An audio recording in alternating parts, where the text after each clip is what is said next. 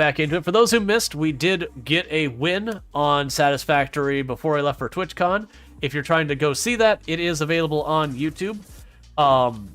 It's just I did on YouTube to not break people's stream streaks and all that. But we did start a new factory. And what's up? You need to go feed yourself, so you're gonna lurk? Well, thank you for the lurk. You go get that food. Thank you again for hosting and all that.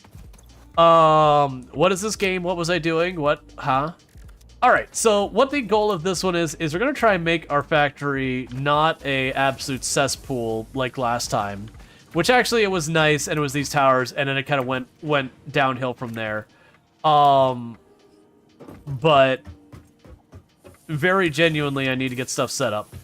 We are leaning way, way, way hard on the Storge, cloud storage, whatever it is, kind of thing. So that's what that is down there, is I'm feeding plates into it, and then as I use plates, it'll automatically pull in from that. So we're going to lean hard on that. I need to get some stuff. It just had spaghetti in the basement. Oh yeah, no, that was the thing.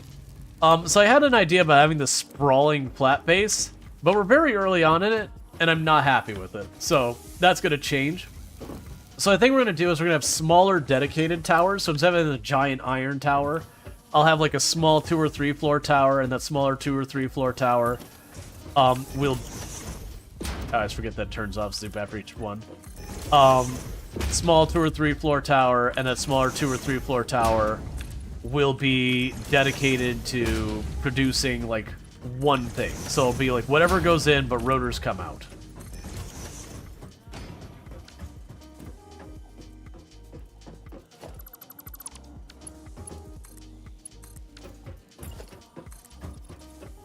I'm also pretty much paving off the entire world.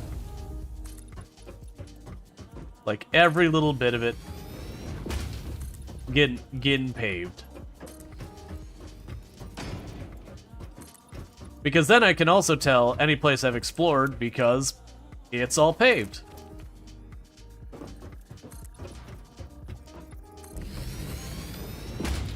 Alright. So, I've got this first area. So I'm trying to decide how I want to go about this. That's the big issue I have right now, is deciding how I want to... Oh, right! I remember we were working on... I was trying to set up... I can't remember if it was for smart plates. Over there. I was starting the very first tower that I was going to make either... It was, is either reinforced plates or rotors. I don't remember which way. It doesn't really matter. But I was working on basically having the dedicated drills down here for just that production. Yeah, so we've got the 3 drills down here. And then I was going to pop up here, have a bunch of the machines to process that. And then we're going to turn into, like I said, it is going to be something like, not smart plates. Is going to be producing the, reinforced plates.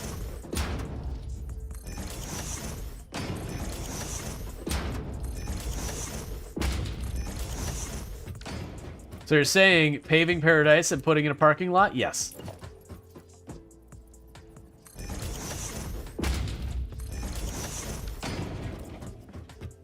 Alright, so that should be a lot of these.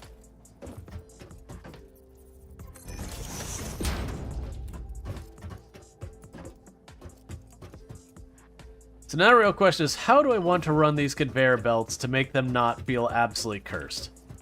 I like the idea of making it so that we have a very organized, this is where the belts come in, through the floor, all that. Do I have the rails yet? Yes, we do. Alright. So let's start putting those rails to use. Let's try our best to keep everything off the ground at all times.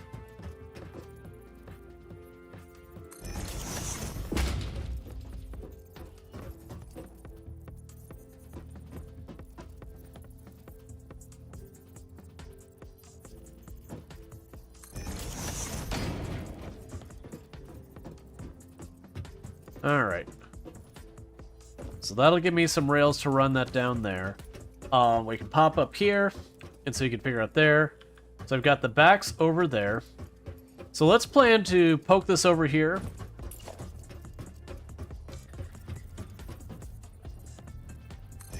plan to put that there.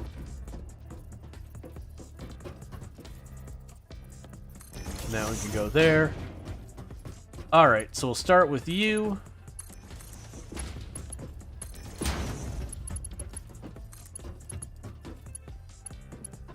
Alright, let's see. I don't usually turn on the straight mode.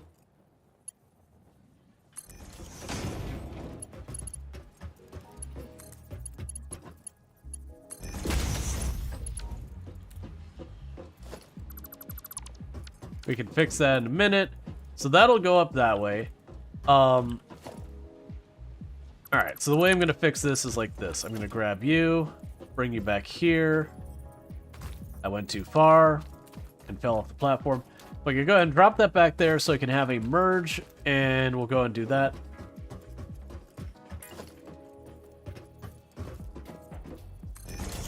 Because then if I go like this, we can put the merge there. Drop this here. Conveyor too steep. Oh, it's trying to do it that way versus the other way. That's fine. And I can get rid of this. But for right now, this is just going to have to be like that. Later on, I'm going to want to make it so there's like the little hole in the ground so it pops up there. We can try and organize it as best we can with that.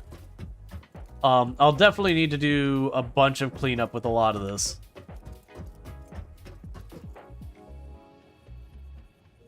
I'm going to see how I want to do this. Because, you know what? It's probably fine. So put that there for right now.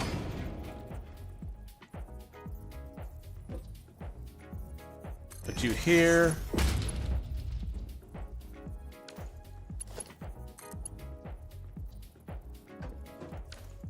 I guess it has to be forward farther.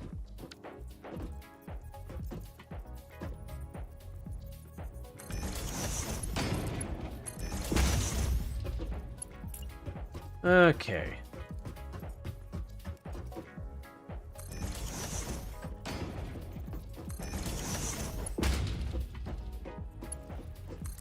Then we can go here.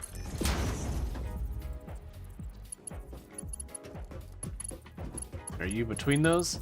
Alright, they'll probably be fine.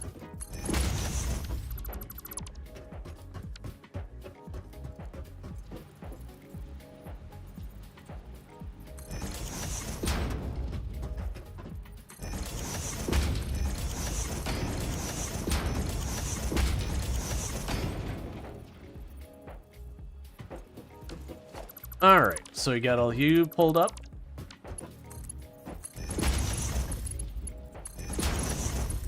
Yes, I'm definitely going to need to move that input at some point.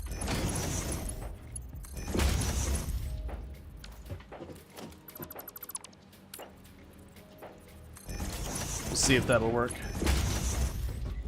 Okay, and this is for our iron ingots.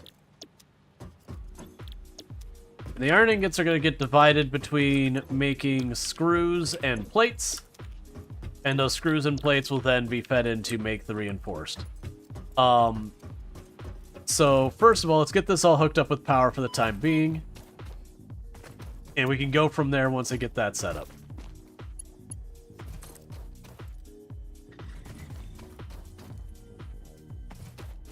Alright.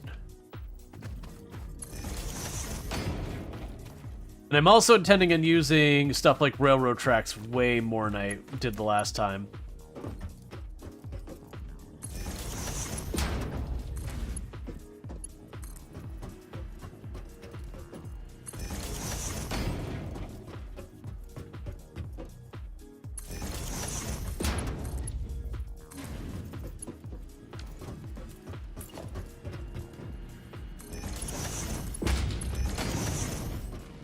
Alright, so we've got the downstairs producing all of our ore now.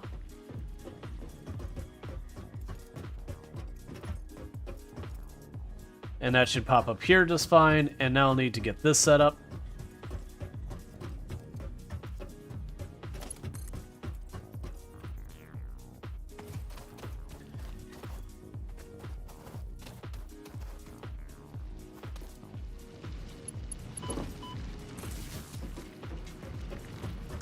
Okay. And we'll get better power connections later that I don't have to do nearly as cursed stuff with. Alright, and I think this one will be the reinforced plates to begin with. And the reason I'm thinking that is we'll end up using those for conveyor belts, and that's going to be a whole thing. Okay, so you need your power. So what we'll do here is we'll put...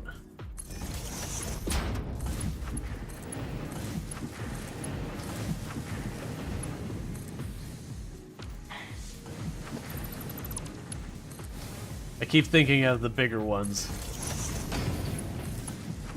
So it's 2 I hook up. And our power pole. And then 2 I hook up. And then our power pole. Alright. So we've got those producing ingots now. Let's check on our power grid. Because we are still using biomass. Yep, so I can already overwhelm my power grid. So let's run over here while those are running. And expand our power grid and just keep all that stuff going on. We'll definitely want to get the smart splitters when we can. Right now, I'm being held up with the rotors and those frames. I need to get those producing at a non-zero amount. And as soon as I get this set up over here to be producing the reinforced plates, we'll tear apart the reinforced plates down here and repurpose it. And then I'll go for my next area. I forgot why I even came over here. We've got reinforced plates. I'm getting my regular plates through the storage. We're getting our concrete. We've got a bunch. We got that coming through the storage as well. I've got screws and wires and all that, I believe. Like, all of these are auto-feeding now, where I don't have to go and grab them. They'll just get fed in anyways. I'm just drawing a blank on why it's down here. Oh, the power. The power. That's right. We're fixing the power. But one of the things I'm going to want to do is get our smart storage set up, or smart splitter set up, so I can just drop all my bio material in and not even have to think about any of it. It'll just happen.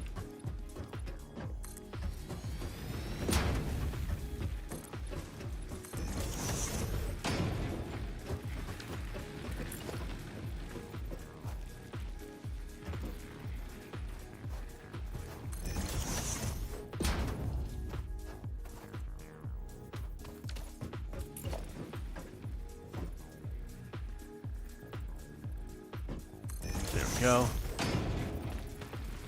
Just getting to the point where there's a little hill there.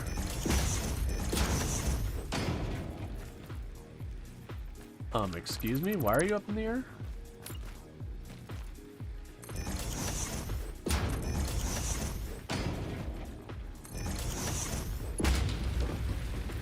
Alright, so we're gonna massively expand our power infrastructure.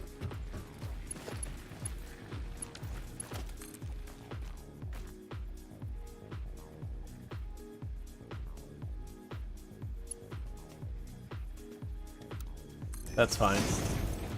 Okay, so grab you and bring you over here.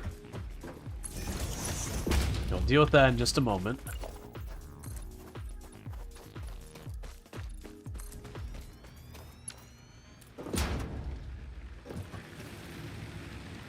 So that's for the solids coming in, and I've got to get the solid to the other side. That shouldn't be too big of a problem. Come on. Let me up.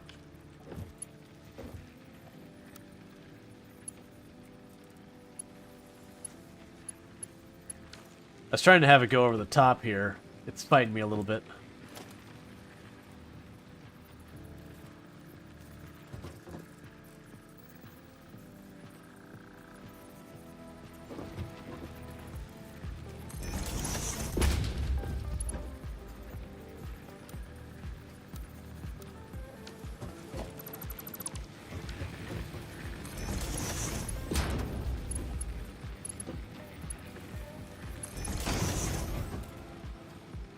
That'll work.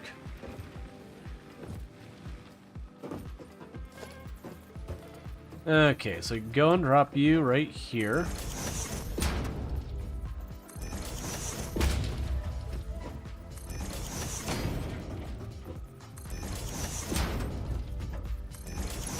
and run this along this way, and we can feed into all these.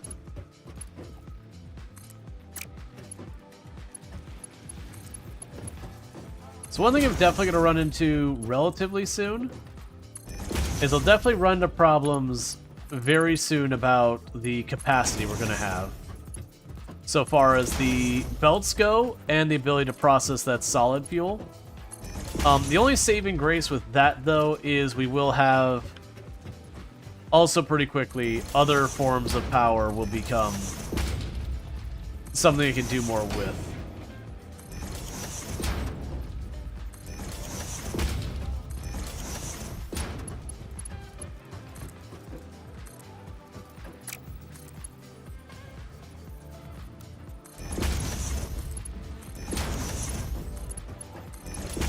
Okay.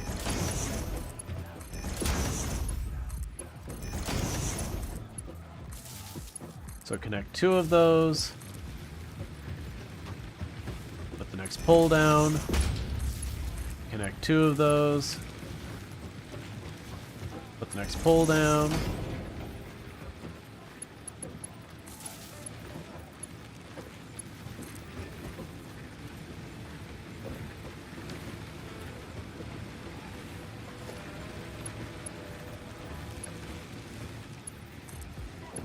There we go. Cool, so we've got all that sorted out.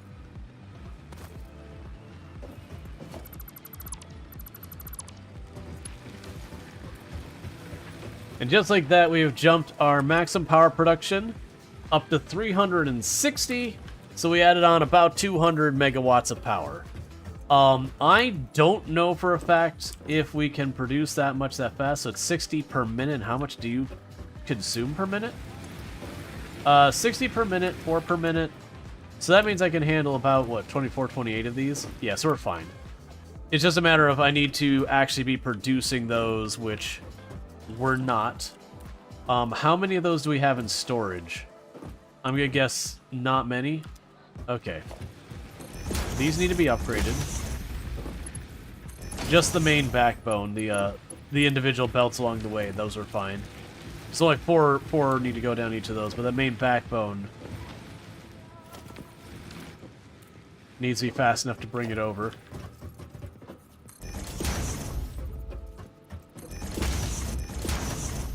Alright, get these upgraded.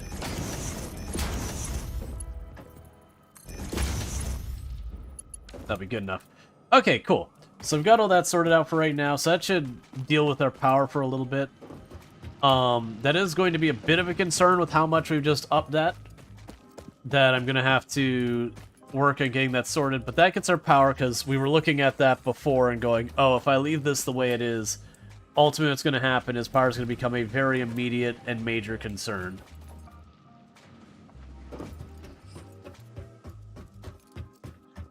So now let's look at our assembler and see what our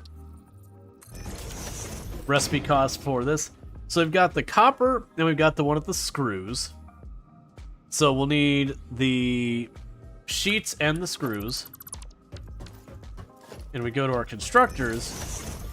I've got the directly from ingots to screws, and then directly from ingots to plates. So that's good news. So I'm trying to think of how I want to lay this out. So I've got this. This I can easily expand. Like this I can easily expand. So I'm not sure if I want to have a dedicated floor just for making the smelting of goods. Because I mean, also over here where I've got these splitters, I can rearrange these splitters and go the other way as well. So let's just assume that row is going to be our smelters and we're not going to touch it. Now I can go and make the next row just be our plates and just have it kind of go a series where we produce this, we make the plates, we make the next thing. That actually might not be a bad idea. So my thought here is probably near the middle, or what will likely be the middle. We'll make this where it continues on to the next point.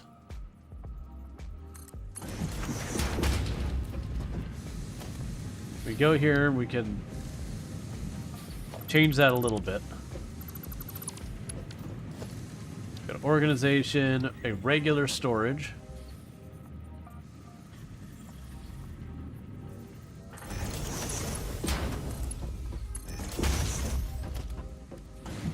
Go to logistics, merge.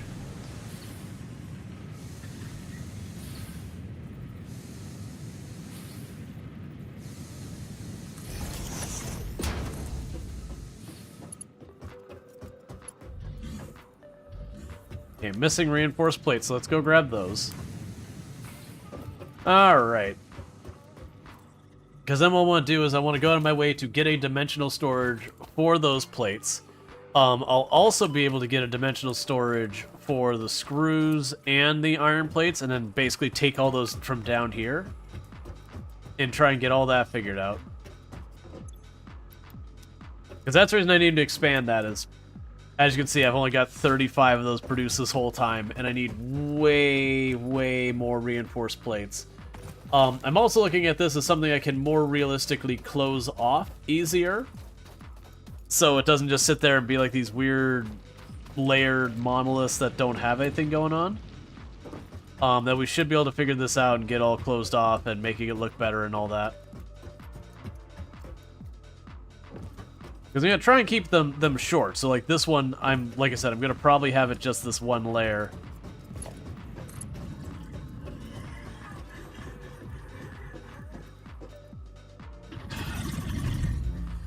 Hey, bouncy friend.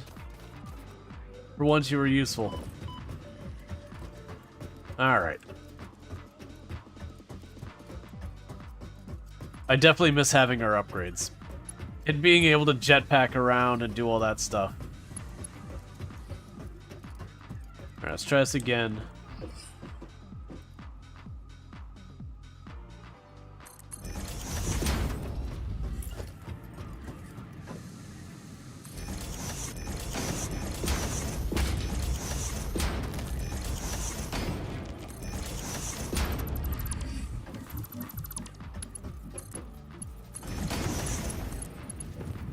Okay.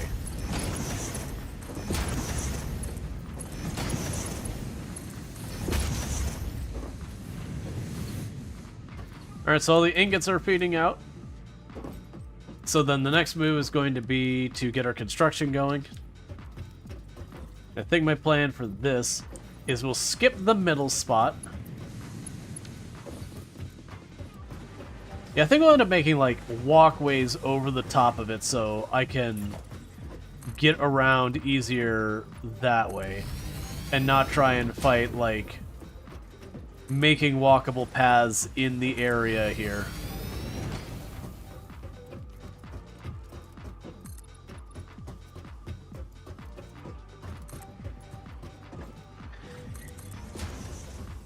Alright. So, let's plan to go here. So that's where the stairs are. So I'm going to go ahead and make this right here. That's where this row will begin. What I'm going to do is I'm going to skip the middle one.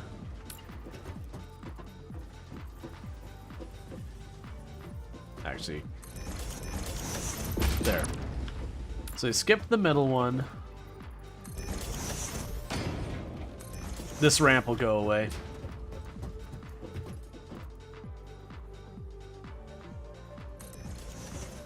So we've got 4 constructors on this side.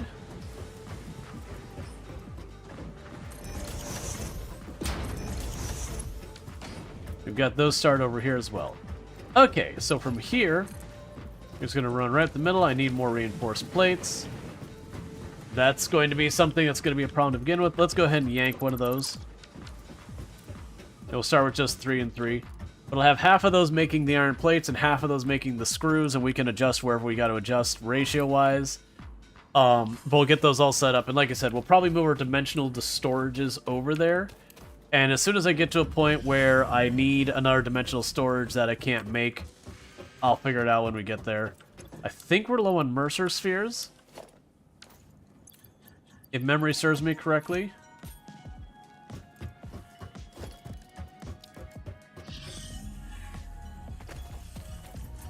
Oh, and the other things. Alright. Because the intent is to get it where I can literally just, you know, build as fast as we can, and each time we get a new resource, immediately set it up with the dimensional storage. And then once they start getting a surplus of materials, that's when we'll start upgrading the speed of which they upload, the total capacity, stuff like that.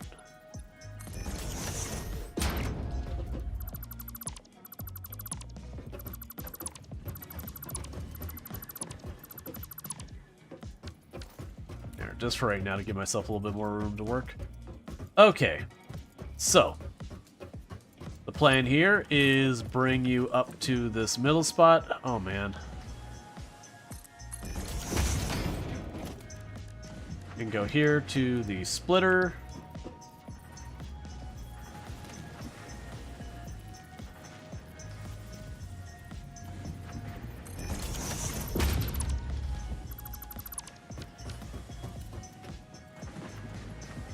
And meanwhile, I can configure these, so you're going to be iron plates.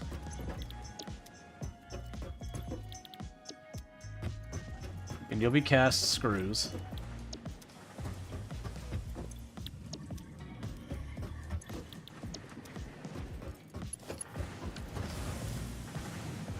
Alright, let's see what we need to be able to produce the rotors and all that for steel production, because that's the things I remember we're working on, is that I'm going to need a little bit of steel production, because until I have that steel production online,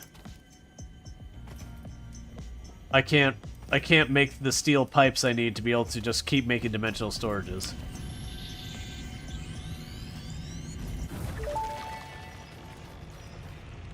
The Summer Sloop was named after Marie Somerville, co-founder of Fixit and head of its R&D department.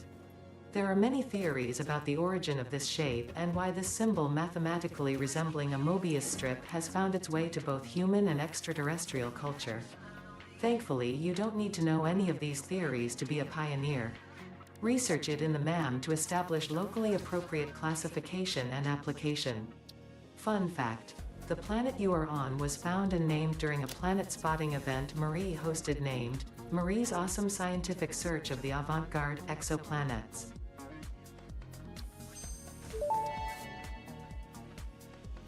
Summer Sloop analysis completed. Summer Sloops are somewhere between battery and conduit, harvesting energy from pockets of space with complete disregard for the rules of the space-time continuum, and distributing it into its connected ecosystem.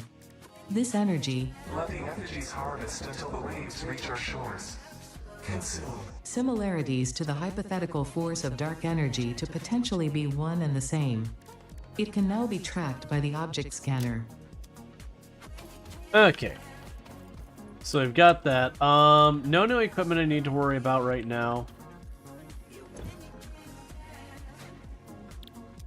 Yeah, always consume. Alright, so for the modular frames, it's rods and the reinforced plates, which is a problem.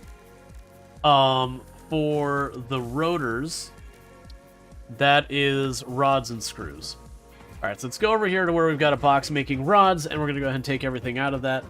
But the idea is to slowly take apart this large, like, pad area I'm just dumping everything on, and instead move that to new locations. Alright, so you're making the rotors. How many do you got? 22. That's not many. And screws, we got a whole lot of them.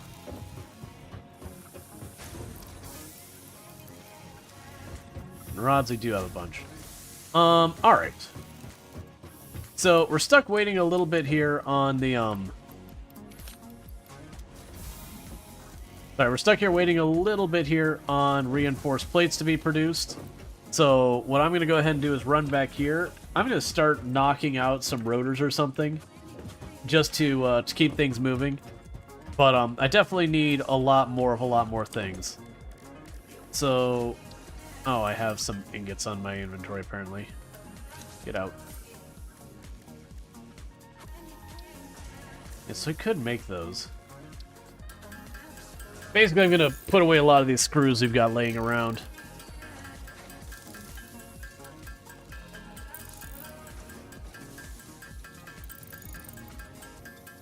But yeah, so definitely going the way I've been going this time.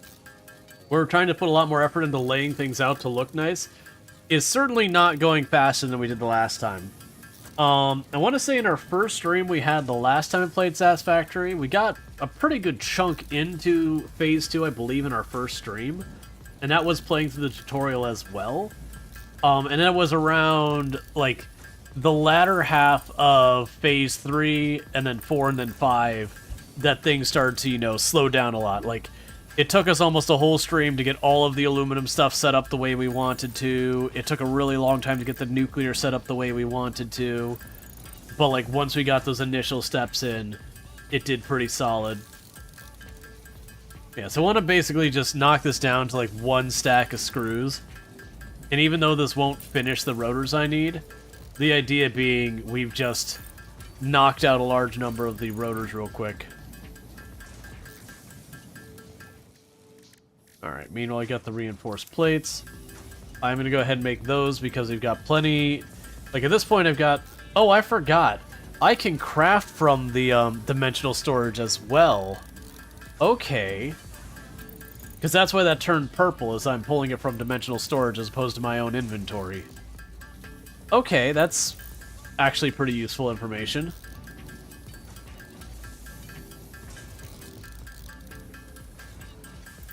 Yeah, let me get at least some more conveyors to try and get the next step set up. Because once we get to the plates and the screws being produced, I'm going to move our dimensional storages up there to be for plates and screws as well. Because then again, everything I get put on that I don't have to worry about is another thing I don't need to worry about. I'm willing to bet the thing holding us up from being able to make more of the dimensional storages, I think, is going to be the Mercer Sphere itself. No, I have a Mercer Sphere. It's I don't have enough of the purple stuff. Which that's just I got to run over and grab it. So we do look like we're going to have to sit here and wait for production to pick up a little bit more. Because I want to try to expand this part of production. I'm literally trying to expand right there. What we can do is run back over, grab the 500 or something SAM we can get out of the drills, and get that set up. I probably need to get those automated enough that, you know, while I'm over there, it will just grab the SAM ore and make it into that second step. So switch over to drill. The problem is just running power there is going to be a rather big event in the time being. If I get ourselves like a vehicle on a highway, we'll be good. Alright, so we've got the ingots here. And plates, plates, and plates. Screws, screws, and screws.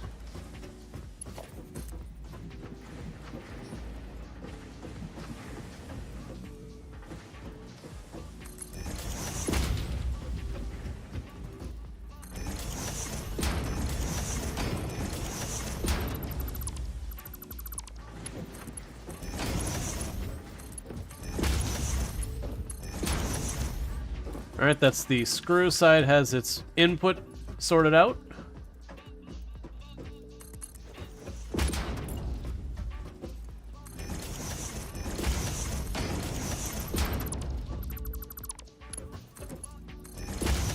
And the plate side has its input sorted out. Now I need to get power over there. And after that we will get the storage and all that set up. So let's run some power up here.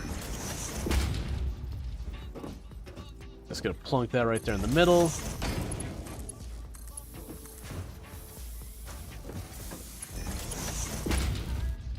Okay.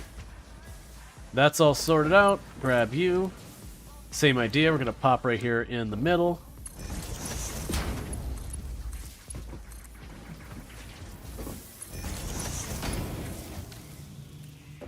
Alright.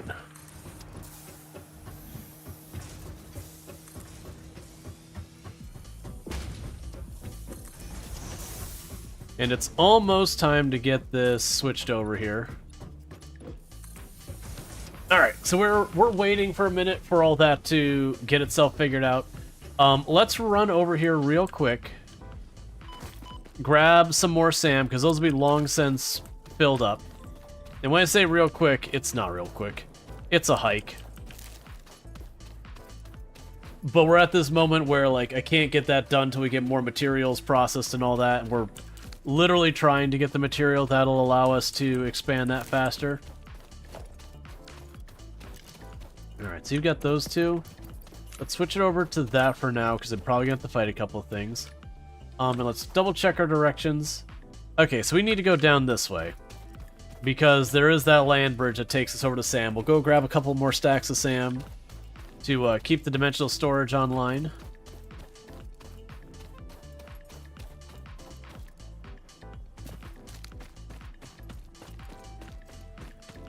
There's a Mercer sphere right there, actually. I'll probably just climb up and grab it.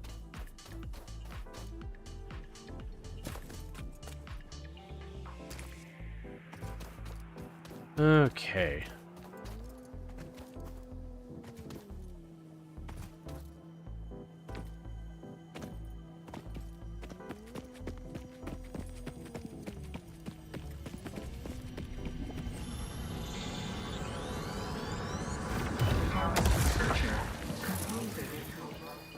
That's fine.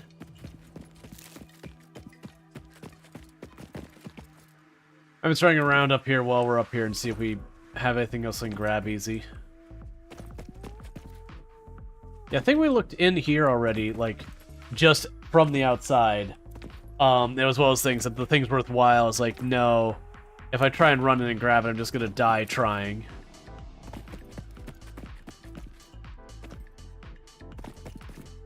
Yeah, because there's a purple slug up there and a couple other things, but they're pretty far in there.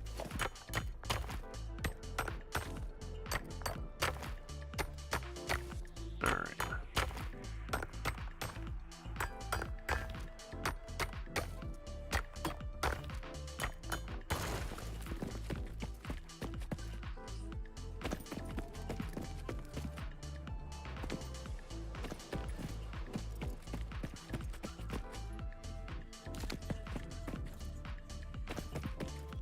Some more bacon.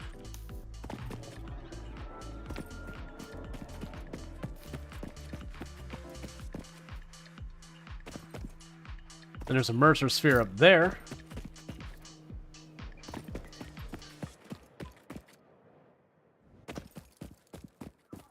I believe this is the path up. Yeah, so that path up ahead leads us up. Man, I remember way, way, way back when you play this, and you'd have to make these beacons, and they're like a little stick you'd put in the ground.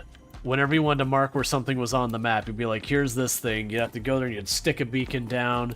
You'd have to set it. If you want to change what the beacon said, you have to run all the way over there and, you know, fix it and whatnot. I'm honestly pretty happy they got rid of those. I do see there's another Mercer sphere way up there. There's a shipwreck right there. Neither of those are things we're going to address right now. Ah, I see. It's one of these. I should be able to sneak this thing in.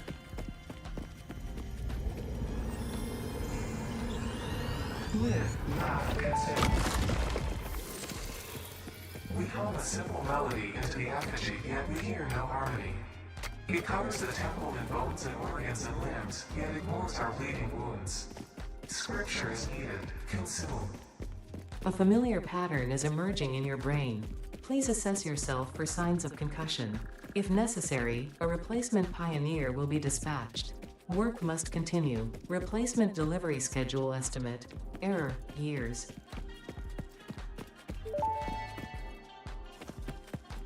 Unknown chemical element collected. This non-metallic and multivalent element seems to be present only in a solid state and exhibits a most pungent smell. It is fortunate fix-it helmets are of such high quality. Research it in the MAM to establish classification and potential application. And that was us getting our sulfur, which we can then use for explosives and all that. Which explosives basically become available at steel. Which we're physically unlocking steel right now. But when we unlock steel, I'll be able to make the explosives and the dimensional storage and all that. From that point, that basically opens up the entire map with the only exception of the highly radioactive areas. And the radiation, you can get away with a lot of shenanigans about trying to maneuver around it, go over it, whatever. There's only a few places where radiation is truly, really hard to get through. Because it's only when it really kind of maxes out that it kills you rapidly enough that you can't just muscle through it by eating a bunch or stuff like that. Okay, so it should be right over this hill is where Sam is. And I can drop down a crafting bench, turn it all into that middle step, and get things set up. We got ourselves 2 Mercer spheres along the way, so it's 2 more dimensional storage containers. But should be good stuff. The more we get these on dimensional storage, the better. Okay, so production. No, it's this. It's crafting benches are cheap, so I'm just gonna leave one here.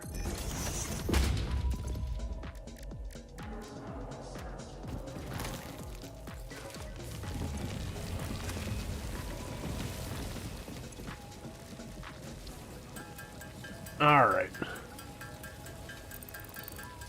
And then once I run out of the steel pipes, there's nothing I can do to keep those going until we get steel production online. Steel production is what I'm going to do once I've got the rotors and all that figured out.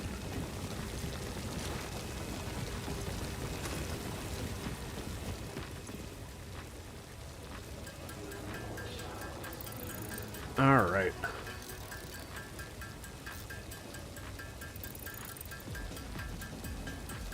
Yeah, because pretty soon we'll get to the point I won't be able to make all these because of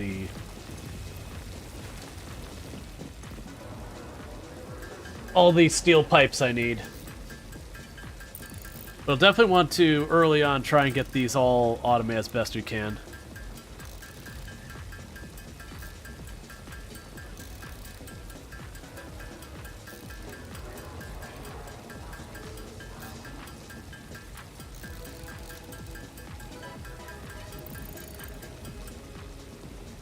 I can make one more.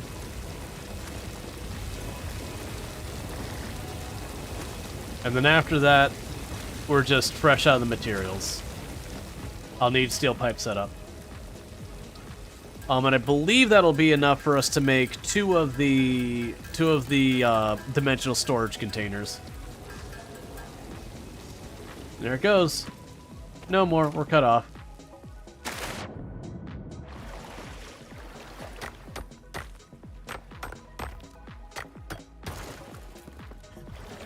I'm going and breaking a bunch of the random ore things that we haven't been grabbing before so we can research them. Like, I don't believe we've grabbed Caterium at all yet.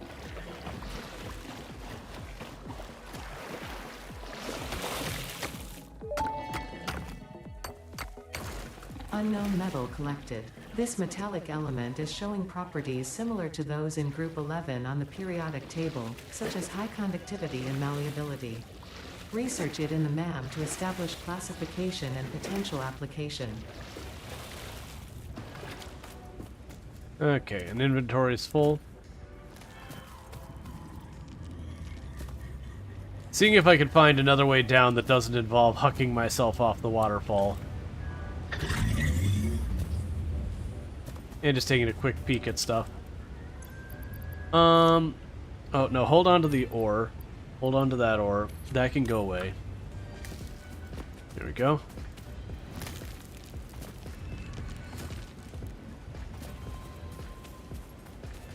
Alright, so we'll run down the mountain this way, because partly this is how I expect to find other goodies. And then partly, you know, it's just good to explore more and more of the terrain. I'm pretty sure this is back the way we came, though. I don't think I can climb. Well, maybe I can. Yeah, it looks like there's a yellow slug up there we can potentially grab.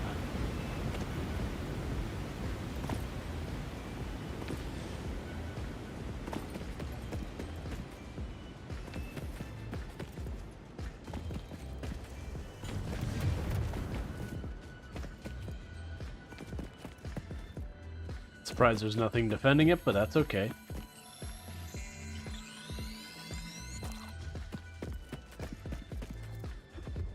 Cool, so we managed to grab ourselves a couple of the yellow slugs, a couple of the art things. All of that's good news. Now it's going to make our way back here. And while I've been away, we've been making a decent amount of reinforced plates, which should help. And we can take that to hopefully finish off the area that is going to set up our assemblers for producing our reinforced plates and all that. Once that's done, I want to make a dedicated spot for the rotors.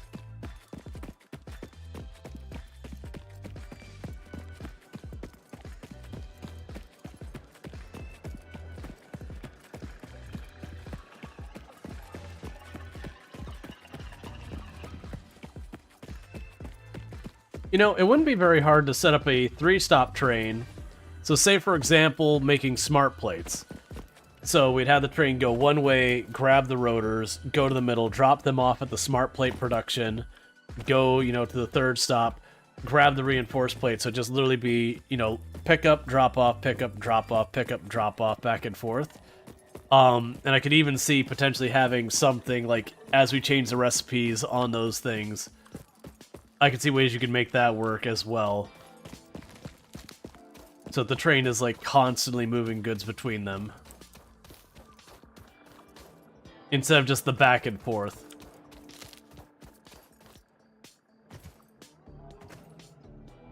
Because it could also be interesting in being able to expand on a lot of stuff. The big challenge you run into with a lot of that with the trains is ultimately at the pickup and the drop off, it can only go as fast as the fastest conveyor belts can go to them. The moment you get to the point where you justify a 3rd conveyor belt, the train immediately becomes obsolete. That you can't, like, it just doesn't work well enough.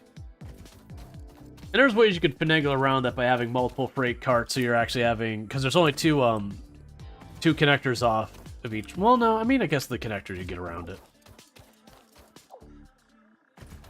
All right. Can I make that slug work in my inventory? There's something I'm willing to depart with that's not a big deal.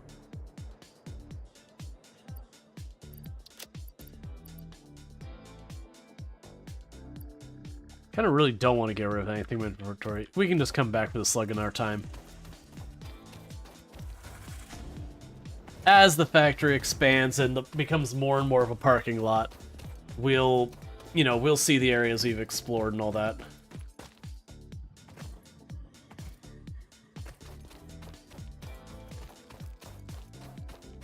All right.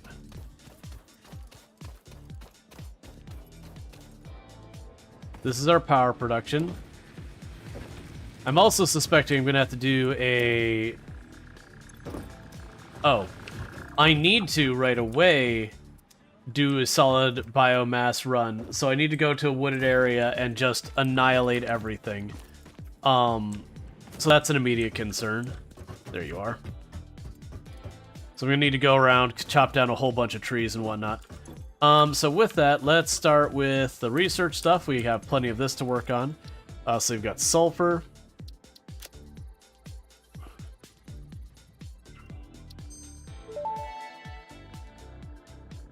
Can't do anything with that yet. This chemical element was in reality an unusual mixture of solid sulfide and sulfate materials from which sulfur can be extracted. Sulfur's primary use lies in fertilizers, which we have no use for. Instead, this element enables access to more volatile obstacle clearing and pioneer defending tools.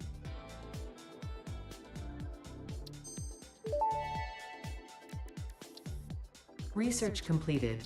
Yellow power slugs are further into their life cycle than blue power slugs, and thus have more potential energy stored. They can now be processed into power shards. Okay.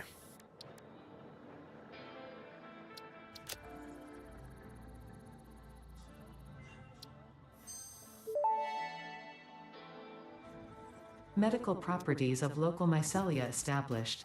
New research options available. Medical inhaler variants. Alright. So I can't do much with that right now, but I will be able to eventually. We're just trying to unlock as much as we can. Because I want to unlock everything in the MAM.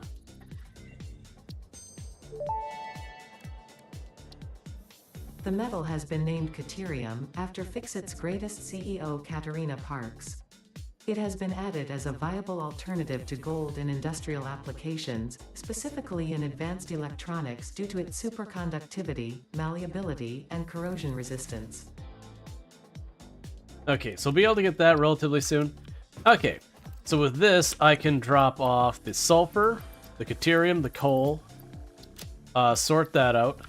I can pop over to the crafting bench and turn those slugs into power shards.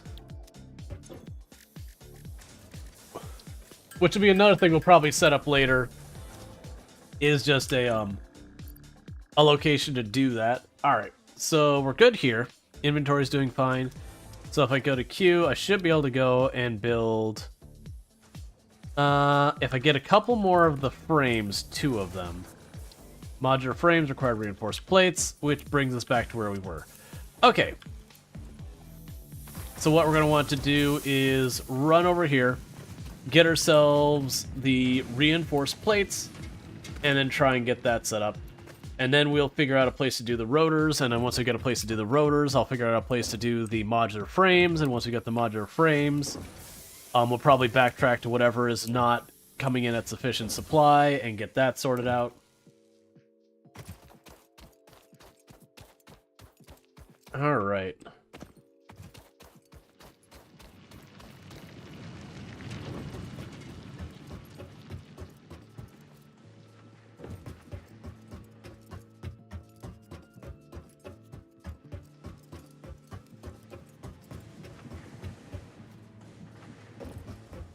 Yep, so you're all connected and ready to rock and roll.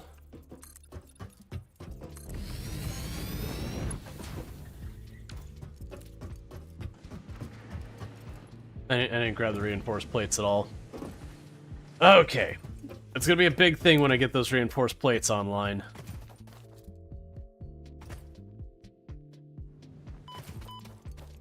We can start tearing up a lot of this.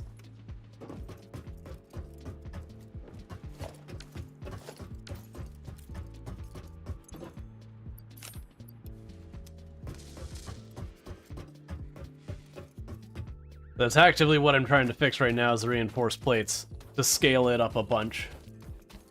And I need to not delay too much because I do need to get the solid biofuel sorted out. Because my power is going to go off when those start to drop off.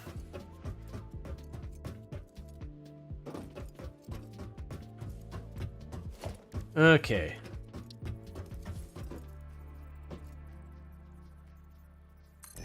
Let's put you here. And you there.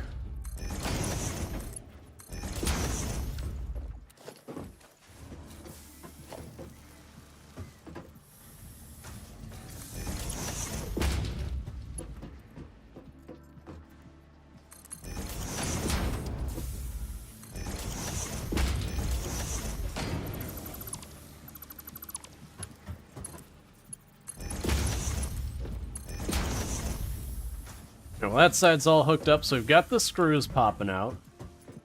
And then my intention for this is I'm going to go here to the dimensional storage. Put one there. And I'll put the next one next to it, so this will go out. It'll split off to feed the machines. There'll be one split that feeds into dimensional storage in the middle, and that'll be sorted out down there. For the time being, I can actually probably get away with this a little bit, because we're going to have that one for screws, and we're going to also have one for plates, because it's right there that we're almost done with. So I'm going to yank up where I've got the one going for plates down here, because I'm literally about to replace it. So that one right there, we'll pull that up, and its conveyor belt.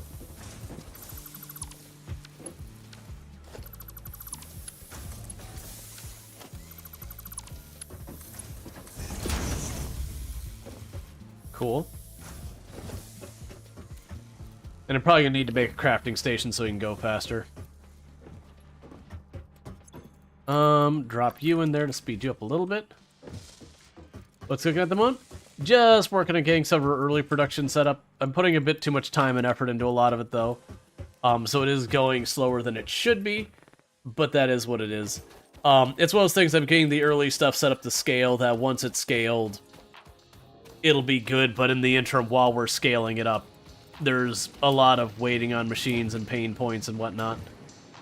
Because I am right now getting 3 of these, 3 ore drills specifically made just for reinforced plates.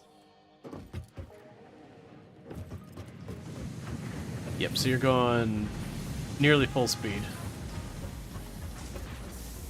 Can't put too much time into early setup. You can.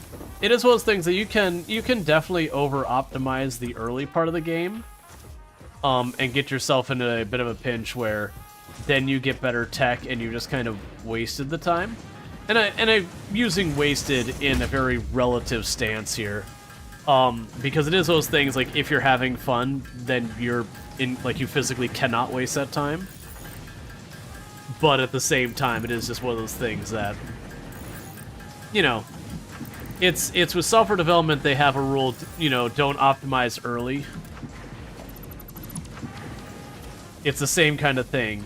If you start optimizing before you know what everything looks like in your design, you're just basically wasting your time. Alright, so now we've got that. So let's go ahead and get our merges.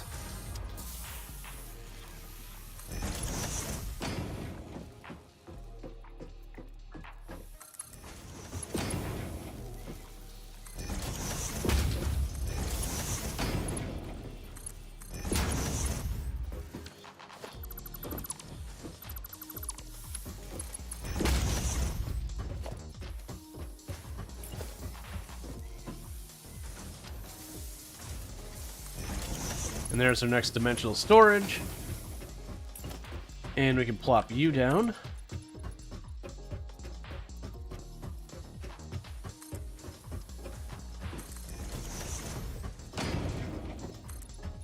And then this will be the last segment of this area, because this is going to be our smart plate production.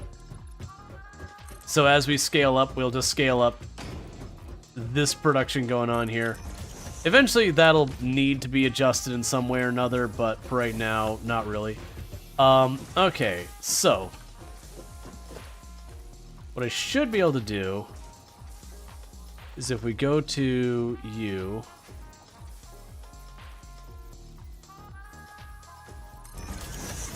put one there, and here. And we can get that hooked up, and we can turn that back around so that the steel plates and the screws are going in our dimensional storage, so those will be forever just available to us.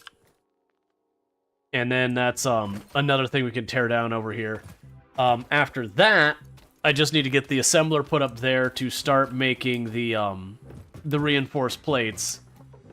And from there, I'll be able to take the reinforced plate production and just tear it down. Like, I'll be able to take this whole reinforced plate production down here, take all of the screws off of this stuff. Oh, I already have a dimensional storage for the screws as well. That works out. That's fine.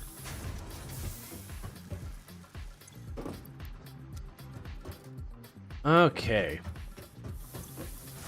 So we're finding the rods. Where's your storage? Are you feeding directly into stuff? You are. That's okay. Just grab a stack of them, because then I can handcraft what I need if I have to.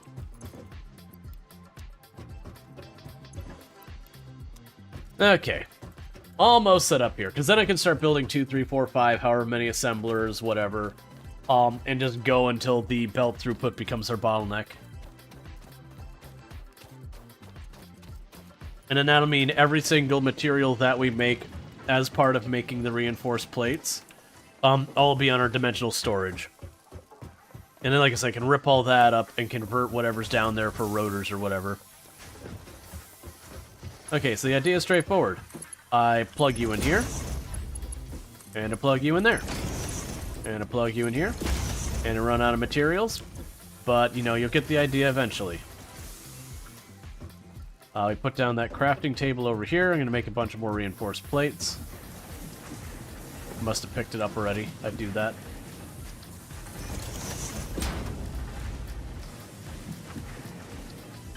Because I really need to get these online. I really need to go and get on our electricity. Those bio furnaces, if I don't start collecting materials soon, are going to start having power problems and shutting down.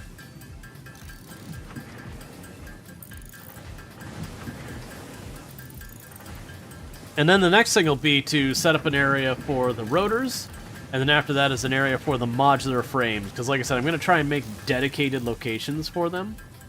That's probably not at all the best way to approach it. I think realistically the best way to approach it would be to have an area where I process all of the ore into ingots, and then an area that I take the, like, you know, I take the ingots to their areas to make plates and screws and all that is. And usually keep those relatively close to where I actually need those materials. But, I'm trying to do something different than the last factory, so it's not like remaking the same factory twice. Okay, so now I've got both the screws and the plates going back into the dimensional storages again. We've got the containers here. So the interesting thing with this one is for our assemblers...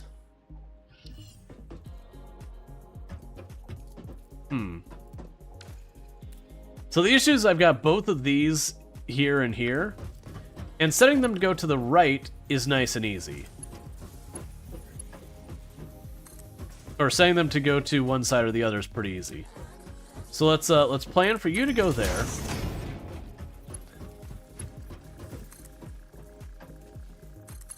And you to go here. We can add the stilts.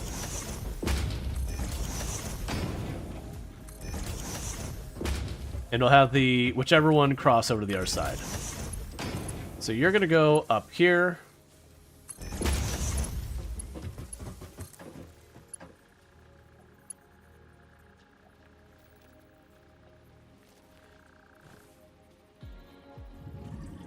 I don't like it. I know it doesn't really matter, but I don't like it.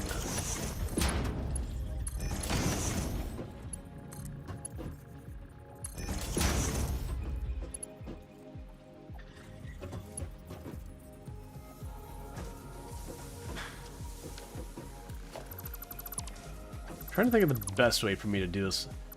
It doesn't matter that they cross each other. Like, it doesn't hurt anything. It's just not the way I want it to look.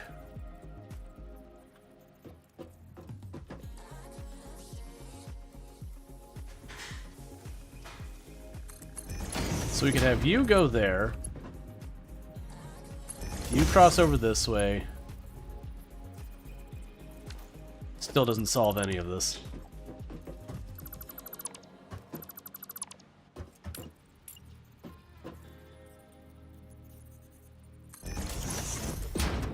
Alright, you try going under here. You go over top. There we go. I still don't like it. It shouldn't matter. I'm putting too much effort into something that's irrelevant.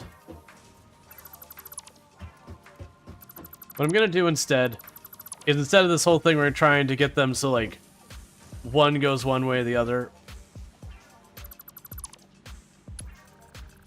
Because the problem is they're both trying to go opposite directions and all that. Let's not worry about any of this so far as the effort goes. What I'm going to do is I'm going to go right here. We'll have you cross over this way. Okay, let's build on this side, and if I need to go that way, we can deal with that later. Alright, because I'm wasting a whole lot of time that we're slowly burning ourselves out of fuel, and isn't even relevant to anything I need to do.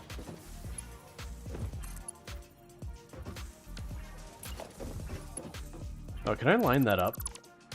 And just have that be the first one?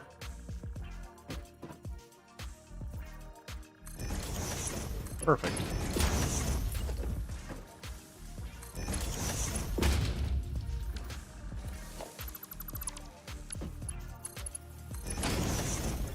Okay. And we've got you. You're gonna need power.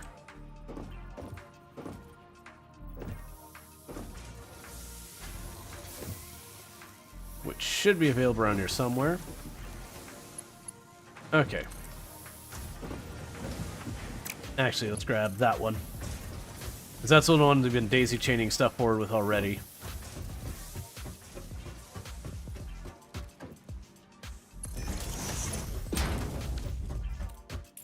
Okay, so with that, I've now got the reinforced plates being produced here.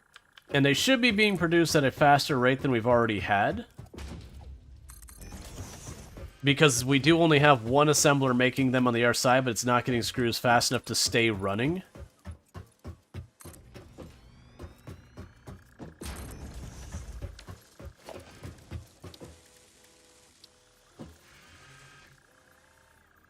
Right now I can place you there.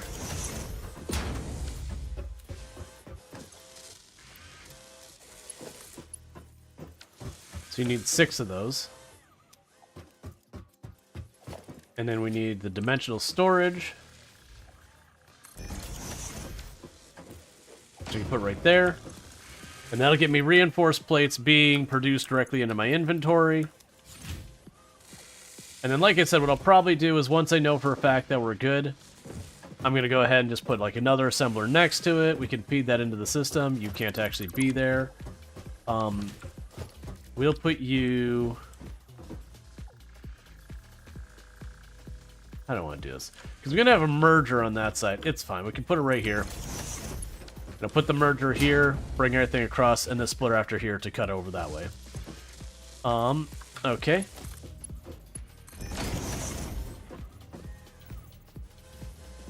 So we put the merger there.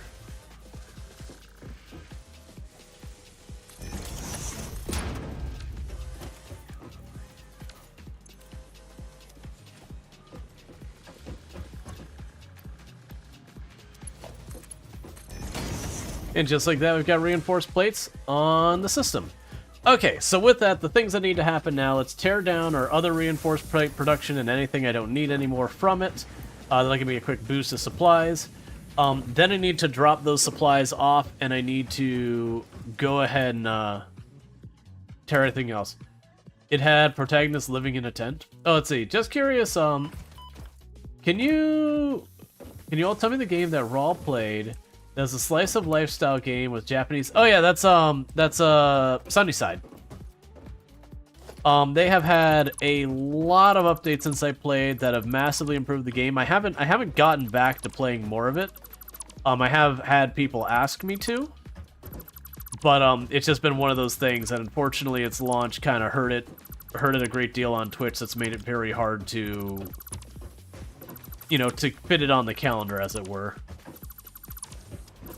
Like, it'd be one thing if it was a game that only took me a couple of hours to, like, knock out and whatever. But those types of games tend to take a while to play, which is a good thing normally. But as a content creator, it can be pretty rough. But yeah, Sunnyside's the game you're thinking about. Alright, so we've got the screws all pulled up.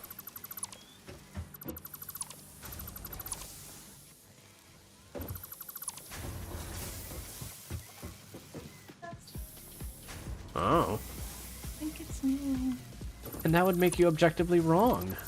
Oh. Yeah, it's sad to be objectively wrong. Yeah. Yeah. But I don't want to be married to not the best husband. Well, then you should have settled.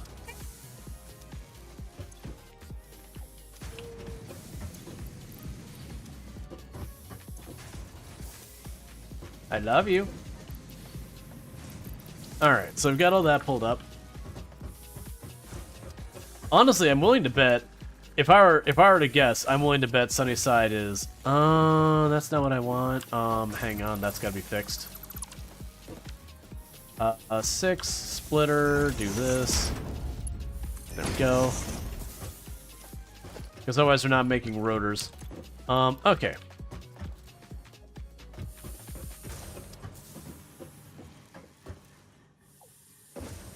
Wait, you're getting cheered up by 2 and 6? Oh no, she's just popping in here. Now, it wasn't like some dedicated her going out of the way to cheer me up or something like that. That's something we've done forever. Like, we'll just pop in and do silly stuff back and forth. Alright, so let me go ahead and drop off this concrete somewhere, because I don't want to deal with it in my inventory. I need to clear up a bunch of inventory so I can pick up a bunch of debris and all that. Let's drop all that in there for right now.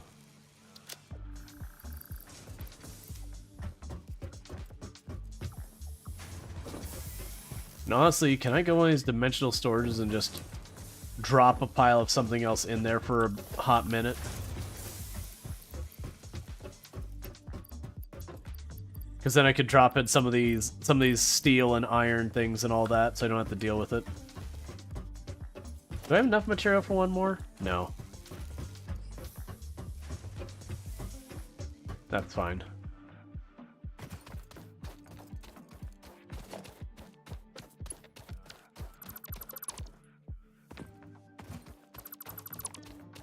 Okay, we disconnected those which aren't being used.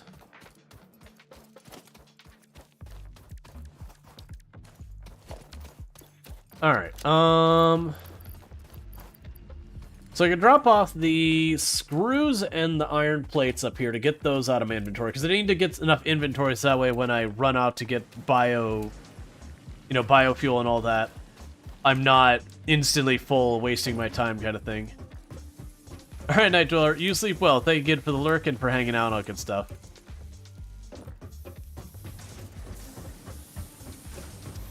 Alright, so those are going full tilt for the moment. Drop off the plates in here. Drop off the screws in there. That's probably fine for right now. No, those aren't even, which is deeply upsetting. You choose not to look at that. Okay, so from here, I need to get our chainsaw ready.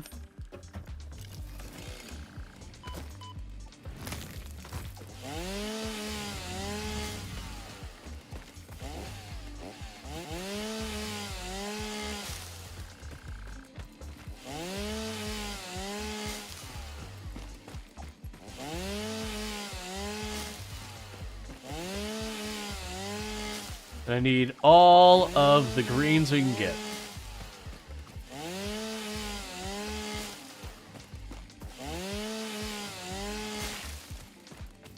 Because I want my system to start backing up on just the sheer amount of stuff we've got there. It's unlikely that's going to happen, but it would be nice to have more than we can handle so I don't have to worry about this for a long while.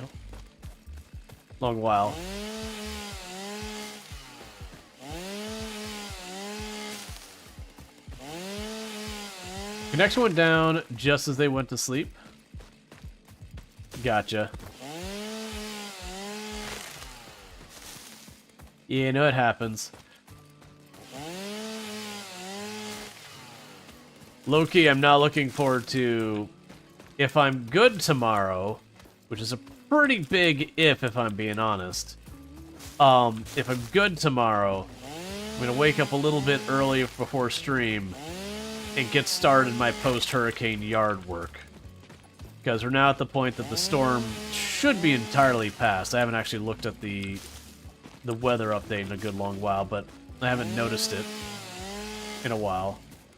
And I'm not looking forward to that because it is not a minor undertaking for me to get that all cleared up. Like, I expect that to be...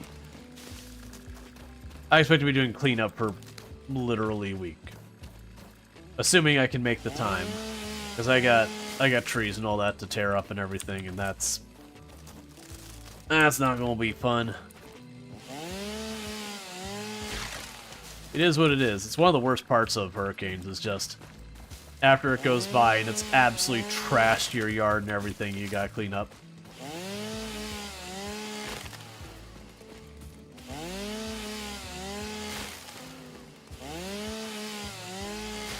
It's also a thing you gotta be careful about. A lot of people get through the storm itself perfectly fine, and then they just want the project to be done, so they just work at it and work at it and work at it, and then they give themselves heat stroke.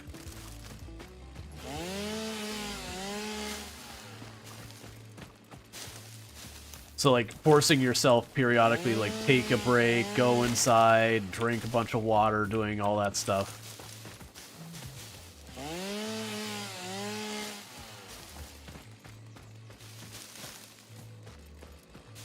Alright.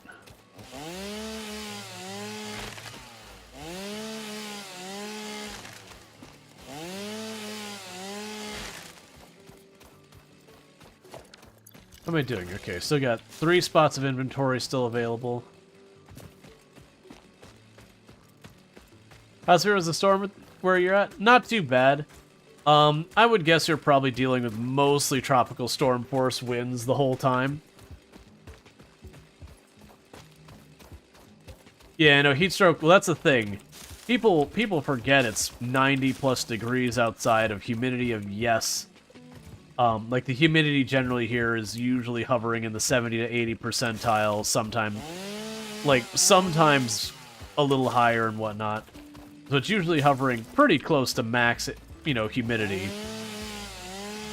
And so you go outside and you spend a good, like, 8, 9, 10 hours out there hacking away at fallen trees and, you know, picking up, you know, shrubs and branches and all that and getting all cleaned up.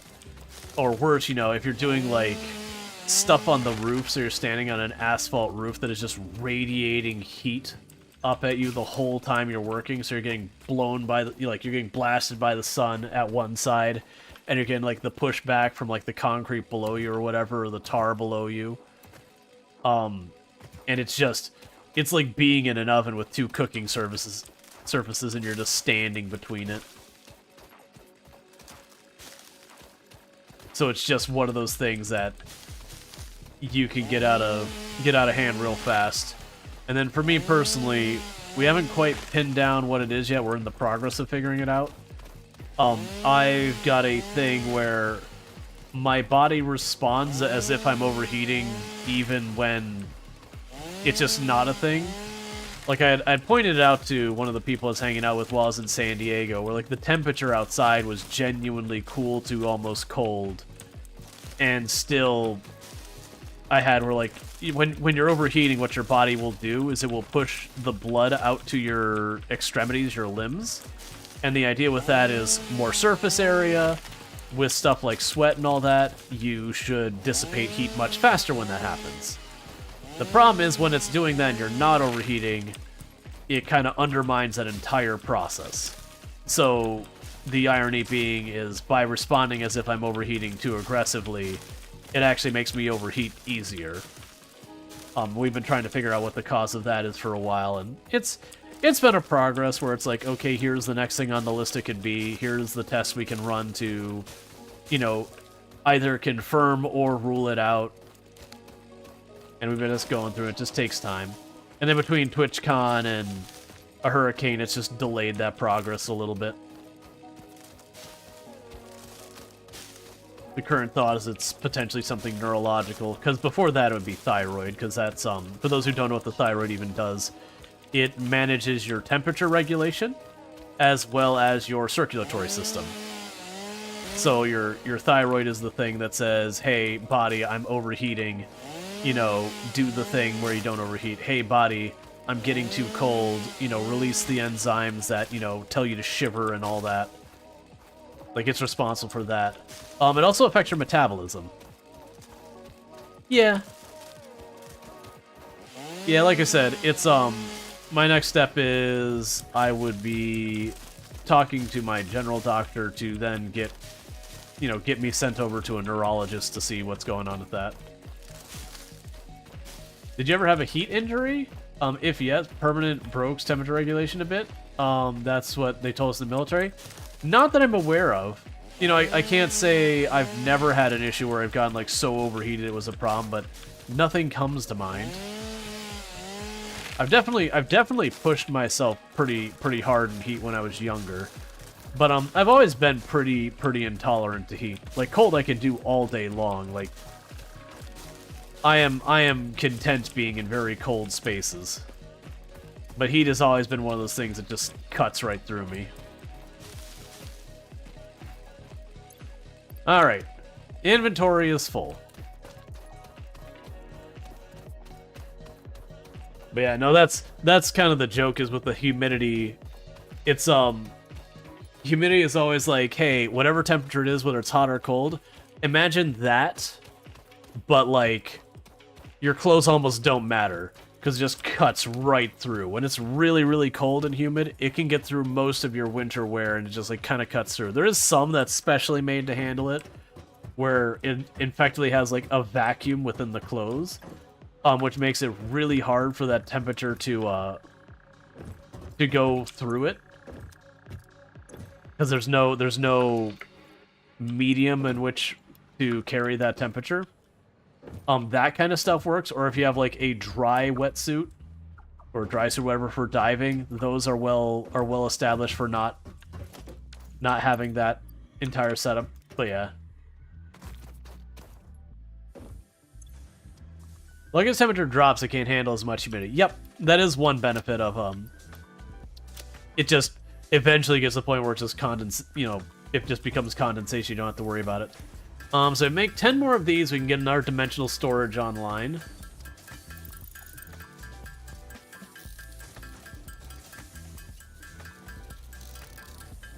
Yeah, but those clothes are 0 respiratory. Yeah, that's the give and take. By not allowing temperature to get in because of using that strategy, you can't get temperature out either. So there's always a pro and a con. But with also the issue is when you're talking very high humidity with overheating specifically, the issue you run into with that is effectively the temperature, because it can't go anywhere. Or sorry, I'm mixing up my thoughts. What ends up happening is when you sweat, because there's so much humidity already in the air, when you sweat, like, the water doesn't really go anywhere, so it just kind of holds that temperature. So instead of sweating and it evaporating and you cooling off as part of the evaporation, instead you sweat and you just feel wet and sticky, because that water just stays where it is. Alright, so we've got all that set up. Okay, so let's see with the reinforced plate production how that's doing. I mean, we are slowly filling up. We're up to 40 now. But I want to see if we can tack on another assembler and if it'll keep working fine. Because we did get a whole bunch of stuff for making biomass and all that. When sticky. I get where you're going, but this is the the unpleasant kind of that.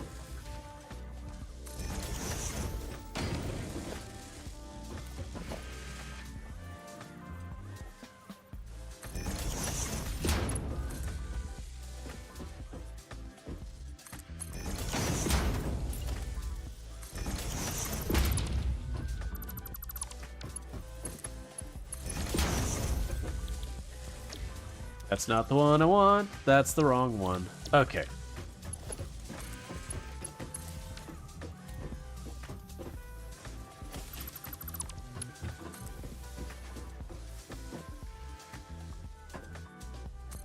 Hey, Cynic, how's it going? Alright, so we're just gonna go ahead and drop you here.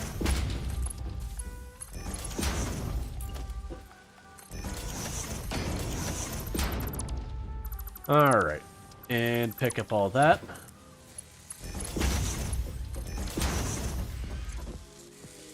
Okay, so my hope is that we'll be producing enough of those that we'll now have stepped that up even farther. Because you're running at 100% capacity, whereas the one before was probably running at somewhere in the area of like 20% capacity. So that's going to be about 5 times the production. I don't know if this one is going to be able to manage to stay at 100% or not. I'm a little dubious on it being able to do that.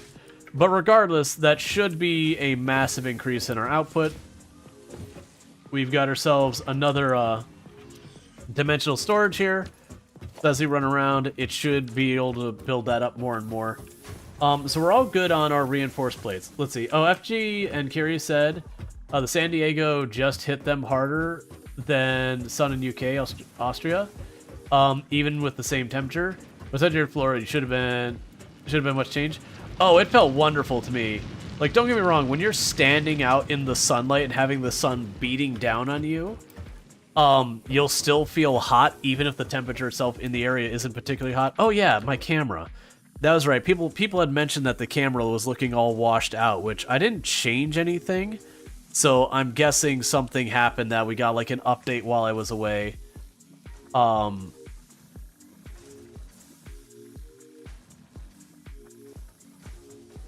so let me see if we can't do a little bit. Yeah, look at Tad Blue. Yeah, the blue thing is probably just green screen stuff. There's always so much you can do with the green screen, because the green screen is getting rid of the green shade of light. But, that does sometimes have a thing. Alright, let's see. Trying to see where I want to make changes. Bring the brightness up a little bit. Yeah, we keep doing the... So the problem is I turn the contrast up too much, I get this, where it looks all like... weirdly like I'm staring directly into the sun. And if I lower it, that's when we start getting to the gray. So I'm going to bring it up a little bit. The color spill and all that I can't do much about. Let's see if there's anything else we can do.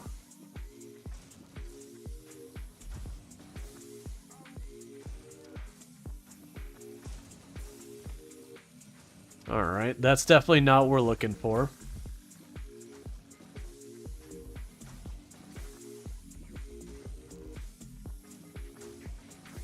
That's one I want to leave alone. No. That closed the prompt. Yeah, I'm guessing the high thing. Apparently I touched it and it got mad and it switched to my other camera, which is a mess over there. Just ignore all of that.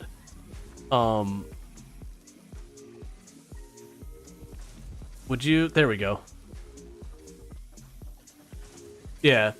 So I'm just trying to fix that real fast. Like I said, I changed nothing. This is, for anyone who wants a peek on how streaming works, this is what happens, is you change literally nothing, and then you go into a constant battle of all of your stuff changing. That's just the way it is. I don't make the rules here. Okay, that's gonna make that worse.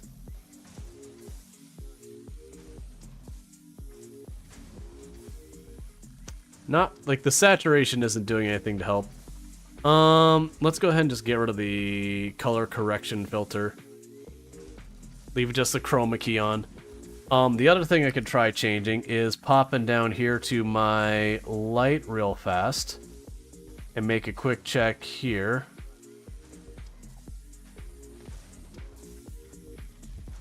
So I'm looking at Tad on the blue side. No, I touch it's like, do you want to install an update? No, I'm literally dealing with the last thing. You can turn up the brightness a little bit. Okay, that's looking better. I think that's good for now. I think that's good for now. I just changed the light to be a little less in the blue range and a little bit more into the red range. Turned up the brightness a little bit on it, and then made a couple things. Please clean that up before you do that next time. Yeah, no, that's, literally it's just a plate with my food on it and some bags and all that. Like, it's not a bag of trash either, it's a bag of, like, stickers and business cards and all sorts of stuff we got from the convention. So it's not a desk of trash. Not gonna say that's never happened before, but with how much bugs we get in here in Florida, I usually try and not keep stuff there. Green screen's coming in with dark backgrounds. Can I find a dark enough background? Hey, that's stone, if I put my back to that stone. Yep, I can adjust that real fast.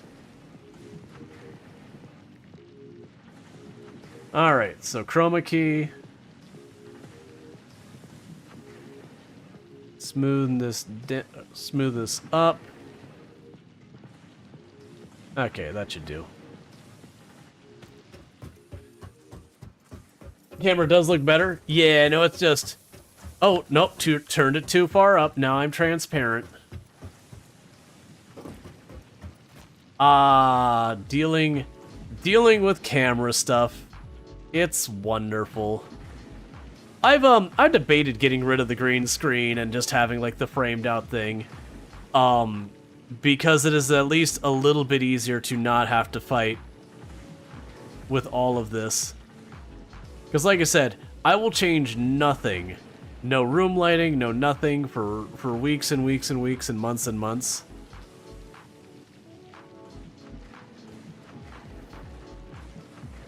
Alright. Okay, we're good now. So let's close that. But just a driver update will happen, and then suddenly everything gets thrown out of whack. Or so like it won't even be obvious. Like you'll just pop in and just be like, wait, what? And then suddenly everything will be entirely out of whack, and you'll just be like, but why? I didn't change anything.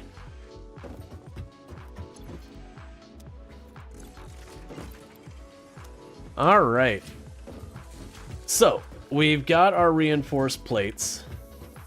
The next thing to do... In hindsight, I probably should have those... I'm not gonna change them now, but... Yeah, no, this is fine here. I was going to say, should have the storage after... Sorry, I should have that after... this.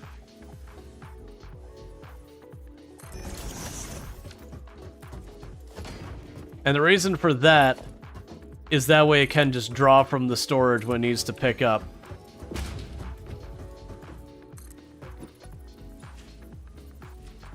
You just got the depot, you have no idea what it does yet? So if you see me drop those in there, so it says it's uploading that. And now if I go to build those, you'll notice if I hit tab, I have no reinforced plates in my inventory, but I do have this bar over here that says there's 56 out of 100 there. If I go to build that, you'll notice this has like purple numbers underneath there as opposed to the regular orange ones. I can build this from the cloud, as it were. That you have like cloud storage of materials.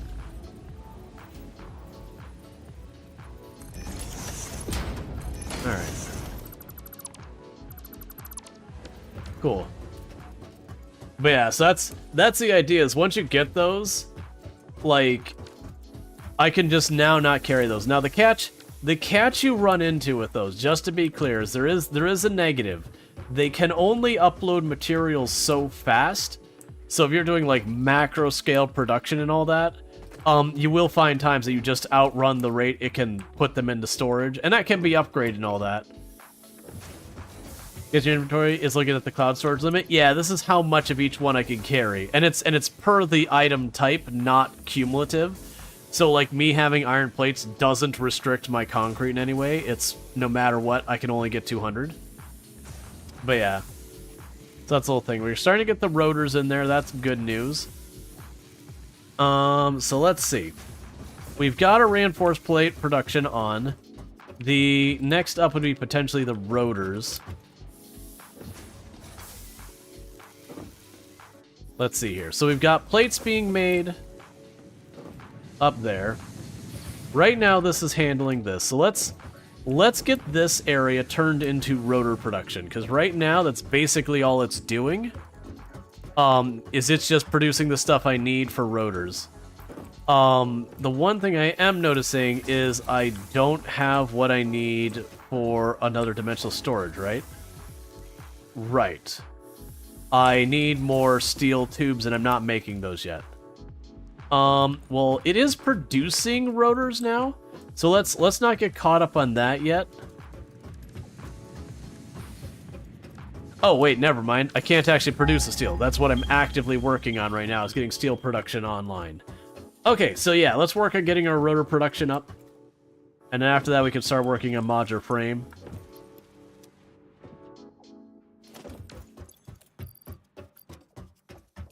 Okay.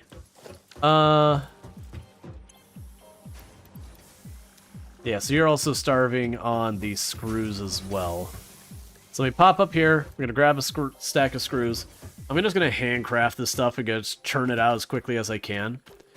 But I need to get steel production online so I can get the steel pipes. And then once I get the steel pipes, I'm gonna make it a point of every time I introduce a new material you need to build stuff with, that we have a dimensional storage set up for it, so that at all times everything is going into dimensional storage. I don't have to worry about it.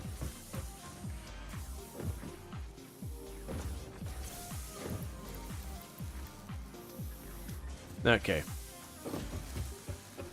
So that's got us plenty of screws there.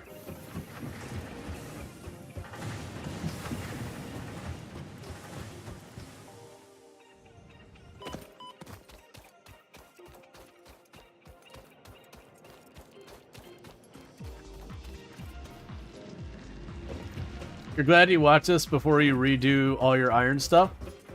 Yeah, like I said, there's a bottleneck to it, which is a whole thing.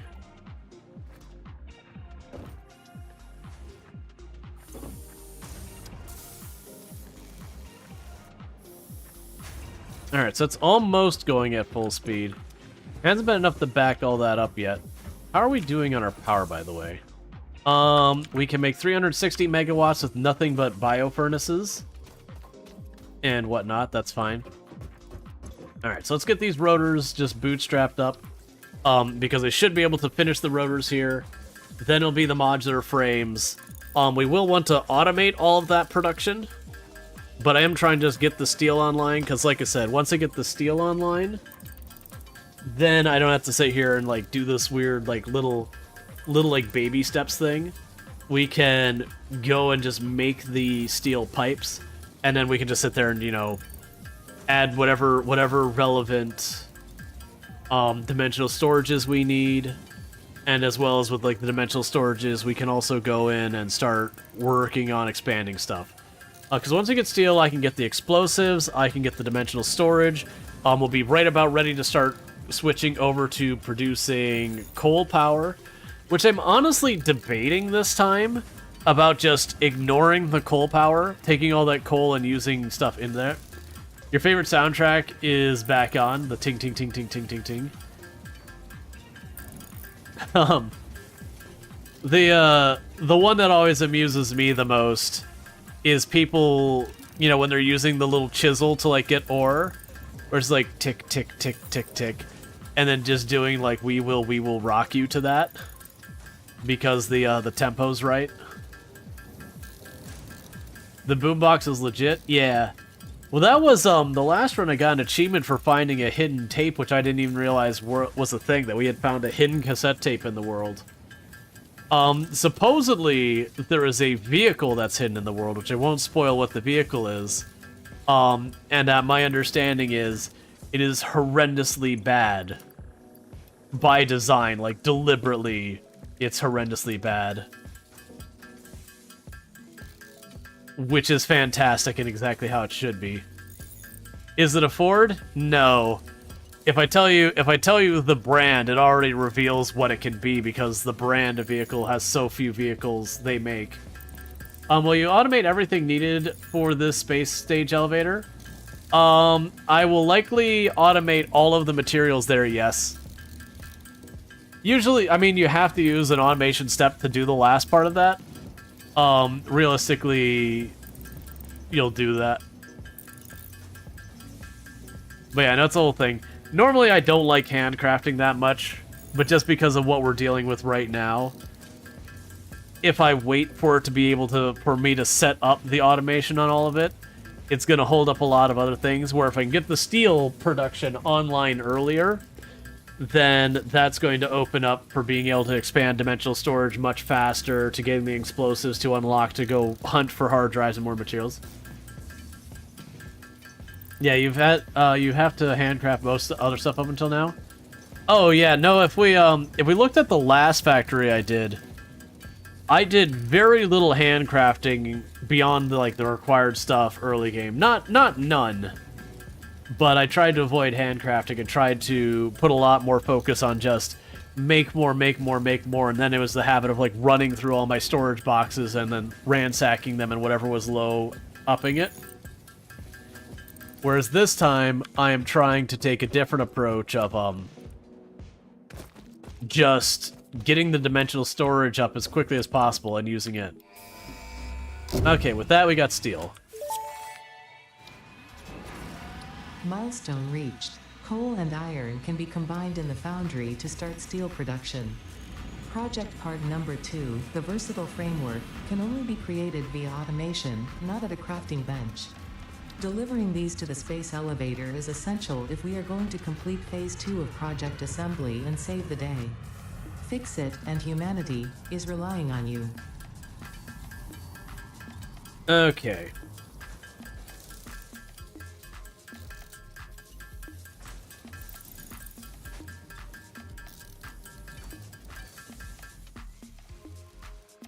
So I need more iron rods. And we'll do that to try and get the foundry set up. Because like I said, when I go to do the next step, the intention is going to be to massively scale it up.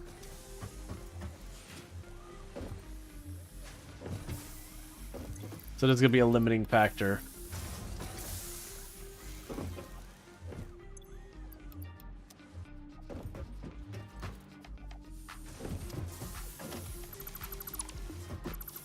I say, honestly, at this point, I'm getting screws into dimensional storage over there, so I don't really need that to be spitting those out. Alright, yeah, so you need more rotors, and you need more of that. We already have that, spitting the rotors into the dimensional storage, so I'm just going to count on it actually doing that. But I do need to scale up rotor production in a big way, and that's a lot of what happens in this stage of the game, is you just go, I have this thing, but I need more of it. I have the next thing, but I need more of it. I have that thing, but I need more of it. Alright, so let's make 10 more. That'll give me 1 for dimensional storage and 1 for the foundry, or enough for the foundry. And then we're going to need to have a decent number of drills. Eventually I need to make the portable drills be automatically made and then spat out into a dimensional storage. That's not one I need to have like a reserve box of. These things here, because I want to say they're cheap. But I want to get those in dimensional storage so when I go someplace I can just plop down a drill instantly. Okay, so with that, I should have enough that I can build a foundry as soon as we get the rotors. We've got plenty for putting this stuff down, and the smelters and all that. So that should be good. So what I need to do... Have I not got enough stuff to be able to detect coal yet? Oh, right. The first tier is for detecting coal. Okay, that's fine. If memory serves me correctly, I want to say there's coal... It was either up here or up there.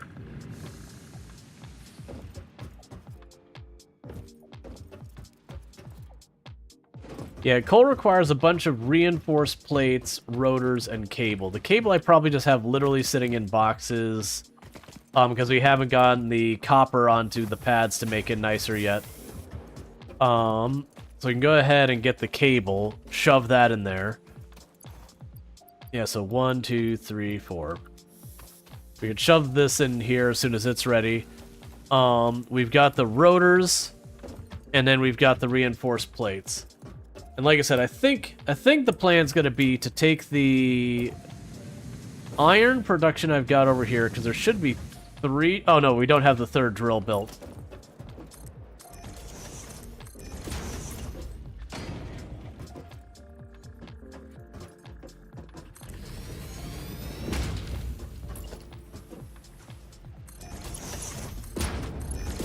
Okay, so now I've got the 3 drills all hooked up. Yeah, so my intention here will be to do just like we did with the other area and make a dedicated rotor space.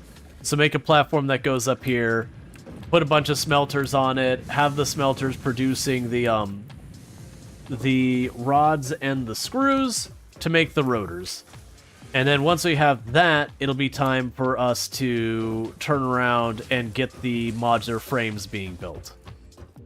So we can do that while everything else starts working its way through. And that we can keep connected the way it is for now. So what are you doing? So you're not connected to anything, are you? No, you are. This whole thing's a mess. So you're fully connected. Let's leave you alone.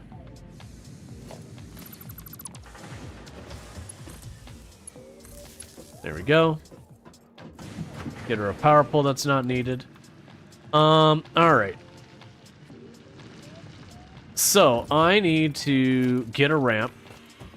And there's an area over here I'm probably not going to be able to use for anything else. So it feels like a good place for this to happen.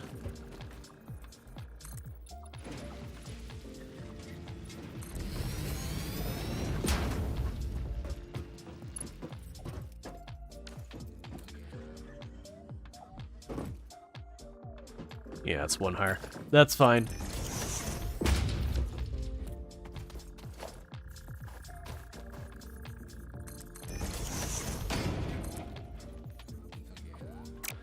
Oh, you know what? One second. I forgot with this, when I first started setting this down, I didn't lock it to the grid.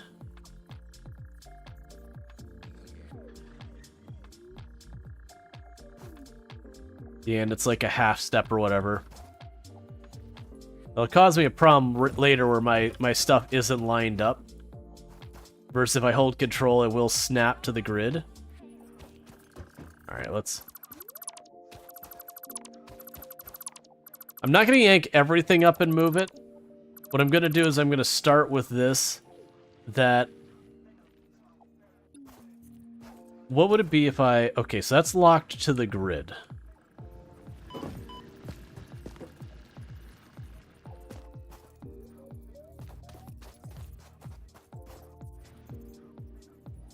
Let's pull up this corner.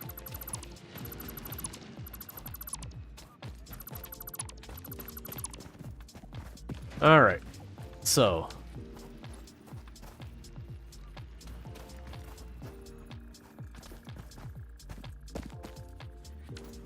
Might as well delete the save. Yeah, there's no coming back from this now. I mean, we're, like, basically I'm looking that this area is getting torn up here. And that's what I'm thinking is, like, if I'm gonna take the time to build a new thing here, let me fix it up. Whatever will work for locking to the grid, and we'll just fix this.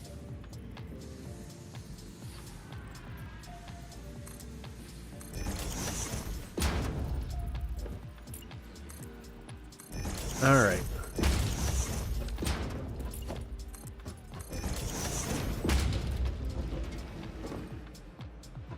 Well, it just seems like it's higher. Higher doesn't matter. We'll see. If I end up running into, like, one tile that's weird, I can just make a weird seam to deal with it and just deal with that. That's fine. I'm not gonna fret with it too much. I did notice with the ramp, I was running into a problem where it wasn't quite enough space to get up to enough height.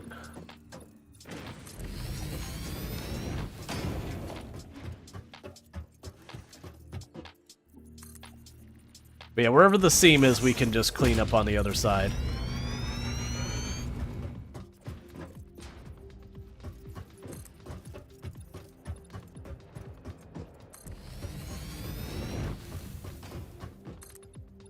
Okay.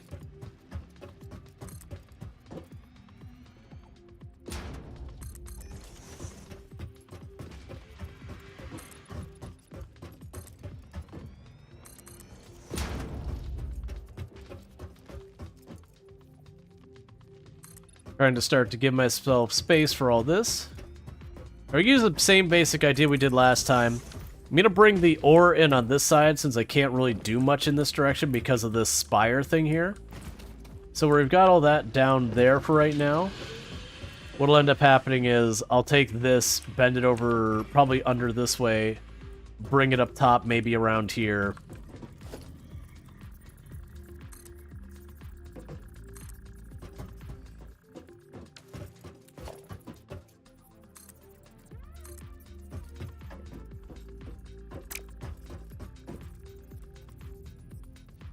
Okay.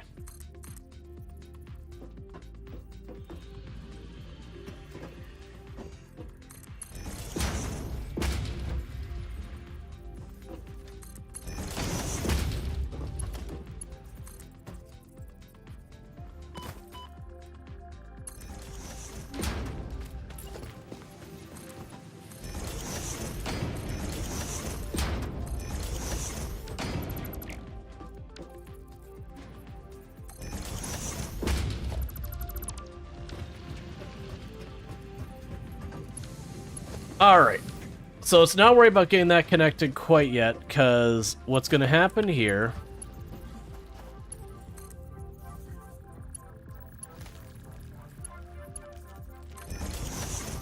is when we're ready, I can hook that up, take the ore up, and we can get that all sorted out.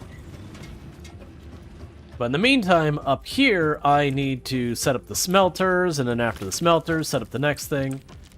And same exact idea as last time.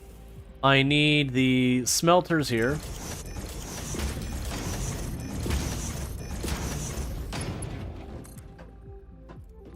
To produce everything, because everything we're making is going to be iron-based here, so that's fine.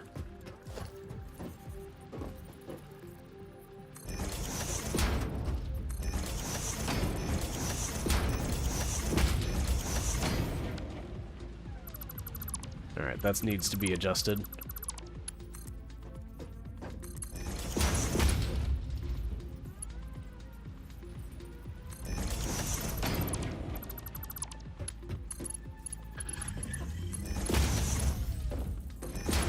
Yeah, so there's gonna be a lot of finagling here that'll happen.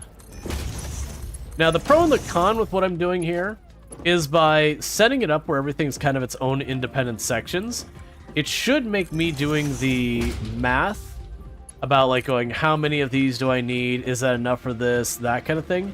It should make that a lot easier, but the downside is any surplus of production this has will effectively just, the machines will turn off. They'll kind of just go to waste. 1, 2. 1, 2. 1. Alright, and we can go here. Just like before, I'm going to put a chest to be a buffer chest.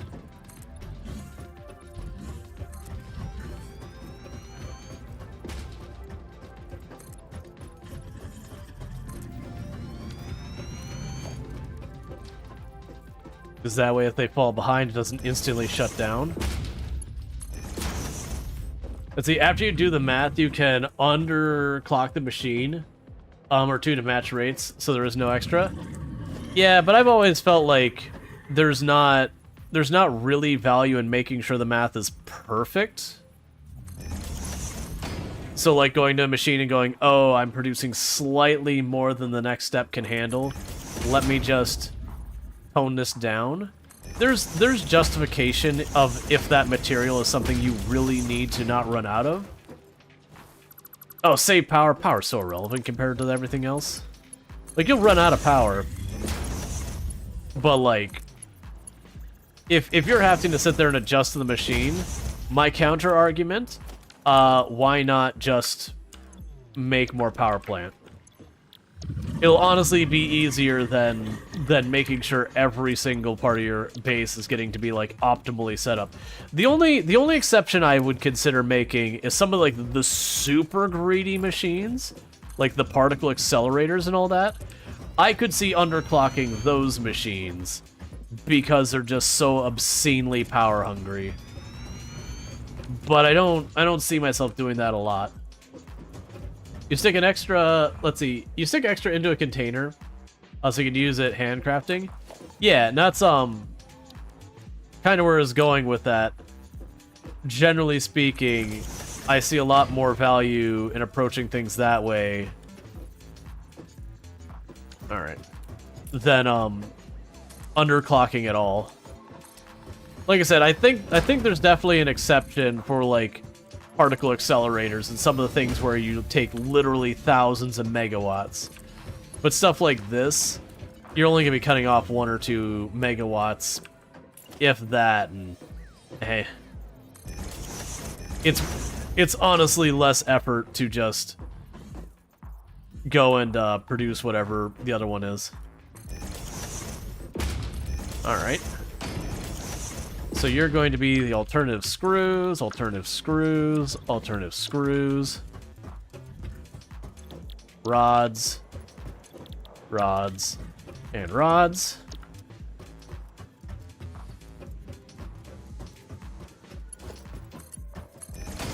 Well, the thing is, there's a pretty strong limit on how much the dimensional depot can carry. So it only fills up to a certain extent. But yeah, no, we're definitely going to put stuff in the dimensional depot as much as we can.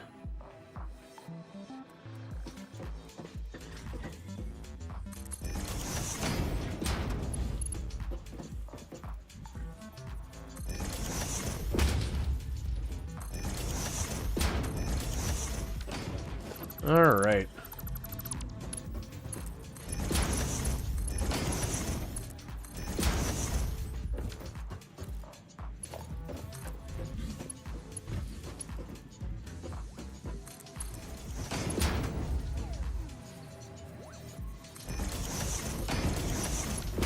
That's, like, way back in the day when I played Factorio, I would sit there and try and, like, belt balance everything and be very, very meticulous about my designs and whatnot. And then there was definitely a point somewhere along the way that I kind of went, but you know what? This really doesn't matter. Like, I could make this thing perfectly balanced, or I could just get another conveyor belt and just jam in more of whatever I'm short of on. And you quickly realize under that thing that there's just really not much reason to get everything to be perfectly balanced. Just because you can go and... Any problem you run into, you can solve by saying, but what if I put more in? And sure, it runs your power grid up, but then you can turn around to your power grid and say, but what if I put more in?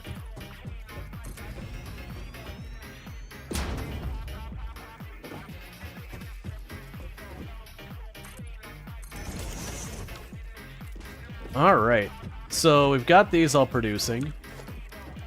Go organization, storage unit. Now, the thing to keep in mind is I do already have the screws going into a dimensional storage, so I don't need them to do anything here.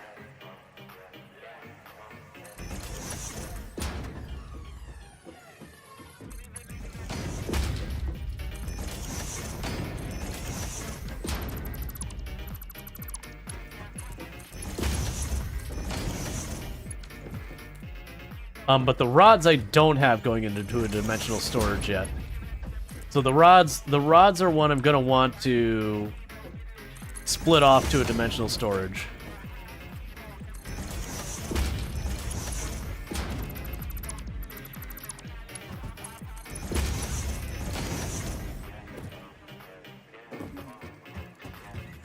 All right. Let's see, I think the unlimited resources make it so it's just easier to overproduce. You're only limited by the rare, the rate you can extract. Yeah. Like, and that's the thing. Technically, there are limited resources in Satisfactory, but I think for the practical purposes, I believe realistically you're going to run into bottlenecks. Like, with the actual running of the game will probably be a big thing. You told me to follow so I could come back for more content, so here I am. Well, congratulations. That's literally how that works. You have successfully twitched. Good job. That's not me being like, I'm not trying to be snide here or anything like that. It's very genuinely, that's how this all works. You're stuck setting up trains. Here's the thing with trains that'll help you out. When you look at your train station, think of it like this. I don't have the proper tools. Let's pretend this conveyor belt is your train track. And then if we pop right here, that is going to be your freight. That is going to be your freight. and then this will be your train station. So you notice what I got going here. The tracks in the middle, then freight, then train station. And on the other side, then freight, then train station. Because your train engine stops at the station. Now, the other thing to notice, I don't actually have a good way of representing this, is that you want the arrow to be pointing the way the train will arrive, not the way the train will leave. So, using this example, so you see the belts going this way. You have that station, the train goes over here, stops at the station, unloads, then goes back over here, stops at the station, and you know, then the station would be facing this way. So while I'm just hacking together a thing, you get the idea though. Basically, think of it as the train stations are always on the ends pointing out. Appreciate it. How much do you need to worry about inputs and outputs? From the freight, I would not mix what you're putting in those. Generally, you would have, if I'm going to be dropping off materials, I will care about the outputs. I'll usually use every belt on there. There'll be just the 2 on either side. And then for the inputs, you're going to most likely on every one of your freight things have 2 spots open that are just not doing anything. Because I don't... There's gonna, like, you'd have to put in a lot of work to avoid cross-contamination otherwise, of where, like, you've got multiple things going into different systems. So I think, realistically, you probably don't mix stuff. So that means for every good you're shipping back and forth, basically think, if I'm going to be shipping 3 goods to a location, I want 3 freight cars to bring that over. If I'm then going to be bringing 2 freight cars back, I want the 2 freight cars coming back. I'm going to have a total of 5 freight cars. You can do stuff to mix. It's just dangerous, where if anything gets off kilter, then you've got a cargo container that's got a little of both things, and then you get belts all contaminated with stuff. And you can fix that using stuff like smart splitters and all that. But it's just easier to go, don't mix. Right, so I wanted to pop over here and check that. Very similar to Shapes 2. I haven't played Shapes 2. I've heard good things. Oh, literally, okay. Alright, so that's fine. It's still playing catch up. Are you both running at full capacity? 100%. 100%. The screws are barely keeping pace though, so if I build another assembler, I won't actually get much more out of it. So I'm going to leave that alone for right now, because I'd have to expand a lot of the process, and that's just not a priority. Right now, I'm trying to get the rotors up. Like, we're producing them, but I want to produce them at a better rate.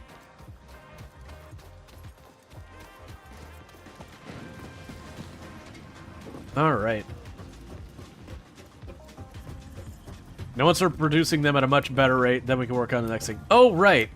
We're not quite at the point for me to tear down the old one and set up the new one. We're getting close, because we are producing the rods and the screws. And it was just low on materials because of upload speed.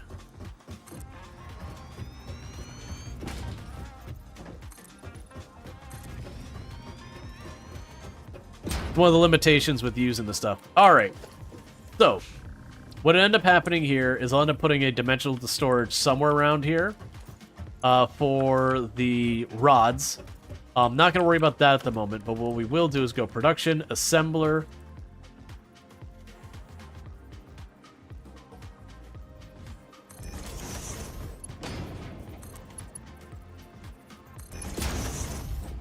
And we go right here to the splitter.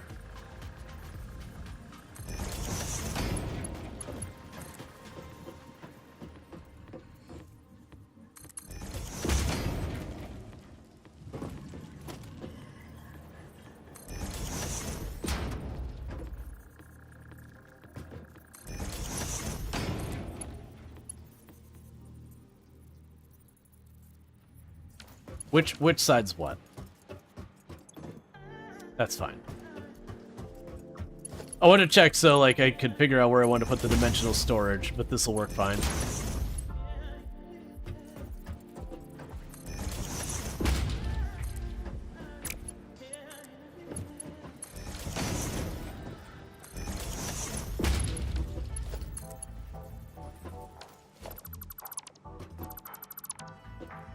Alright, let's move that a little bit farther forward.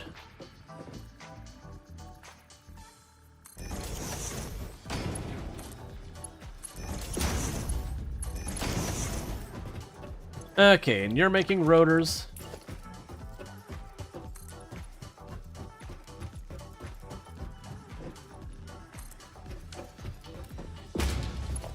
You need power.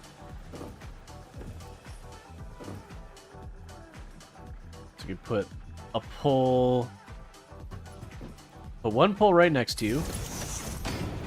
One pole in the middle lane as our daisy chain. And then we can find that back there. Okay, so this thing is now set up where it will have the entire process for making rotors. So what I need to do from here is we're going to drop down, we're going to steal that dimensional storage that's from this rotor's production. And get that set up. And I'm also going to reroute where we've got all of this ore going in here to our other line over there. Okay, so you're basically right along the vent here.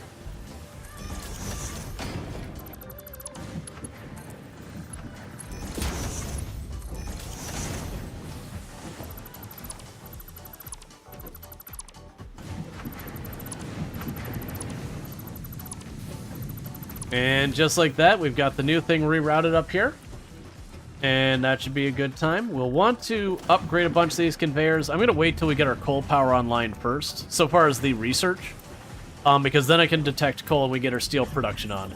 I'm not going to put any real effort into getting actual coal power going right now. That's a nice-to-have thing.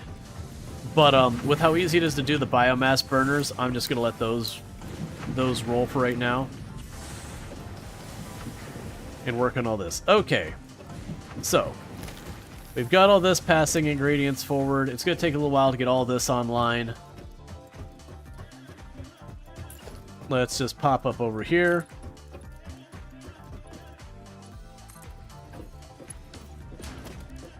And get our storage going.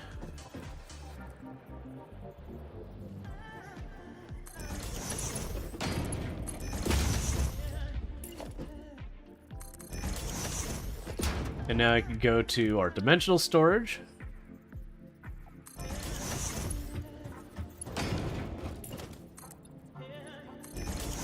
And just like we've been doing, I'm going to make like a little pad out here, and I'm going to have it drop back.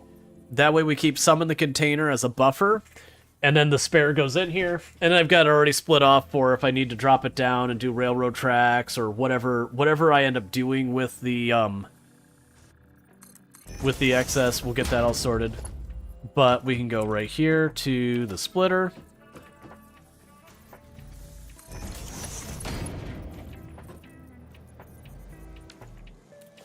Flip the wrong way.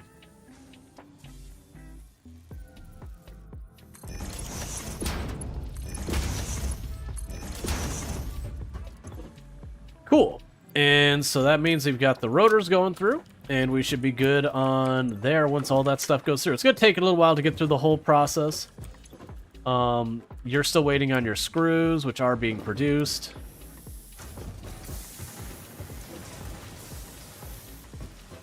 And those are the rods.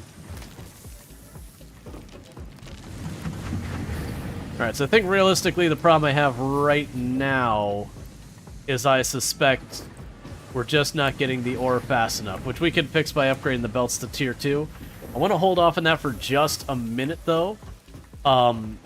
Because the rotors up here should, we should be getting close to being able to drop those in to get our coal power online. And like I said, once we get the coal power research, I'm not worried about actually setting up the coal power generators in the short term, but I am worried about getting the steel production set up in the short term.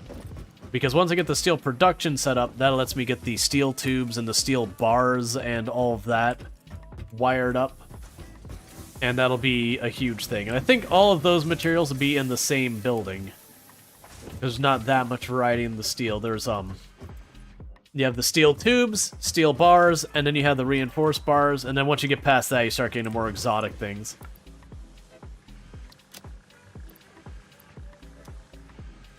Alright, Alright, so we're sitting at about 80 of those.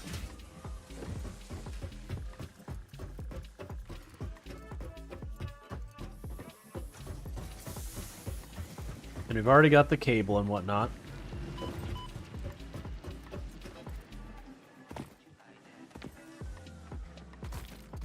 Probably another situation where we just handcraft a bunch of reinforced plates to get that knocked out.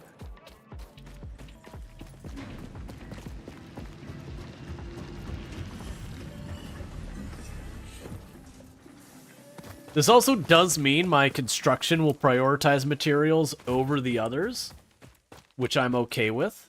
I mean, I wouldn't, actually, that's not necessarily true. Okay.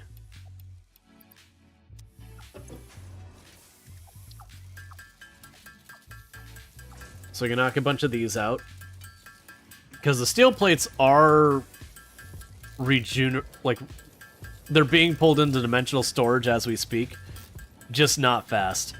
But kind of the big thing, if I get this dimensional storage set up nice and early, where I can actually get the steel pipes producing the things. So I think once we get the steel pipes producing, that might be the time to try to figure out what I can do about getting the SAM automated to at least get most of itself set up.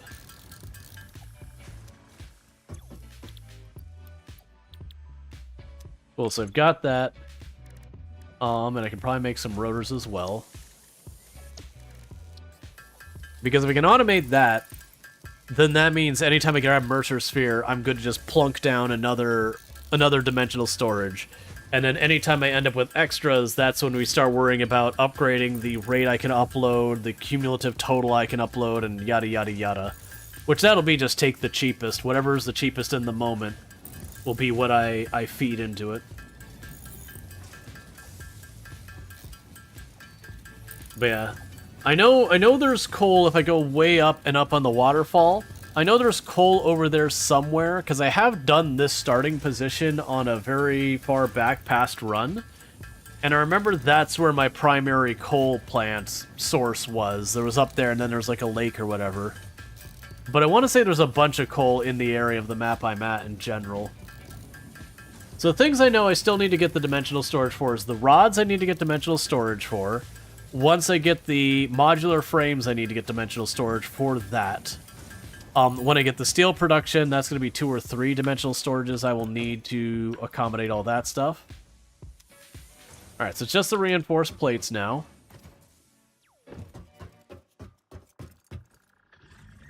And I'm letting this just run until they run out of materials. I don't really see a reason not to. And then when they run out of materials and they shut down, I'll just tear it all down and keep whatever's produced by it.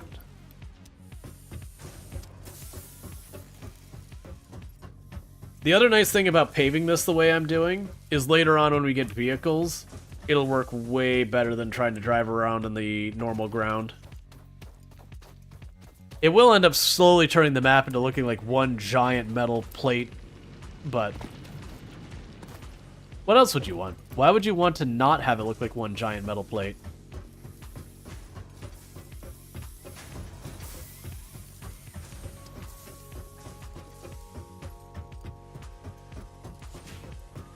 Okay.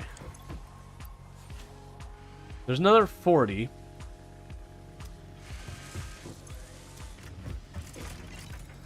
Honestly, we just give it a minute. We only need 2 more rotations of that, and we'll have what I need to unlock coal power. And then we can start working our way over to wherever the coal's at.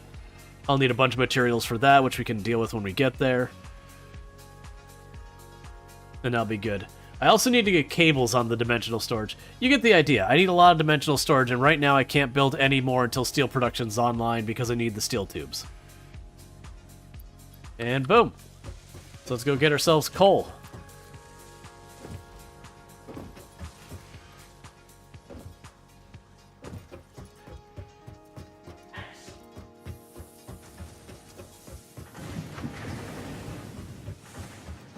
I wonder when we'll hit a point that I'll need more stuff.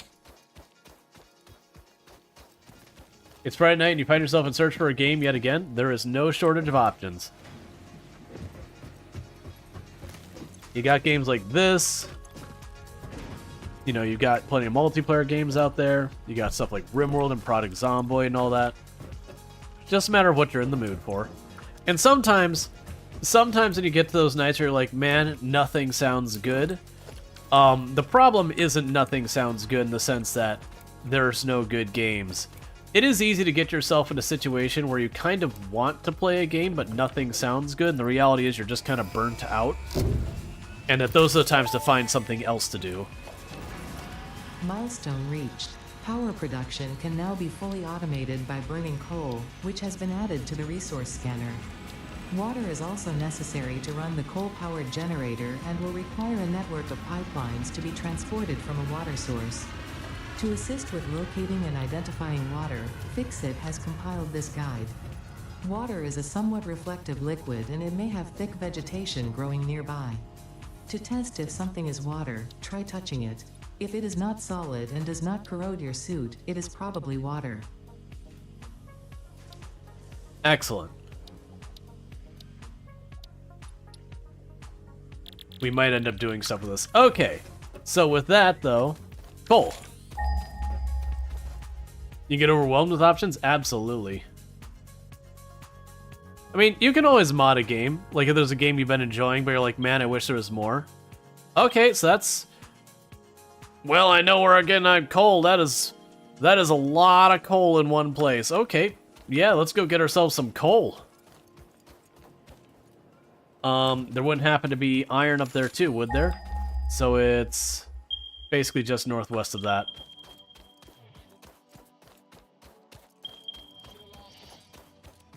There's some iron there. Yeah, the coal's here and the iron's there.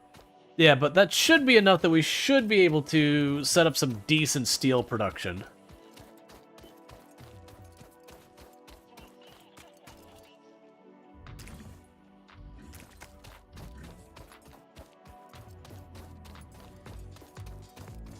There's an auto batter called Gladiator Guild Manager. You have your eye on? The reviews are a bit conflicting. Gotcha. These days, one of the things I'm running into a lot is I have a very hard no generative AI stance on games. And it gets real tricky sometimes to tell between the two. Because I remember there was a game where you'd make baseball teams. And it, like the idea was you were the manager. You're doing like the logistics, not like actually playing the baseball part. And there's a whole bunch that went into it. It's like it's actually a very in-depth game, and so the game part looks good. But then they used a lot of generative AI images. But like I said, I've got kind of a hard stance that no, it's something I see as harmful, and I don't want to support it. But there's been a number of games I've come across like that game actually looks pretty good. It's a real shame that, you know, they're kind of cheaping out in this last step. You want to avoid AI? Just buy and play old games? Oh no, you don't even have to go that far. Generative AI, while it's showing up and a bunch of people are using it, I would say there's still a larger majority of games coming out are not using it than are. And honestly, most of the time it's not even that big a deal, because the vast majority of the games coming out that are using generative AI are honestly pretty crappy games. Like, even outside of the generative AI, they're games that are meant for a money grab as best they can. And usually they just don't have much depth to it, or... It's the same kind of games you'd have, like, crypto garbage bolted onto, is the ones you see using the most generative AI. That said, it's not exclusively that. There are some decent games, so far as what they're doing and all that, you know, they just don't have the budget. And I get why a lot of developers are embracing it, because it's a place you could save money. It's just most of the time you save the money, the artwork doesn't look nearly as good. It ends up being a lot of you're giving up a lot. But for me, it's more the way generative AI works. You know, it's one creative industry cannibalizing another one. And it doesn't sit well with me.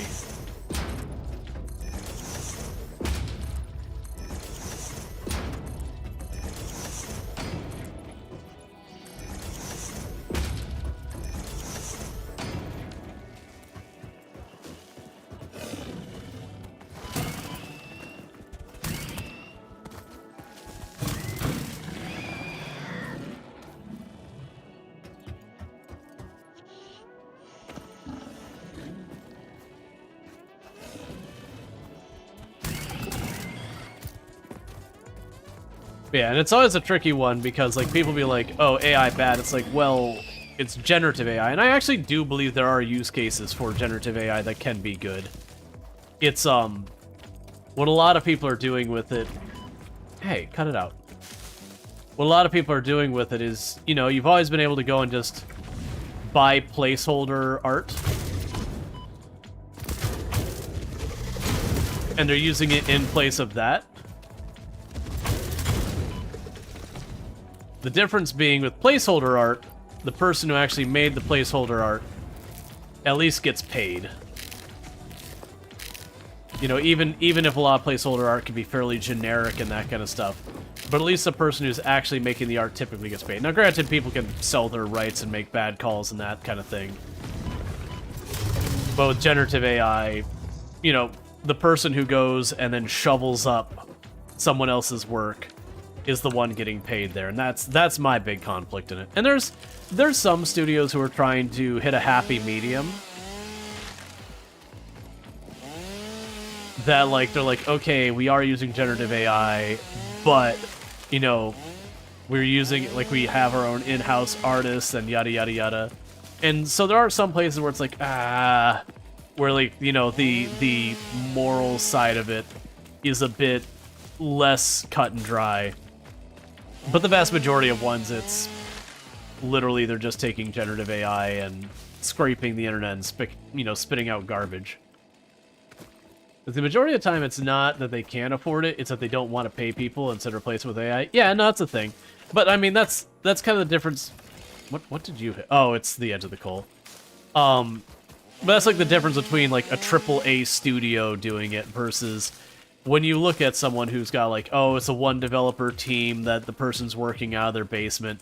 It's far more understandable about individuals in those cases just not being able to hire someone.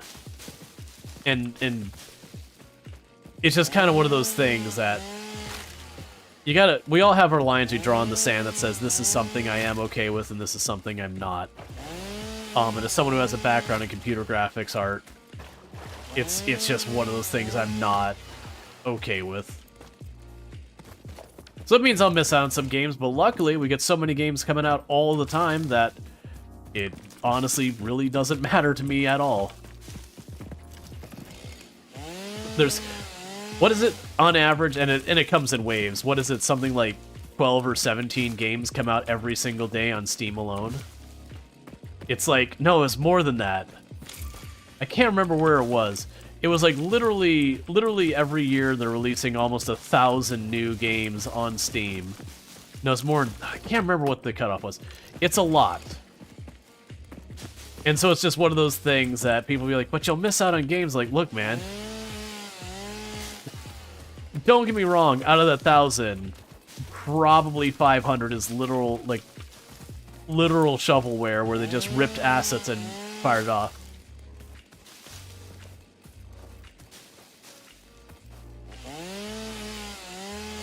Probably even more stuff on itch.com.io. Yep. About 50 a day on Steam alone in 2023. Exactly my point. And if we assume, even if we want to be like really pessimistic and assume 90% of those games are hot garbage, that would still mean in the course of a single day on Steam, if 90% of them are hot garbage, you're still getting 5 really, you're getting 5 decent games every single day releasing. And sure, some of those games might be games that you play for 2 hours and it's done. Like, it's good but short. That being a fairly extreme measurement there. The reality is, there's just not enough there's not enough sunlight hours for you to ever finish everything. It's just not a... It's not even, like, in the realm of fantasy. It's so outside reality. And so missing out on the occasional game because they do something like... They do microtransactions in a way you're not okay with, like they're pay to win, or, you know, it's got crypto nonsense bolted on, or it's got general, like, whatever your individual lines in the sand, they say, hey, you know what, this is something I'm not okay with. The beauty of it is there's such an incredible amount of games out there, it won't even mean you'll have to take a break at all.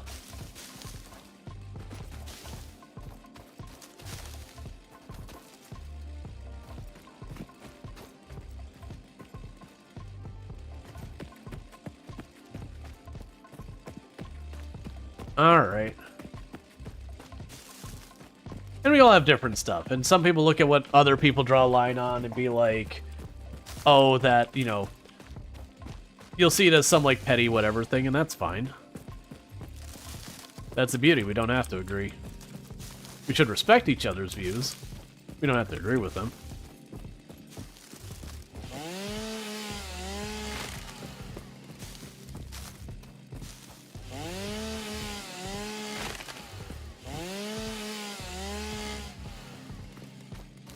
Is this the North Ocean base? I actually don't know where we are relative to North South. I'm also not sure why I can see all the way up here.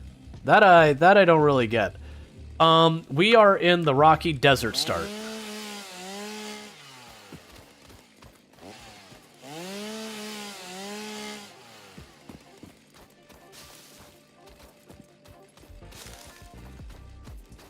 But so you do a lot of written roleplay, and you know of someone using AI character refs and stuff, who just won't interact with them. Yeah.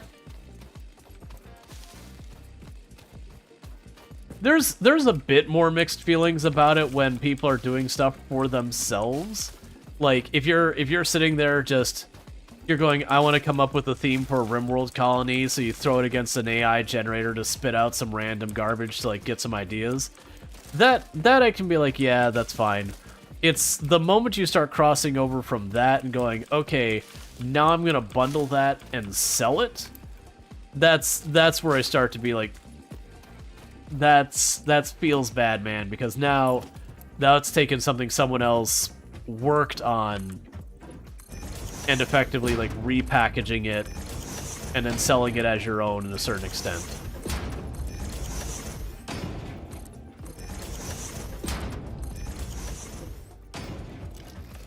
But yeah, like for self stuff, I'm a little more lax on it.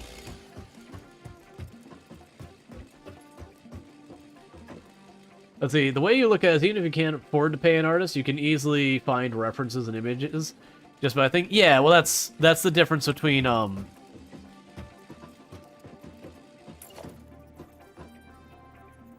you know, that's the difference between like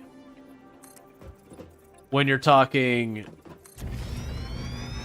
placeholders versus AI stuff as an endpoint. Like, placeholder material, yeah, you can find it. You can find plenty of placeholder stuff that's either free license or extremely cheap license. When you're talking, like, selling things. But, the moment you start getting into the AI stuff, that's where it starts getting kind of weird.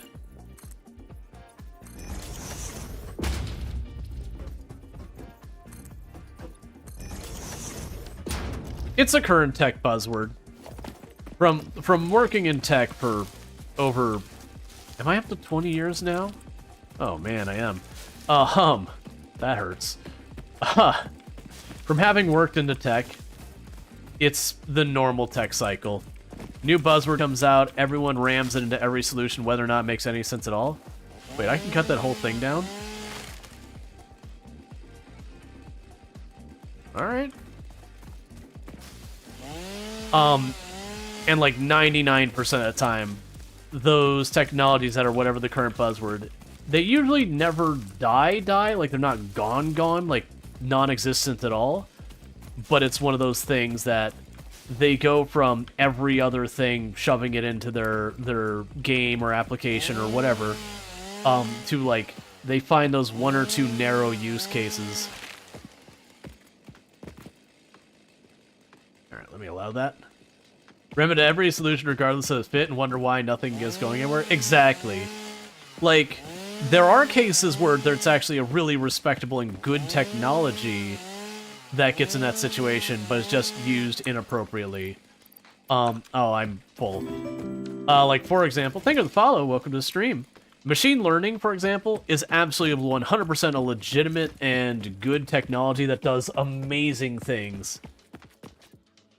And it's just kind of one of those things that it's mostly pattern recognition. I'm oversimplifying here, but it's got its very specific slices that it does amazing stuff. Massive data storage, that kind of thing.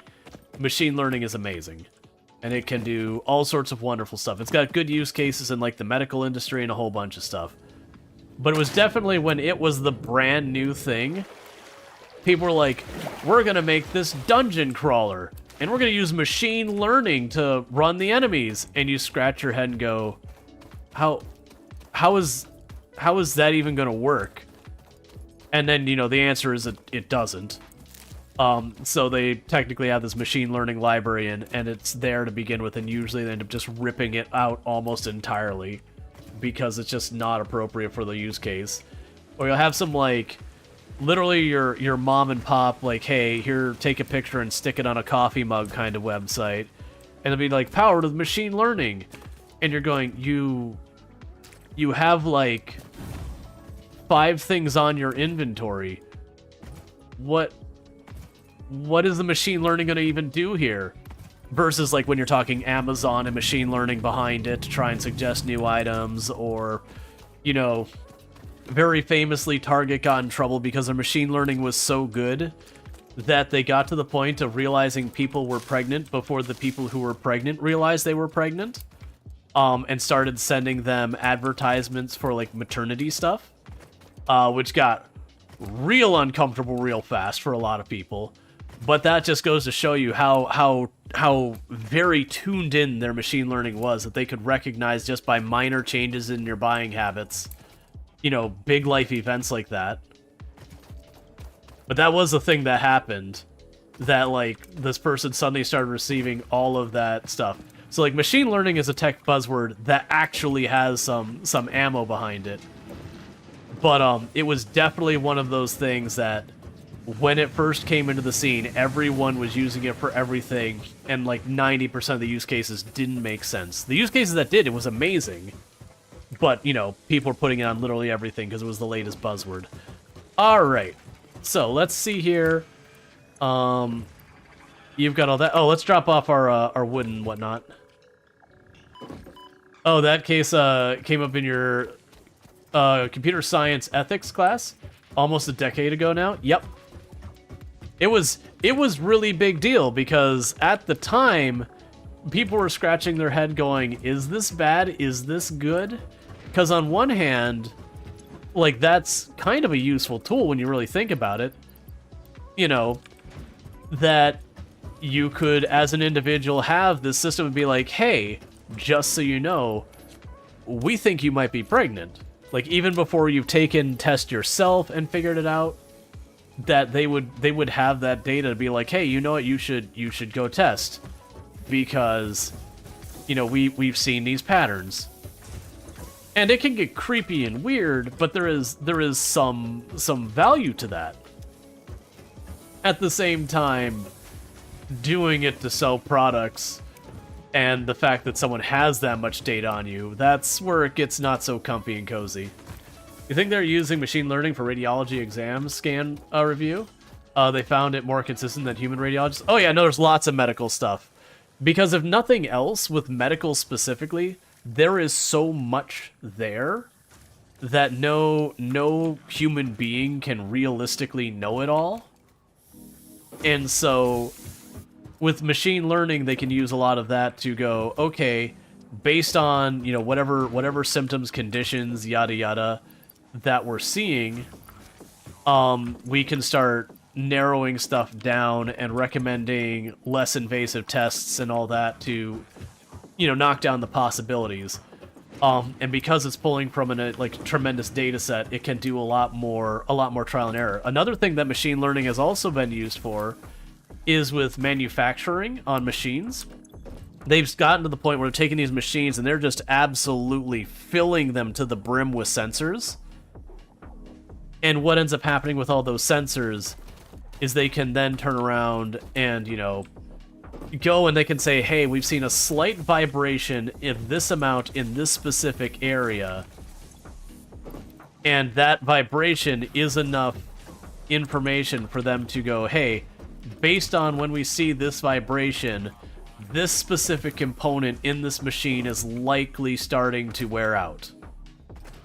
And it is amazing how actually good it is at just from, hey, we see a vibration, oh, we can tell you exactly what's breaking and where, and give you a pretty good estimate on how long it has left. Because it's just macro scale data, which is when machine learning shines, is when you just have an obscenely large data set.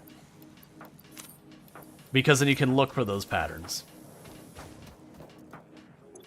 Whereas when you're dealing with smaller data sets, i.e. the mom and pop shop, trying to use machine learning for sales, it's utterly useless. Pocket dimension significantly expanded. I worked all afternoon, analyzing the transdimensional confibulatory permutations of alien DNA to achieve this. We are all doing our part for Fix-It. Alright, Sound. Thank you again for the viewership, and thank you for the follow. So I've got all those already built. Right, I was going to turn the slug into a power shard.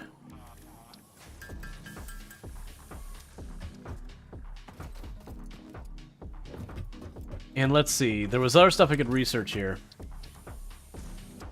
So, yeah, the other stuff requires more materials than I've got. That's fine, we can put them back into the thing. Is a great stream in my opinion? Yeah, no, it's good. I say as the one streaming, patting myself on the back about how good the stream is. I mean, what? There we go.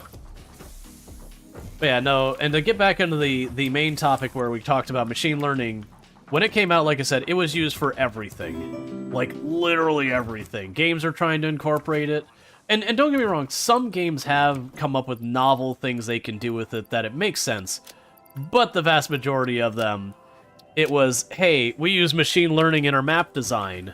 What does it do? And then if you look at it, it's like, oh, you just basically did pretty much the exact same functionality I could accomplish by just throwing a noise filter on the terrain.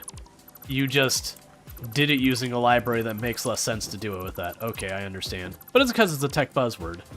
Then you got stuff like crypto, and people were trying to use... I'm not even talking cryptocurrency here. I'm talking crypto like the whole... What's the word I'm looking for?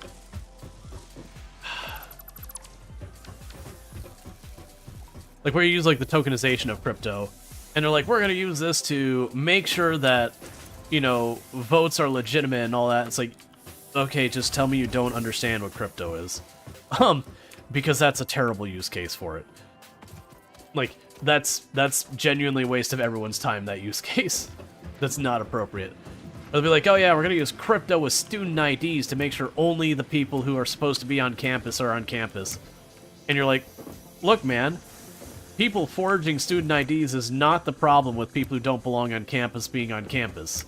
It's people physically just driving up, parking, and then walking on campus. No ID verification required anywhere along the entire process. And then also, you actually need those people on campus. They're ones doing a lot of other tangential things you need. So, it's a solution looking for a problem.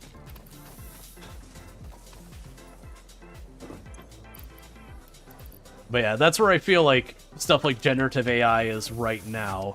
It's the current buzzword, everyone's applying it to everything, and very few of those use cases actually make sense. You need to stop playing Satisfactory for a bit so you can finish your app. Got you. I'm assuming from context you're developing yourself. And I'm assuming with the terminology where you're saying app, you're probably talking mobile. Nothing wrong with that, by the way.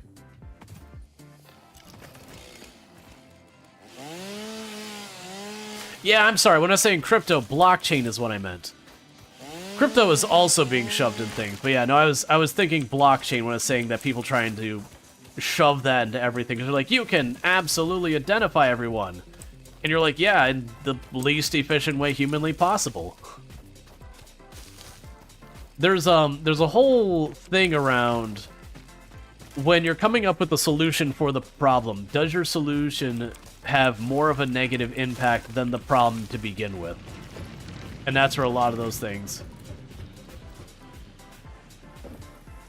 Well, yeah, no, it's definitely Dar saying, like, there's the maintenance workers, custodian, lunchroom workers, school administration. Yeah, there's those. All of those you'd assume would have an ID.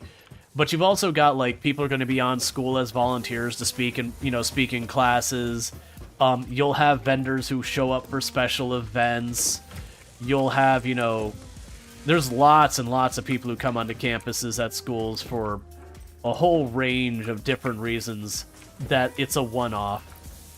And all of those are just, again, another edge case you got to deal with. Yeah, you're a junior dev specialized in web development, but you've been learning Swift and have a functional API written in Python for a project of yours. It's a little complex, but if you want to know, you can explain. I feel like the explaining the dev here will probably be a little disruptive, because while I definitely enjoy talking shop, it's one of those things that then it becomes a conversation that maybe only includes 3 or 4 people. Oh, the project? Sure, as long as it's not something that, like, would be problematic in some way, but I wouldn't anticipate that. Alright, so we've got the smart plate set up, we've got the rotor set up, the other thing is going to be going down over there.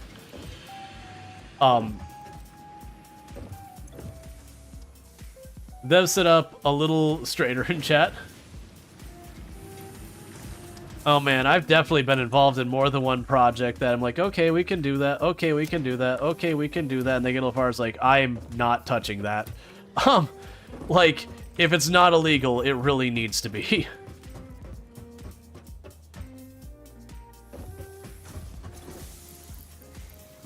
There we go.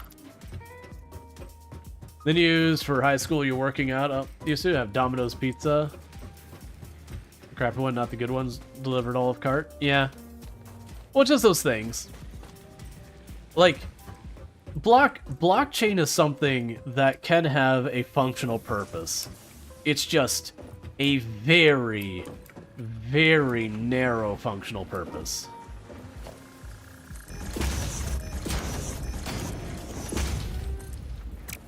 Okay, we should be good to upgrade all these.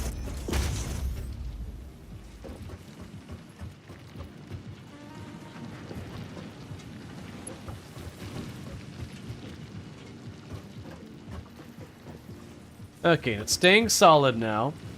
So that should improve the throughput for the rotors, because that's what things are waiting on.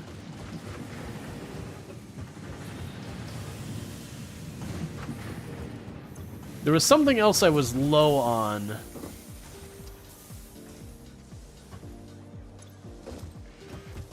That was holding me up for making the steel production.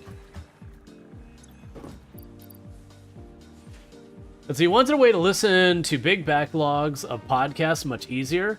So you're building a system to read RSS feeds and just create a copy of the data and just updates the feed based on the user's chosen interval? Gotcha. Yeah, so something like a podcast aggregator, but with a specialized purpose. Makes sense. A lot of those can end up being really really good stuff.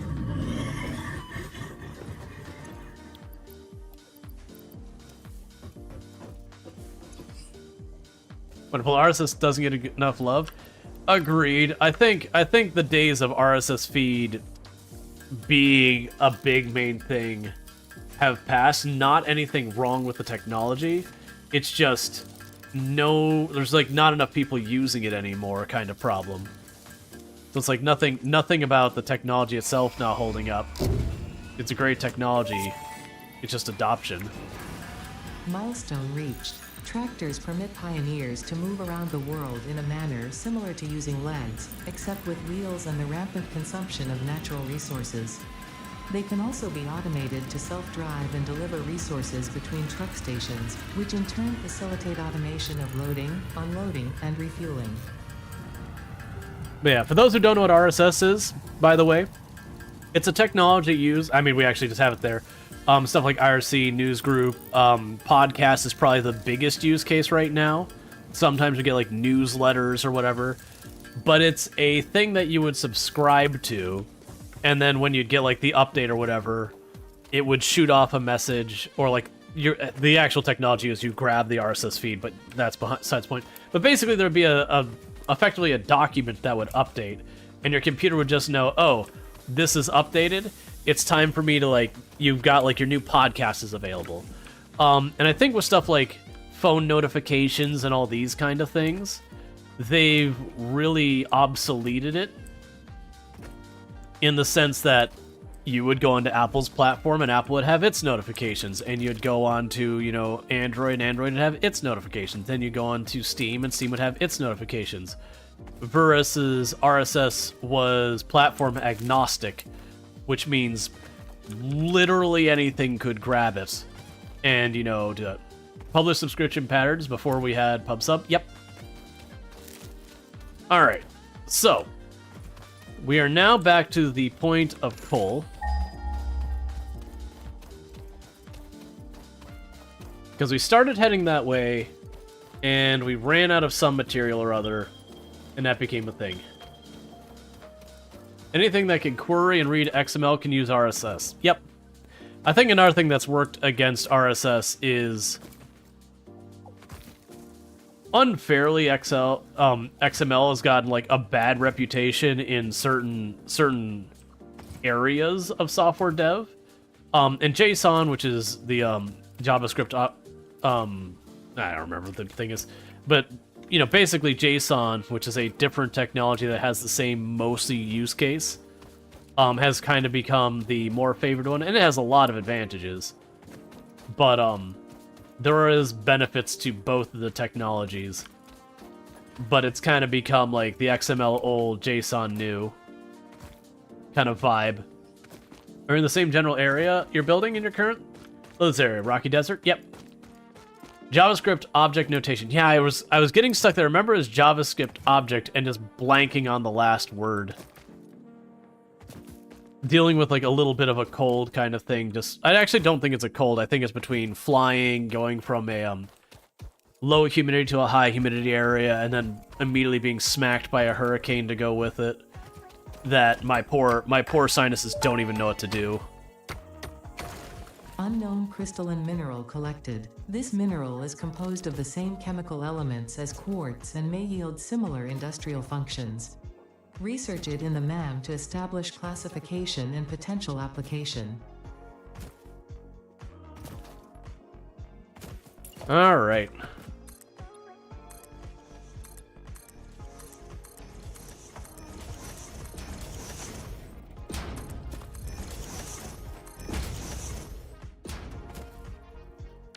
So I've got 2 coal drills down there. I'm going to get 2 iron drills over here. And that should be what we need to set up our steel production.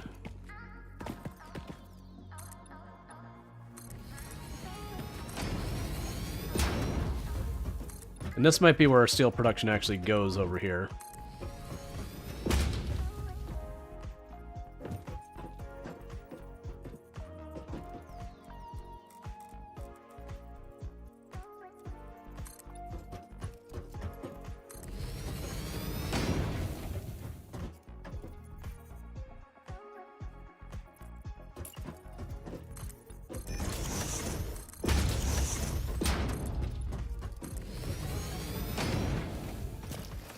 Alright. It's not bad knowledge. Everything else we use on the net is complicated. XML is just XML and cheap clothing. Yeah. Well, that's the whole thing. There's no bad knowledge when it comes to software dev. Even if you like learn a technology, they're like, okay, but objectively we look back at this technology and go, this isn't good, don't use it. Understanding why it's a problem is also one of those things that has value. And there's also times that it does make sense to use something that would normally not be the technology of personal, like, the thing. There's also definitely a lot of elitism when it comes to software dev about, like, you know, this technology is good, oh, don't use that technology. And then a lot of people get caught up in the weeds on that, when honestly, that's, for most part, that's not relevant. In my entire career of software dev, which I've worked on things that literally have millions of concurrent users and that kind of stuff, I've only had one application that the technology we used was a bottleneck that was a problem. Every other time be like, oh no, you can't scale with insert name of technology. Thank you for the follow. Welcome to the stream. Like we had, I was working on an application that was Ruby on Rails, and Ruby on Rails has a reputation of being something you cannot scale, and that's just not true. I was trying to remember, was it LinkedIn? There was one of the major websites like LinkedIn or Twitter or something that was made on Ruby on Rails originally. They did eventually switch off of it, but it was one of those things that they literally had thousands and thousands, like, you know, they were one of the big websites out there, and it was more finding people skilled in the technology that was becoming a problem for them than necessarily the performance in itself. Like, the performance was a factor, but it was, they were running into issues keeping people supported. We go full circle, XML, half a dozen forms of JSON.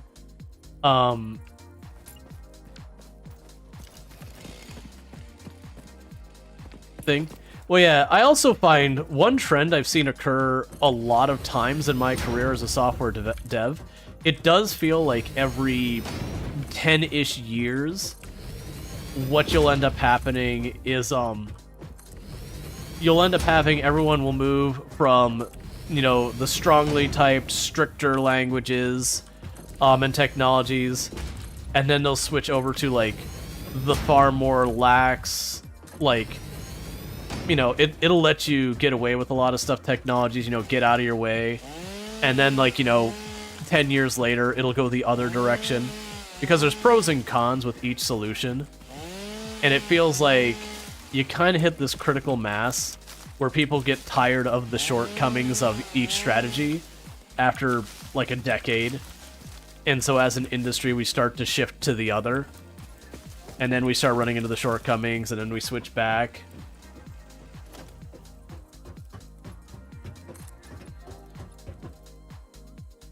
Yeah, it's fine.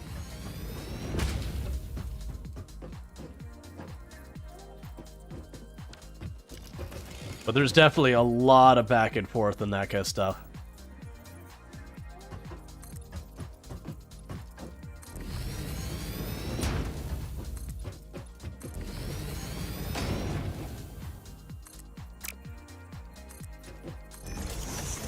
And part of the reason I'm taking so much time to pave all this is I am going to be using the trucks, and the trucks are really bad at moving around on not flat surfaces. So I'm going to go ahead and pave the whole way over here, get this set up. And then for these ones here, I'm just going to use the conveyors to bring the iron and the coal together. But when it comes to bringing the trucks home, I'm going to probably use the trucks. Because I didn't use them at all last time, and I figured, what the heck.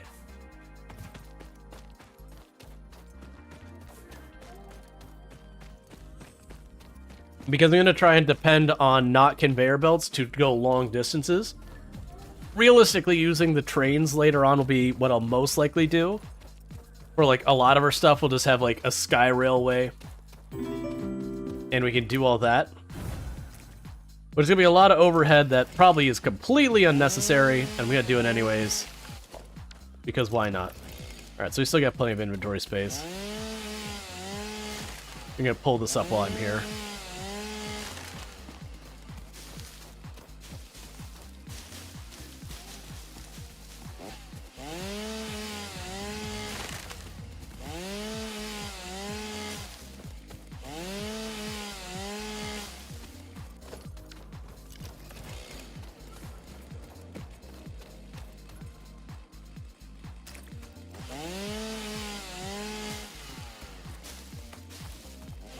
Trying to remember, Xcode, was that Java?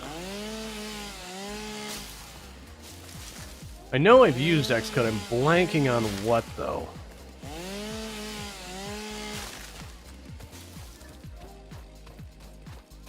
Been a while, whatever it was. I used to, just because of the types of companies I used to work in, it was very often I'd end up acquiring some application that basically what ended up happening is a company would get acquired, you know, and very genuinely the developers there were looking for a startup experience and yada yada yada. So the company they got acquired into wasn't a good fit for what they wanted, and so they'd leave, and when that happened I would receive the application and be like, hey, we need someone who can figure this out, and it's like, okay, I'll figure it out, I guess, and just learn another language. And a lot of times it's like, it's nothing meant to be malicious, it's nothing meant to get rid of people. There's just been a big trend of, why come up with my own solution to a problem when I could buy it from someone else? And that's usually the way that rolls. There's also the more negative side of like, people buying up their competition to not have to compete with them. That happens a lot. That's not good for anyone, really. Okay, so I could go ahead and set my next thing here.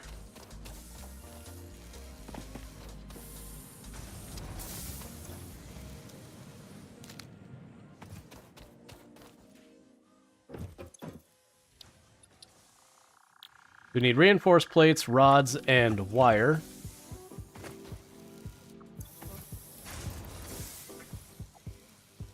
So we can get that going.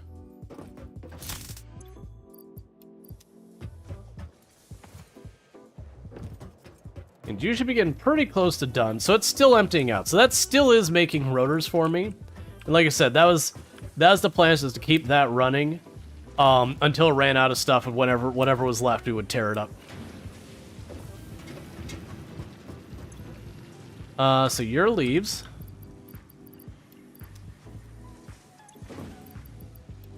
Your wood. Trying to remember if I could rename these. I felt like I could. Worst case, I can put a decorative panel on there that's like, yo, the wood goes in here. I mean, realistically, what I'll do later is I'll get another, when we get the smart splitters, I'll have a box back here with smart splitters that'll just shovel it all in so I don't have to think about it. With mail not package or priority mail, UPS is the only company legally allowed to handle that mail. Okay, that's fine. Oh man, Kubernetes. That's a name I haven't heard in a hot minute. I forgot that was a thing.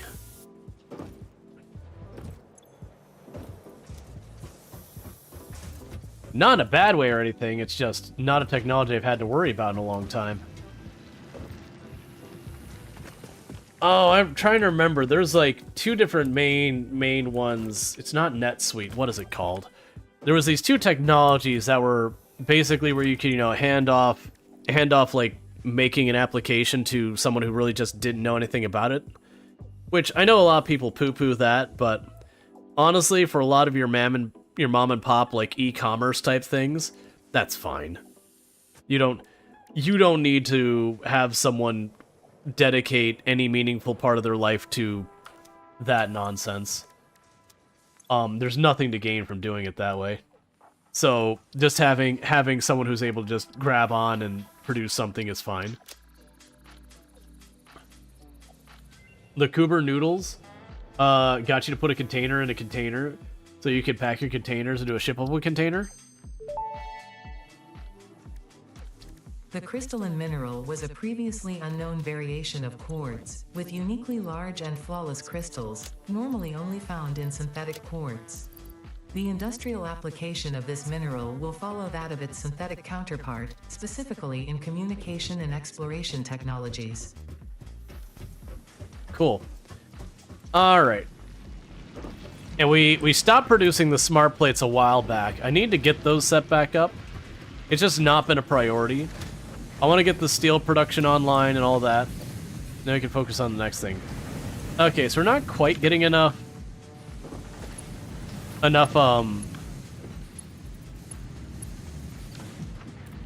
that's a belt going full speed. Yeah, so that's hitting a hard limit on the belt capacity right now. That's fine. So what I want to do is pop over here to this box. That'll be enough of those. And I can just grab a stack of... Oh, that's the rotors. That's fine. You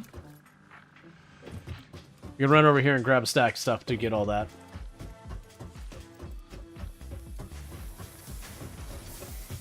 You heard that actually sounded lewd? Okay. Interesting. I completely missed that, Darth. Man, that's, like the containers in your containers or your virtual machines in your virtual machines. That's the stuff that gets weird and wild, that there's actually good use cases for that.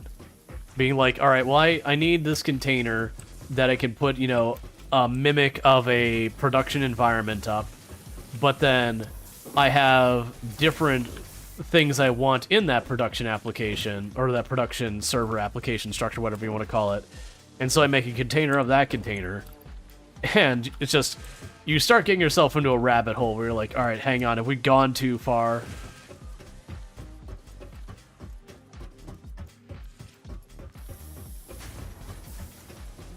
I am happy that as an industry, we're finally finding a balance between... We used to have what we called the monoliths, which is where you'd stack everything up into one giant monolithic system. And then the problem with that was they were very unadaptable. And so everyone immediately turned around, they're like, well, everything should be a microservice. And so you'd have an application that literally does just one tiny thing, and it was its own application. And there's benefits to doing that. But then in its own right, that becomes a maintenance nightmare. And it's just really a rough thing. The Xeno Basher is a direct upgrade from the Xeno Zapper. In the words of the engineer that first developed this tool, quote, "The Zapper kind of electrocutes things, the Basher straight up smacks stuff, while also electrocuting them," unquote. It is beneficial during encounters with aggressive fauna, and has been tested thoroughly. The engineer's noble sacrifice for Xeno research will not be forgotten, whoever they were. What am I missing? Oh, I'm missing the tiniest bit of wire.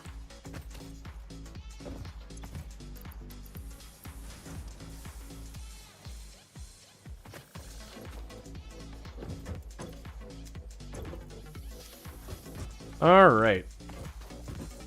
And now it's time for our new toy. I don't even think we used this in my last playthrough. I actually don't think we crafted this at any point.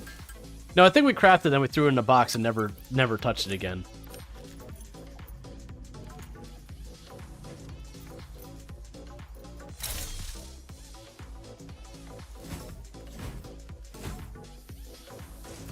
Alright.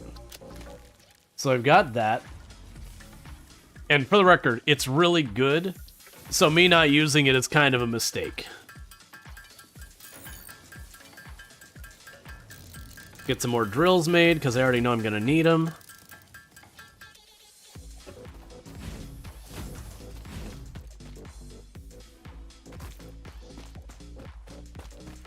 Did text-to-speech?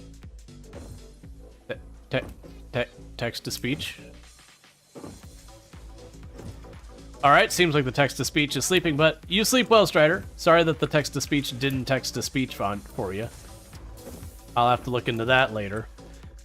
Some of those things have been running a little bit slow today, so it might even be like 10 minutes from now. We're just here, like, going to sleep or whatever. Typing while eating and missing words. That happens. Alright. So, we're now at a point where I definitely need to make steel happen. But in the meantime, let's run down over here to where I've got the, yeah, because this is one of those ones that I kept the split here.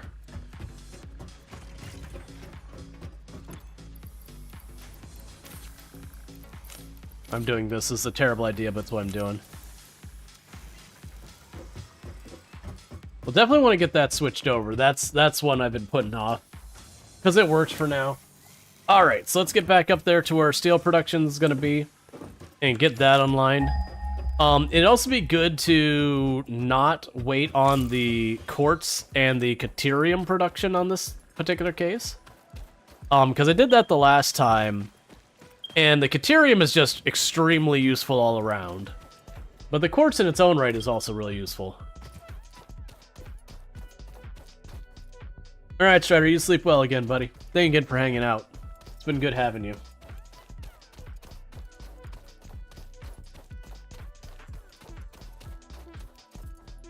The next ad break, I need to stop and use the restroom and probably check to see how Tomb's doing, because I haven't been... Like, she's been chilling there. She might be asleep in her chair.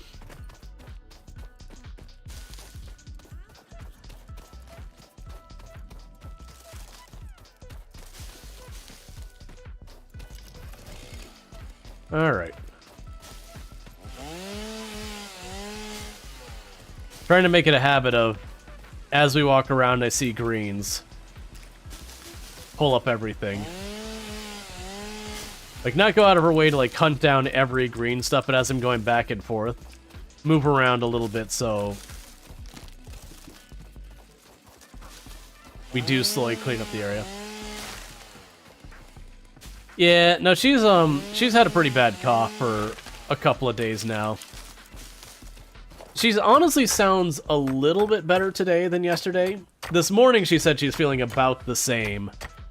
But, she hasn't been, like, hacking and coughing most of the day, so I'm guessing whatever she's dealing with, you know, she's making good progress on it. But yeah, for her it's been mostly just being miserable, uncomfortable, and then having a cough and a sore throat. Which I'm happy for, like, my own situation. I was dealing with, for me, it was just literally nothing but I was getting a runny nose. And it was pretty frustrating yesterday. But it's been, like, a not thing. Like, I could definitely tell my sinuses are still a little unhappy today. But where yesterday they were actively a problem. Today it was just kind of like, oh, you're just probably mostly just sore from yesterday.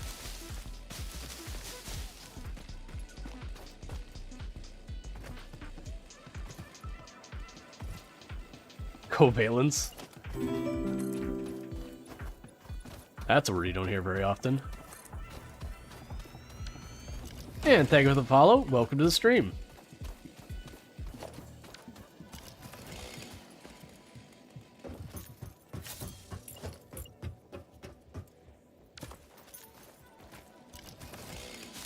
Alright, so let's clean up some of this green around where I'm going to be building. Because once I build over it, there's no dealing with that at that point. Convalescence. Gotcha.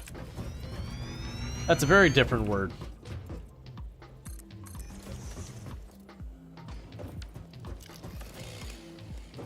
Alright. Now the question is, if I build these all the way at their height they're at now,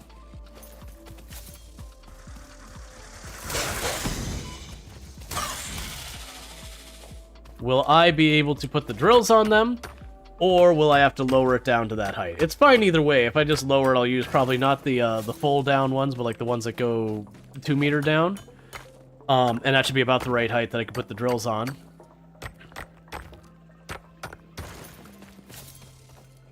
Let's see. So if I just... Yeah, I'll probably be able to build on top of that, I'd guess.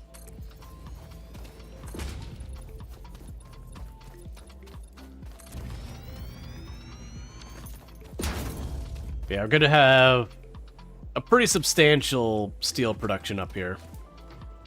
I can't wait till we get our jetpack, so I don't have to, like, build a ramp or walk around to do this kind of stuff. I'll be able to just, you know, go up and, like, just jet the little teeny tiny bit. Alright, so let's see here. Production, drill.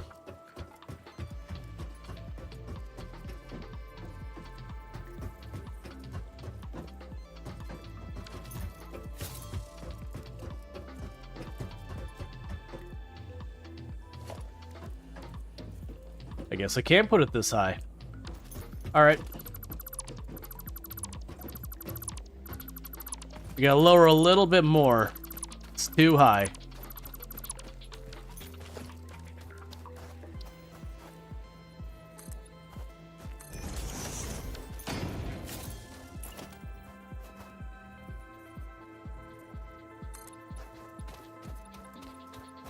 And that's definitely low enough.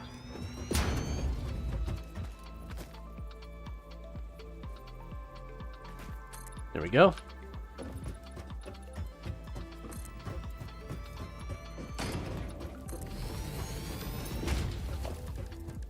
And now we got a production, the Mark I drill.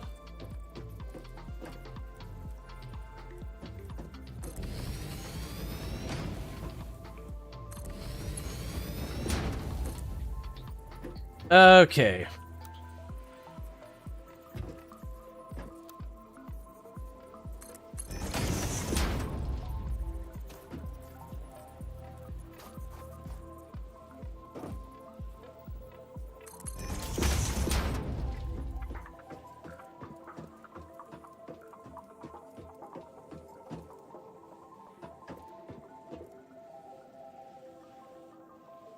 I actually have this go up on stilts immediately.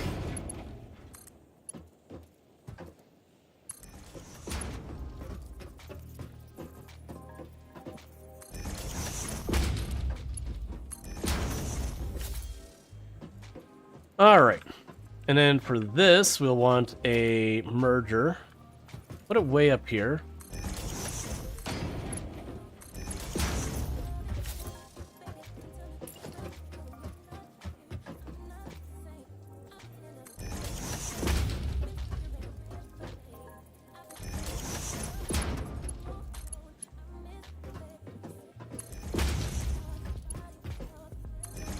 Now, probably have to adjust some of this stuff later. We'll figure that out as we get there. Alright.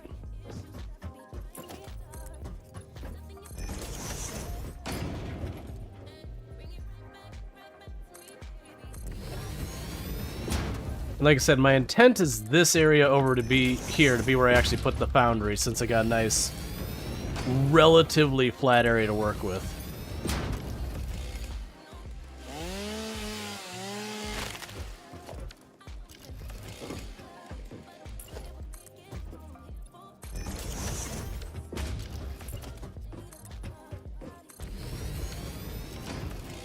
Okay. And then down here we've got the coal. And we just got to bring those all together. And it'll be good. And there's a ton of coal down here. I think I saw like there was like 6 nodes or something like that. Which is going to be way, way more than I can support with the other stuff in the area. So good problem to have.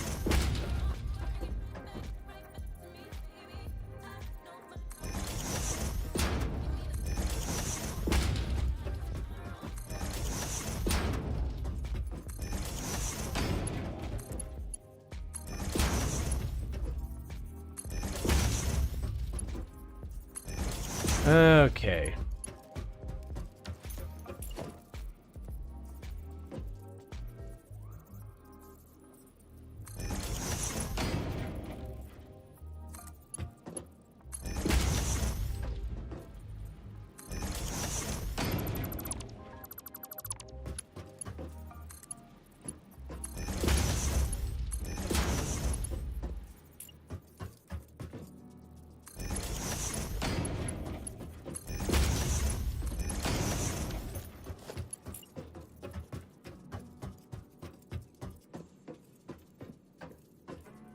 And this is the one place that the conveyor belts will look pretty bad. is just taking them up the ramps. They always look terrible.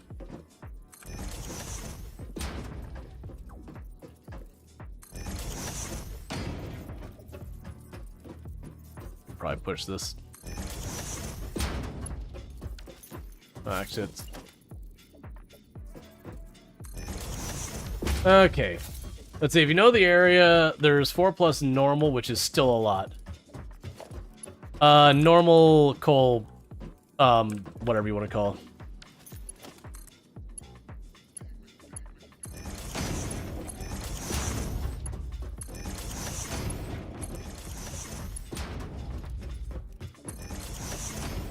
Alright.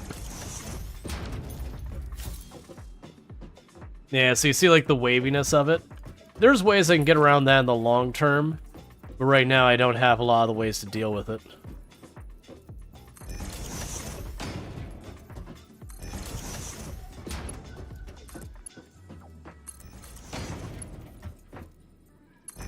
So get all these set up, and then once I get that set up to the point I'm out of the reinforced plates to get everything back and forth, from there, what I'm going to go ahead and do is I will work on running the power, which is going to be a little bit of an effort.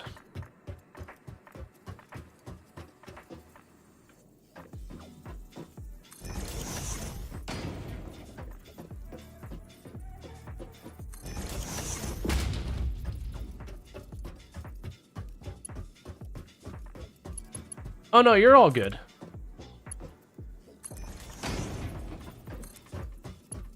They're not dumb questions. The way I look at it is a lot of those questions you're asking, more than likely a whole bunch of other people here also are wondering. And you're help bringing those, bringing those forward kind of thing, that otherwise those questions could go unanswered and people get left just wondering.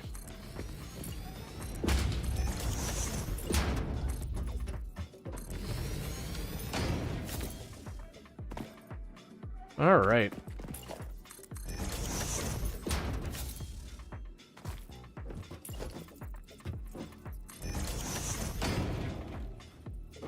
I'm trying to, negative, even what you're asking are great questions, because not everyone played Satisfactory since the pandemic, and you're new. Absolutely. Like, questions have to be asked for the first time at some point.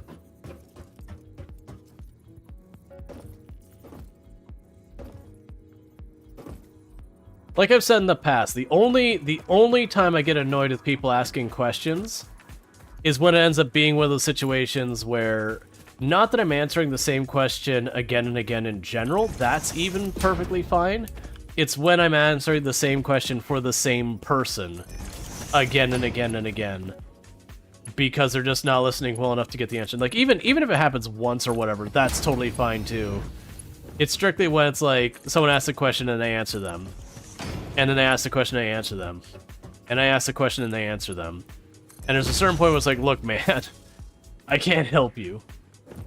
Because it's also one of those things that sometimes you'll also run into situations where, like, a person just, the timing is rough and they get caught with the ad break or whatever. And that just is what it is. Alright.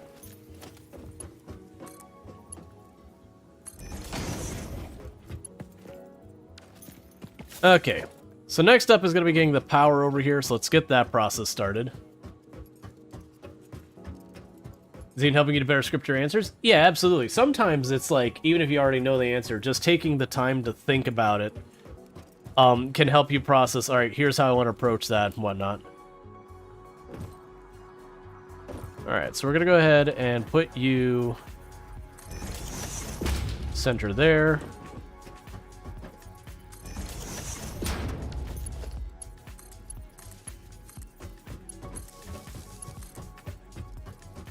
And get you over here.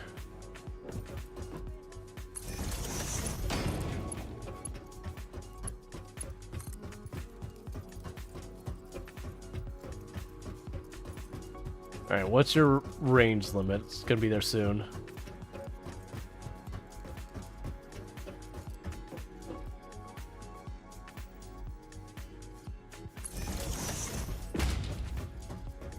Okay.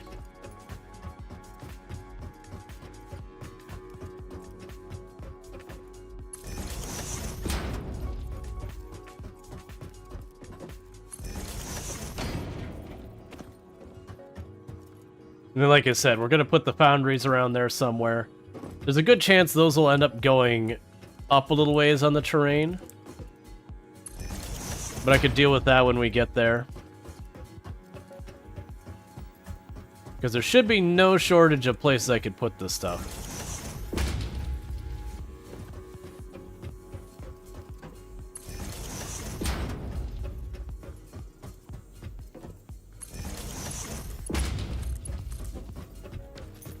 All right.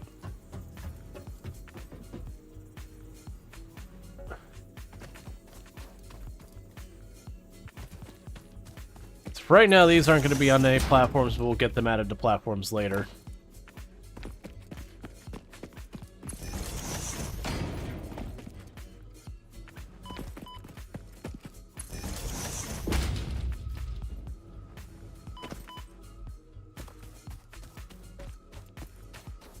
All right.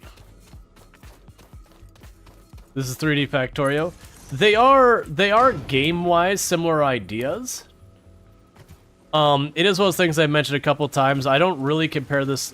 Like, I feel like comparing it to Factorio in some ways does make sense. They're both automation factory games. But at the same time, because of the nature of, you know, exploration versus procedural generation and, you know, the different ways you scale with it and how 3D impacts it, they are very different games as well. Like Factorio, I made the comment that exploring the world really doesn't matter. Like, you just go, oh, I'm low on iron, let me find that next to iron node. You don't care what it looks like that the next to iron node is, or there's nothing special to be found nearby the next iron node. It's just, there's the iron node. Let me just go over there and hook it up. You know, or oil, or uranium, or whatever. Like, you just look for the thing. So exploration in Factorio ends up being pretty underwhelming. At the same time, I feel like the Factorio does like the blueprinting and all those kind of efficiency gain things way better. Which is just the nature of 2D versus 3D. 2D, it's much easier to set that up.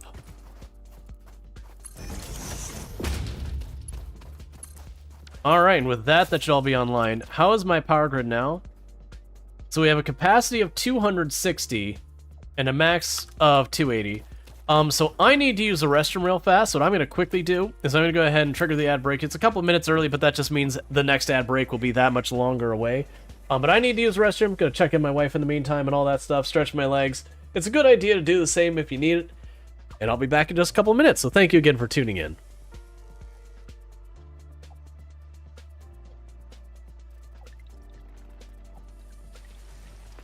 So, is there anywhere down here we got to worry about? Okay. So I'm not going to put up here. I'm going to go ahead and put these up here.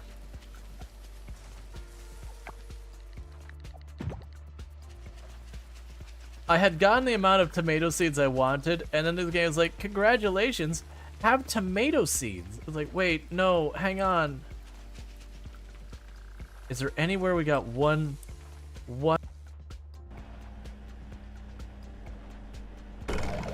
Oh!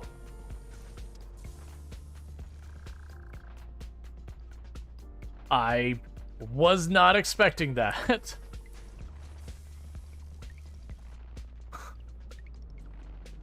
You are correct. It does do a thing. You just gotta hold it long enough.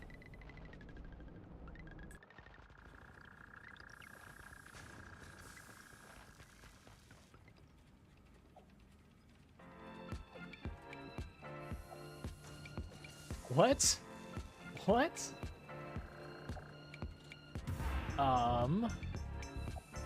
We just straight up got a mage blood from I don't even know where. It was just some random unique we found. That thing's like, there you go. One more. Kidding me? Alright, new run. The chance of actually getting tapped out and killed like that were very low with a regular club. That's some BS there.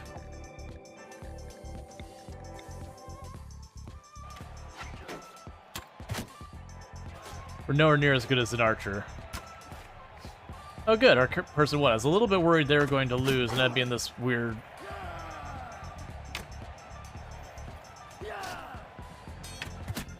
My kill.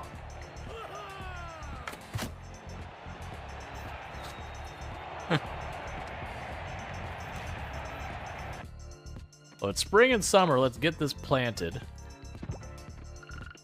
Because that is the season we are in. That's literally what I'm growing right here as well. That is, it's fine. The tree's gone. We don't get to have this tree.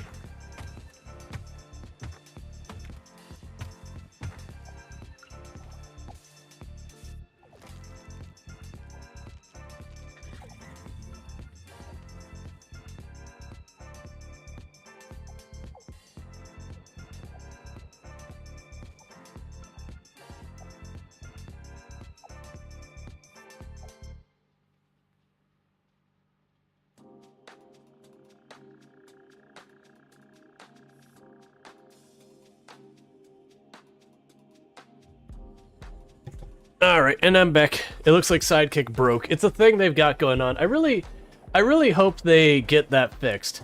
There's an issue with Sidekick right now where if it plays a recently made clip, it'll just bork. I don't know why, but it has been a problem.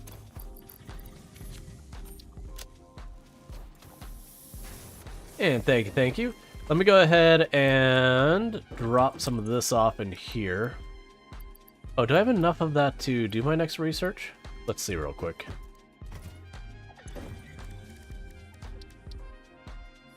I do.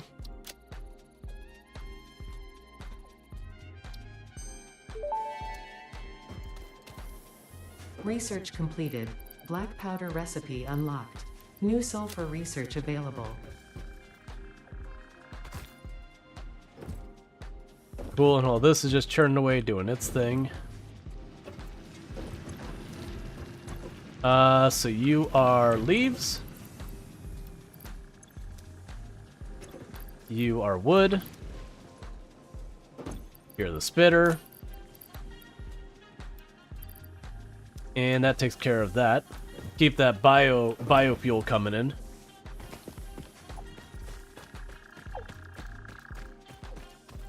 Yep, the factory is growing little by little. Let's drop off the mycelium. Eventually I'm going to probably put the mycelium in there as well. But I'm going to want to use it for fabric. I am noticing my solid fuel is getting low, so let's go ahead and grab that. Because I will want that for being able to cut stuff up. Sort you out, we're working on all that. The stators and all that we can worry about later. Okay. So what were we low on that I had to run back for? Oh, was it conveyor belt materials? No, rods are low. What does the foundry need? Okay. Yeah, so you still got a bunch of stuff there. That thing is still just working away. Because that's making our, like, an extra thing of rotors. And I've just been turn that away because now we're making a bunch of the rotors up there. And our reinforced plates are up there. So we should be getting our reinforced plates and our rotors. I will need the rods, which I believe are this box.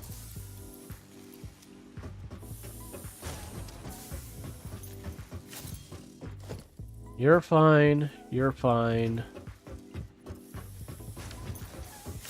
Right, because we still don't have the rods in dimensional storage because I can't do that until we reach the point that I am, until I can make the steel pipes. Once I can make the steel pipes, then I should be able to make the things for dimensional storage much easier. And then I think the plan will be to get the trucks set up for a little while and have the trucks run back and forth between the steel and the other location to bring things over. We'll have to see what that takes, though. But then the intention will be to have the truck run down here, drop off, run back up, pick up. And then we'll probably do that as well for Caterium, Quartz, and maybe Sulfur. That's just gonna take a little work. My goal is to not have conveyor belts just strewn across the entire map again and again. Get ourselves some vehicles that can run back and forth, eventually move up to trains just because of the capacity and speed, and deal with a lot more on the transportation.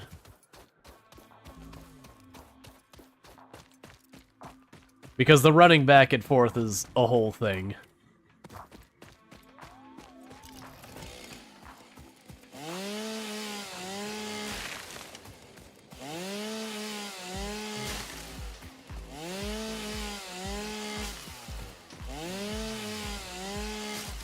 As long as I keep doing this regularly, I won't have to stop and do it a lot at any given one point.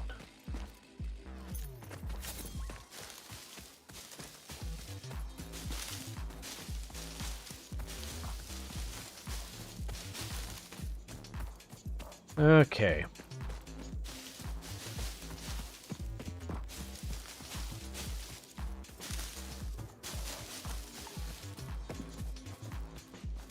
That's fine, I'll deal with that later. Alright, like I said, this is where I'm planning on doing the foundries and all that.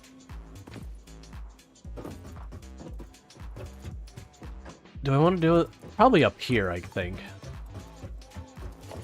So get rid of that one.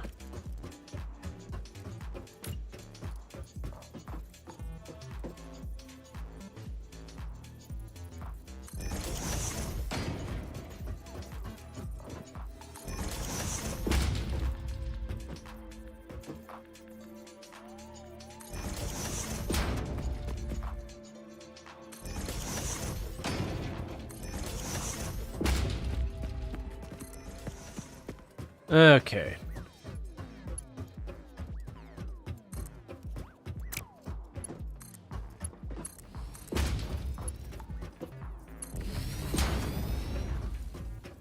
And then we can bring this over here.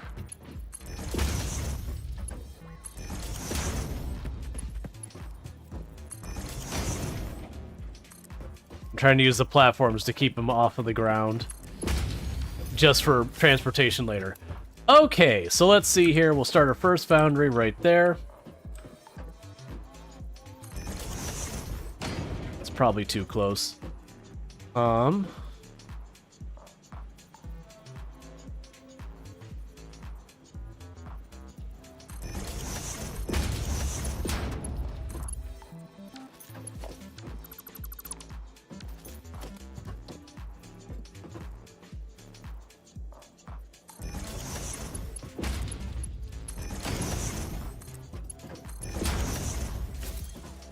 We got steel ingots.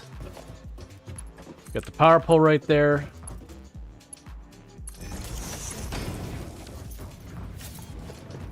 Alright, so with that, we can go here to organization, storage.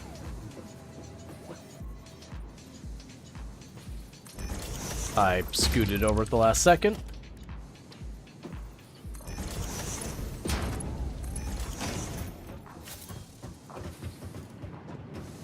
Okay, so we've got the first part of that going.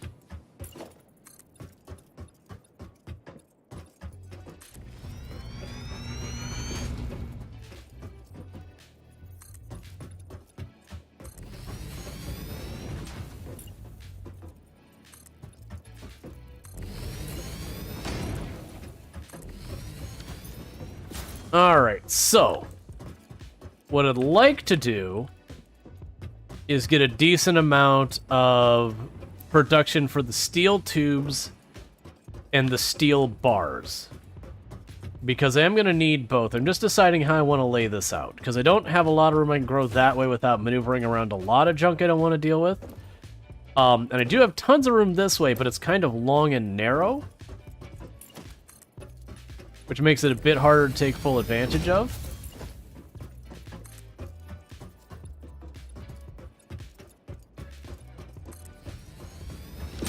Like, you can definitely put some stuff this way.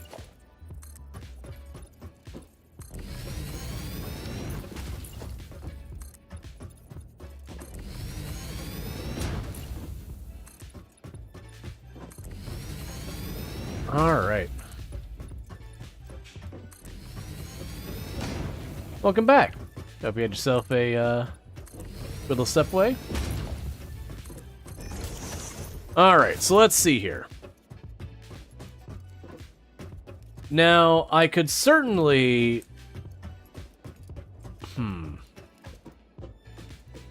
Wonder if I have enough space to do 2 lines. Let's see here. So, if I put a constructor here... And that's going to be close, isn't it? Because I was thinking doing something like that and then having 2 output lanes, but there's not enough room. It's just too narrow.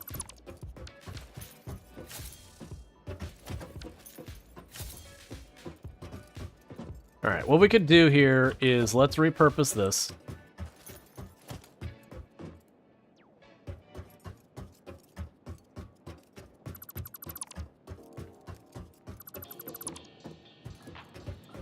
And keep this part here on the end. And expand this.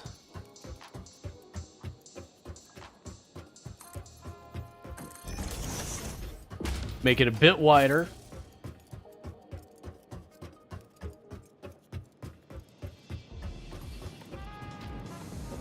All right. So we can do kind of the same idea, but the other direction.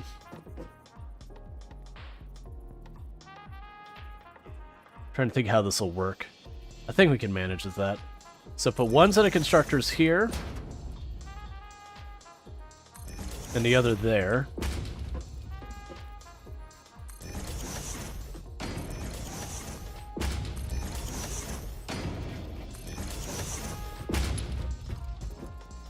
Oh, you're not centered at all.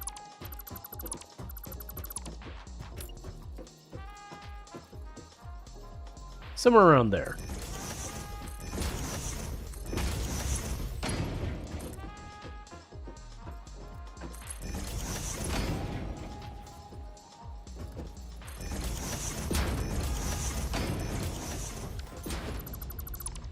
Alright, and so with that, what we'll end up doing is we'll have the path of the splitters going right down the middle between the 2 different sides. One side will be making tubes, the other side will be making the steel bars.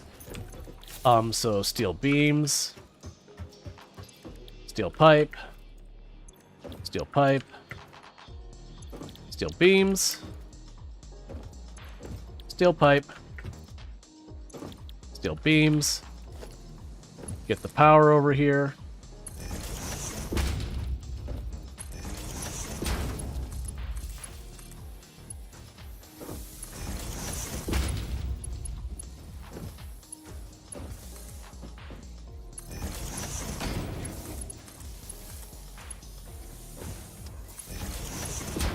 Okay, so we've got all those being made. You made your first train. Your favorite part was the little toot every time it leaves station. Yup. The little toot's important. So what I think I'm going to do here is grab more stilts.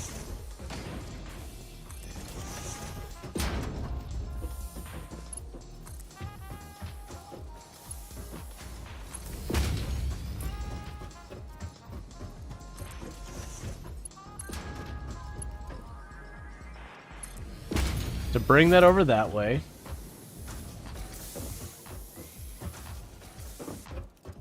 But you have an open port on the internet with an API that has no personal data access, nor any personal data. Is it generally okay to leave it unsecured? Keep in mind, when you don't have it secured in any way, you are making yourself susceptible to stuff like DDoS attacks, that kind of thing. That they, it can still be a problem.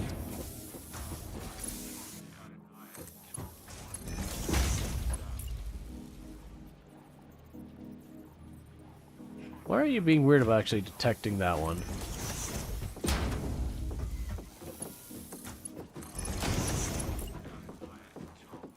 It should be around here somewhere. Just gonna guess it. Right around there. Okay, so we got steel pipe going over there.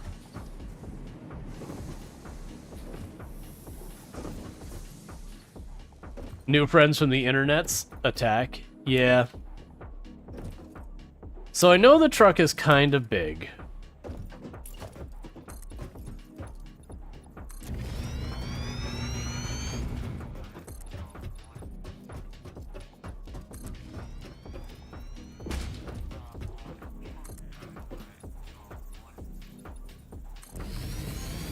Is it hard to set up a Cloudflare instance? No, not really. It's been a while since I've had to do one. But I don't recall it being particularly difficult one way or the other. Alright, for right now, I'm just gonna have that ramp down to the ground. And later on I want to make that nicer. So, that's going to be where I'm gonna have my truck station up here. So truck station requires more modular frames. Let's see if I can make that happen.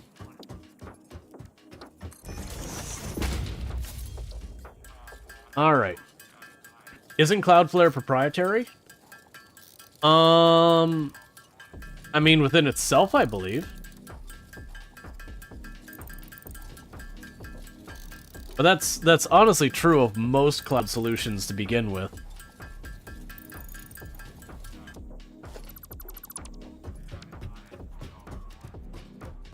Alright, so trucks, truck station.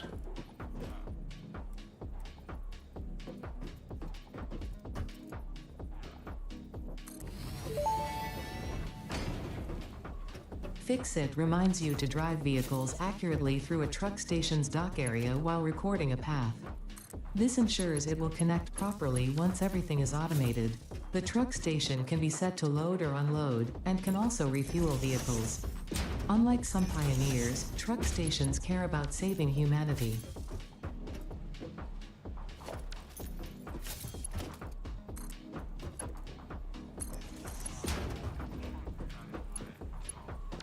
Alright.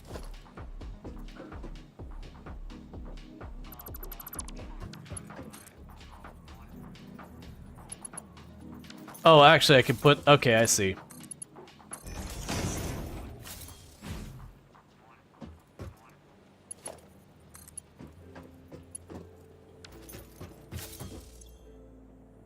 Alright, so we've got fuel potentially to pick up here, which I'm not going to worry about. We'll pick up on the other side for fuel. Yes, that's the fuel dock, and then this is the other stuff dock. What I'll do here for a second is I'm going to go ahead and put a second set of these brackets. I'm going to detach that. And move that over.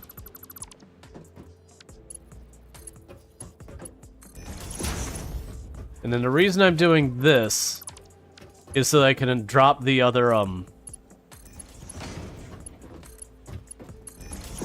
drop the other ones here. I'm gonna have to scoot you back farther.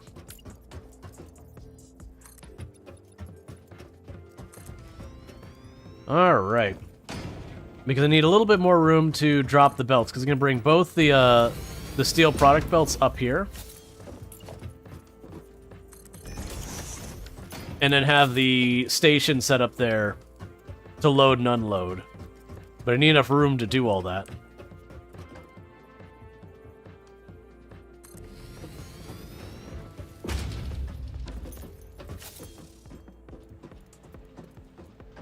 Alright, so let's look at logistics.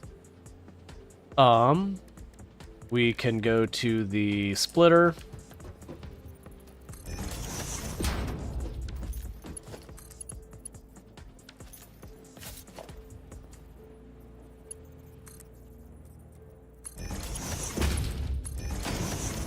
That's going to be too tight to do anything with. That's fine for that. And then what we can probably do is have the other one cross underneath there. And then when it does, it'll be in better position. Alright, so. Now I need to get these all set up. Did we ever put a storage container on this line? We didn't. I can put the storage container up farther, because I also need to get these onto dimensional storage as well.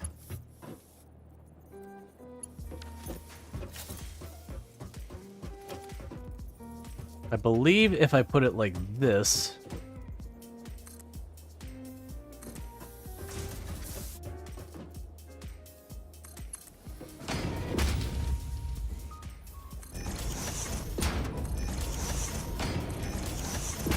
we can get all you set up.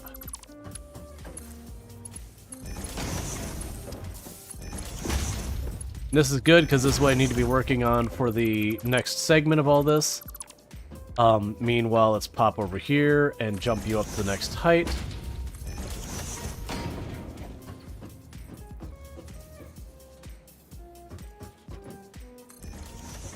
Do you go that far? Yes.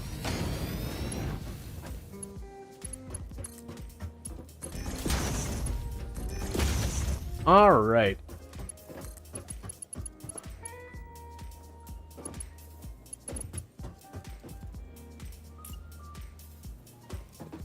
Ooh, that's a good question. If I put... well, let's see. Let's get across through other belts, almost directly.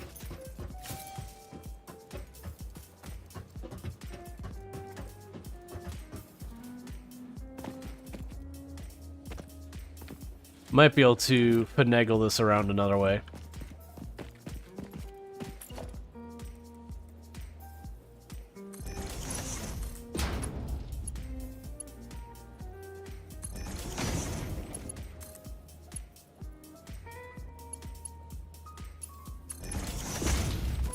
All right.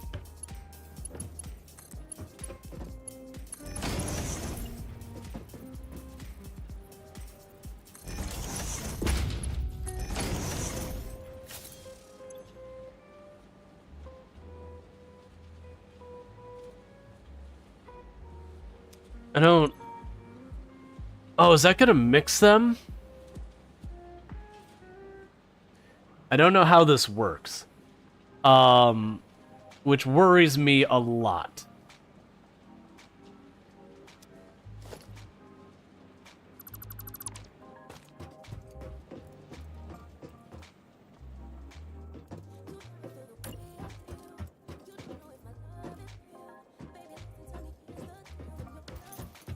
Okay, so let's go make extra. I'm a little bit worried about having those mixed, that they're gonna cause lots of problems. Oh, get this out of my inventory. So I'd rather have two separate trucks that run back and forth. You feel like Satisfactory is either for people who love organizing and developers. Yeah, I mean, it definitely draws that crowd. I wouldn't say it's strictly for those groups, but it definitely... a lot of your factory automation games do tend to attract people who like doing a lot of problem solving. And so that...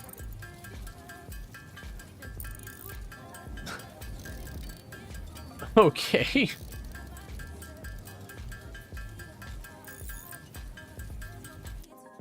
Alright. Anyone who likes building wood? Yeah. Alright, so what I'm thinking I could do is put a decent separation between the stations.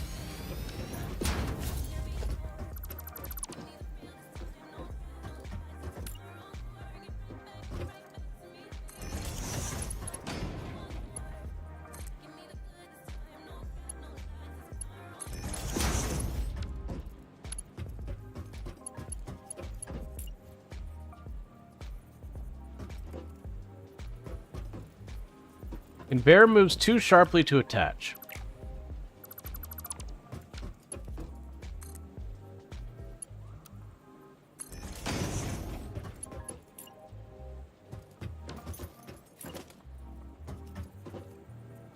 There we go. There we go.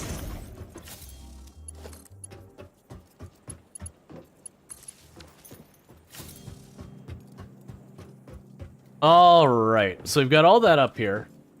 And as far as fuel goes, that's the big question. Wait, what is this moving over here? That's coal. That's not what's supposed to be in here. Hey, stop it.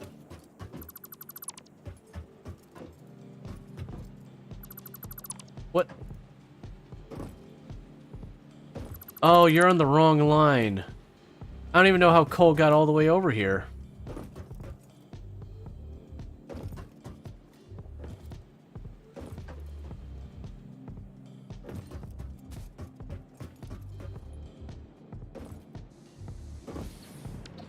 So, those pipes aren't connected yet.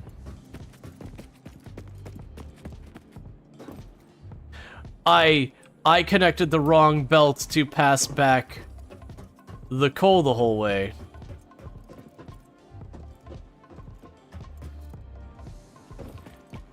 Excellent.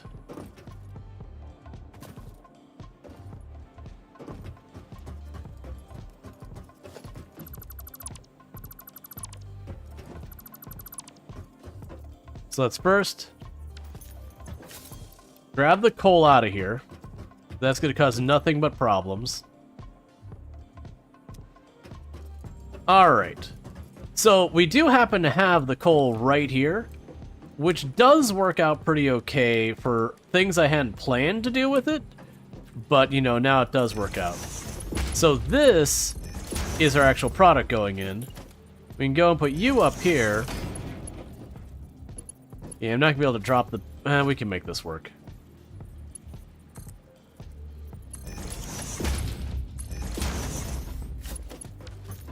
So that should give our stuff fuel, because you can use coal, right? Yeah? No power. Cool. So that gives that coal, so that we've got our vehicles able to use coal to power. So in that case, let's go ahead and connect you over there.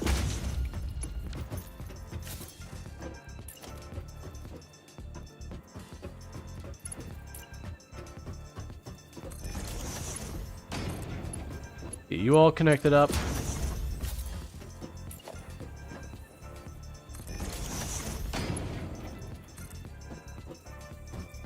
Oh, wrong spot.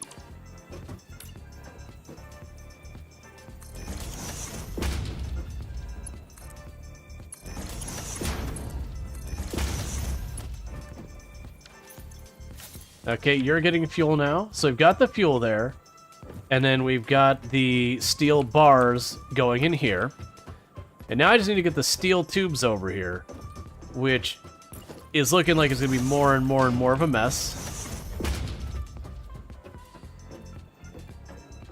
But I think that'll be manageable.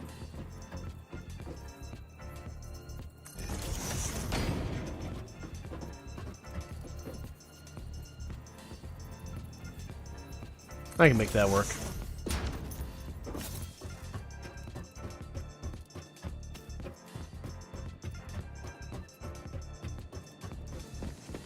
Lines polluted. It's time to restart.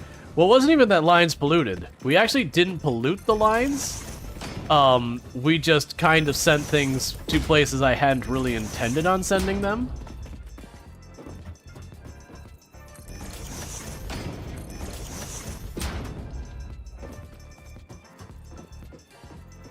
Yeah, that should work.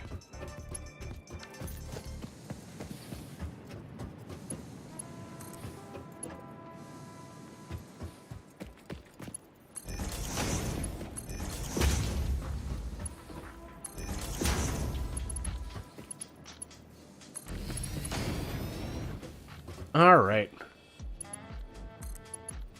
Yeah, we'll definitely be able to clean this up eventually.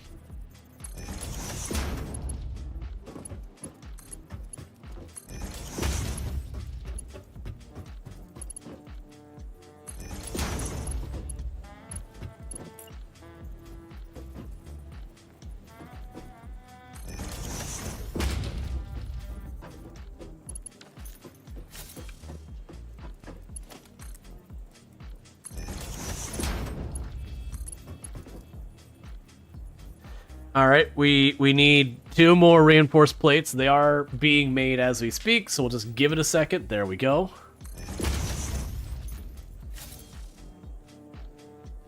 All right.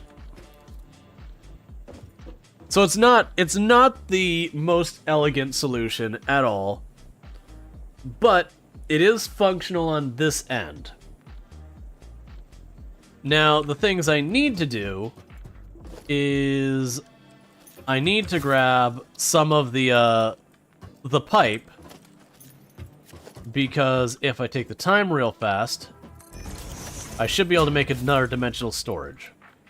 And another dimensional storage, then we should be good. So I need to go here. I need more SAM. That's fine. I'll deal with that in a moment. Alright. So we'll also need to get more SAM. And this is probably the point where what I'm going to need to do is actually make a trip over to go grab that. I could see having the SAM brought over here, in all honesty. I've got this area up here I'm not using, like right there. And I could see, with the pipes being right there, drive the truck with the SAM, drop it off here. It could do all that kind of stuff, and then bring that back. And then we can produce all that right there. Okay, so the next thing on the list is the trucks themselves.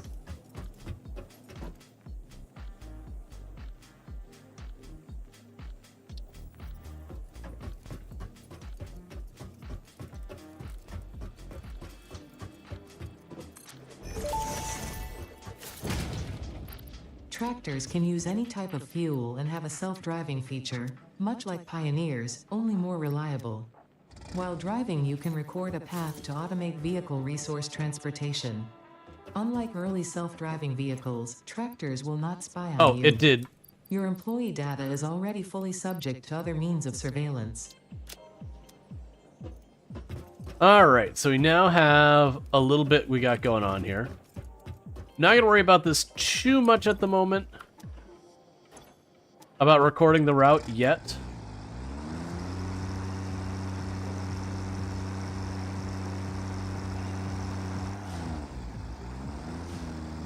But I'll need to record a route eventually.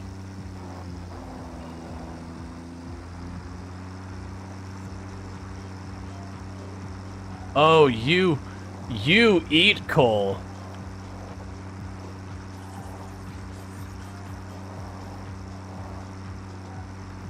Alright.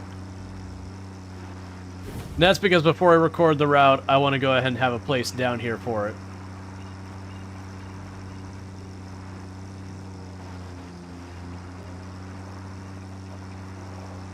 Alright.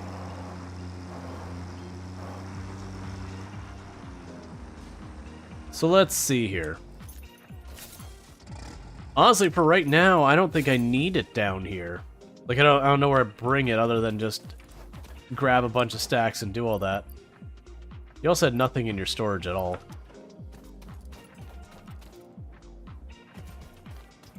Okay. So, the key here is I'm gonna need the reinforced plates and all that. The big question mark is, until I'm ready to do something with all this, I don't need the stuff here. I will eventually need it here, but for right now, where am I getting my...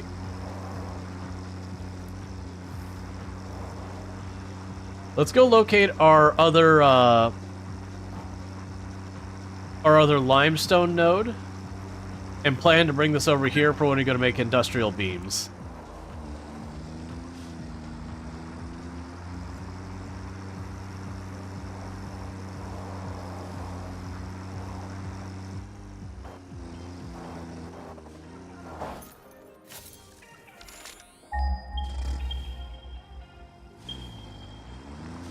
Yeah, I think the one over here is the one I was already exploiting, that we tore everything down when I didn't need it while I was doing other stuff. There we go.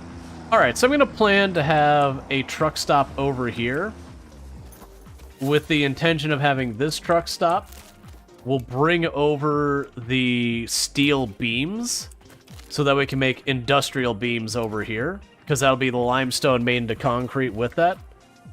That's also good positioning, because then that'll let me just expand off this area.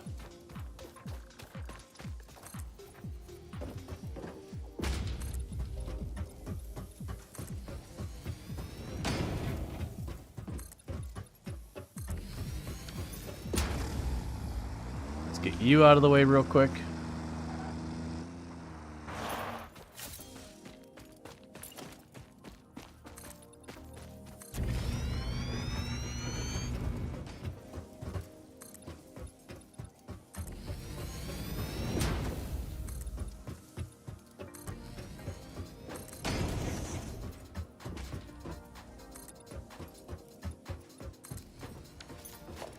Alright, so production, Mark 1. Have you had a truck before, but you never had any idea about the truck station? Well, it used to be the problem was this truck station was totally unreliable. That said, they've done a lot to improve it over time. So that's good news as well. But yeah, no, the truck in the past, the issue with it was you would just go and you'd send out its way and it gets stuck all the time.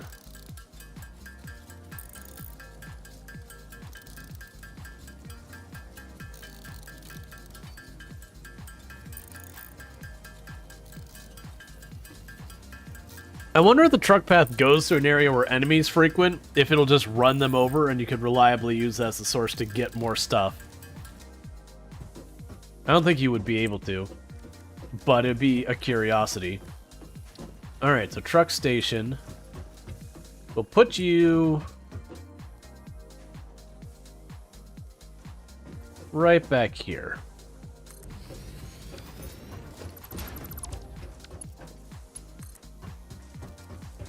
And drop this here, plug that in, and plug this in. You're not quite straight. Let's go ahead and get that. Fix our least facing the right way. There we go. All right.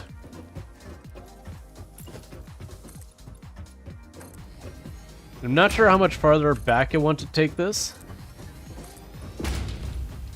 but I figure I will flatten the ground out here a good distance. That way I don't have to, like, fix routes again and again or whatever.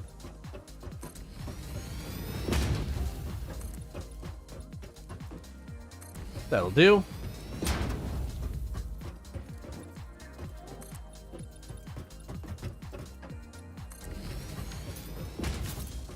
You just saw the uptime? You're crazy? Oh no, this is not bad. I've done way worse. I used to do 11-hour streams literally every day of the week. Normally I do 9-hour days, but we did something special for the start of the stream. I was collabing with a bunch of other people, which meant I started stream a little bit earlier than I normally do. This is kind of an unusual one.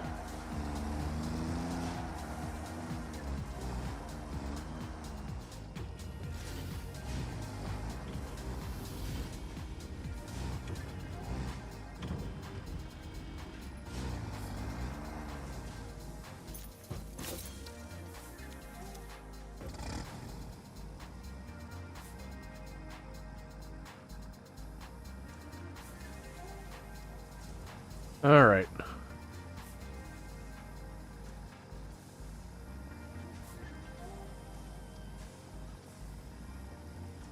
Enable autopilot.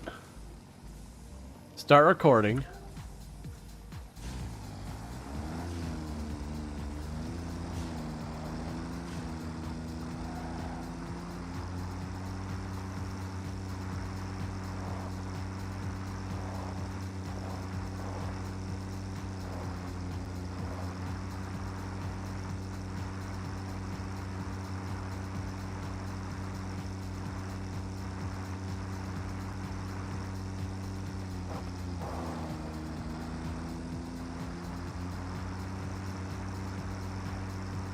Alright. So see how well this works with the recording.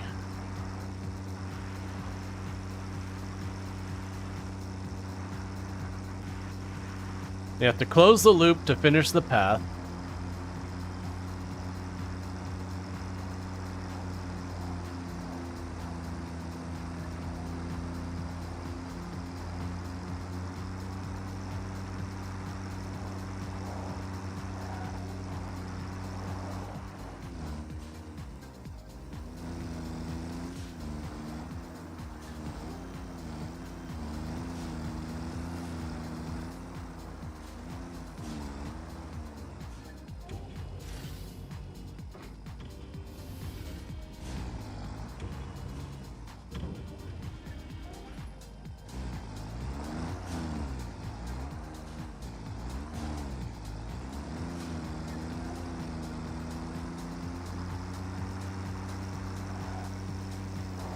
Alright.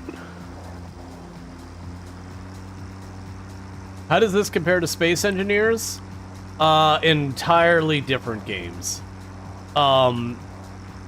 There's no any of the space stuff. You don't have to worry about gravity. You don't have to worry about, you know, air pressure, any of that.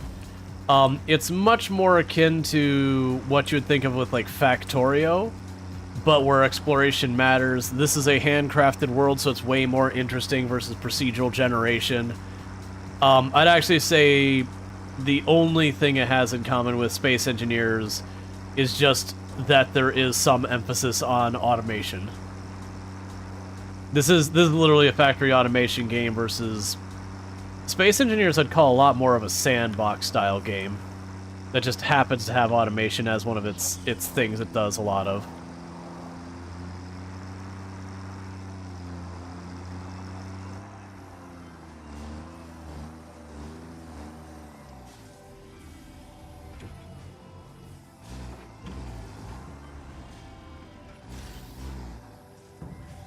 Okay, so let's see now. Are you gonna...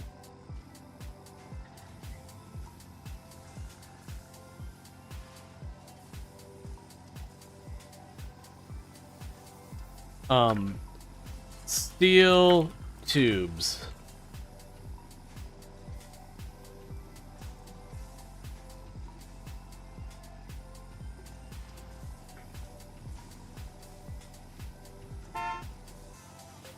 There we go.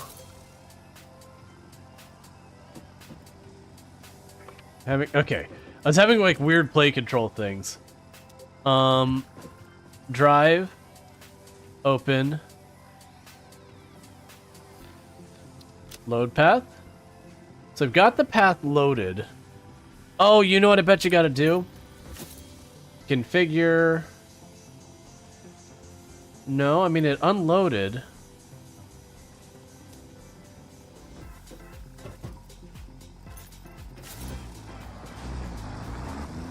I don't know why you suddenly started going, but okay.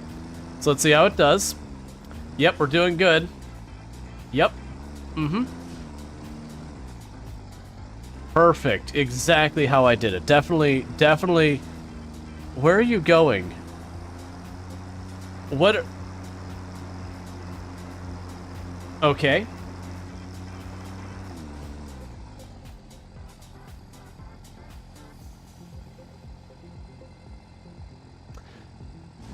Ten out of 10, no notes.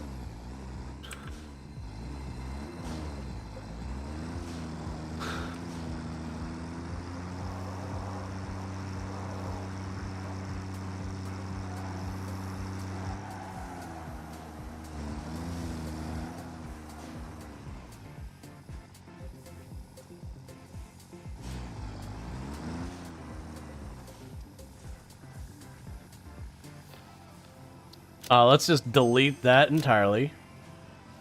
Start recording. So we will say from here, back up, turn around, go forward,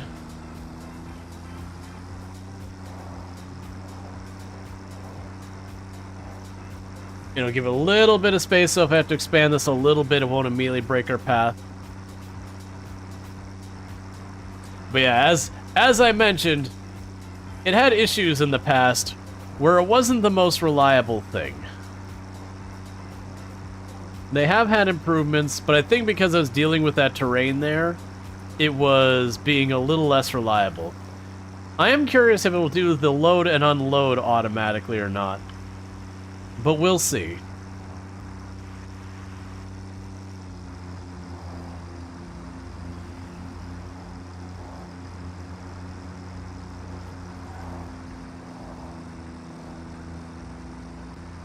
All right.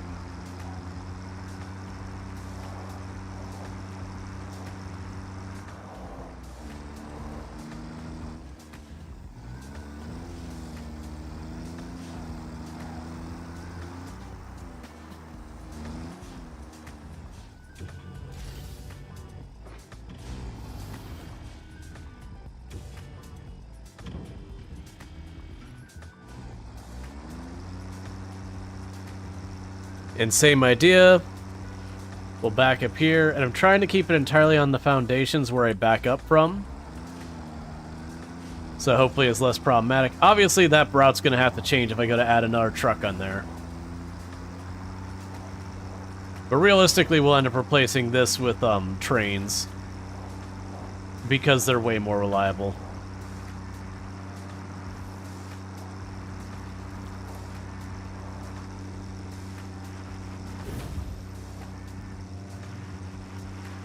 Okay.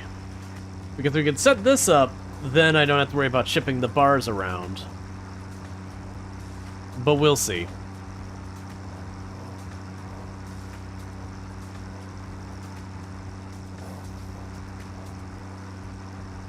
What kind of options are in the record menu?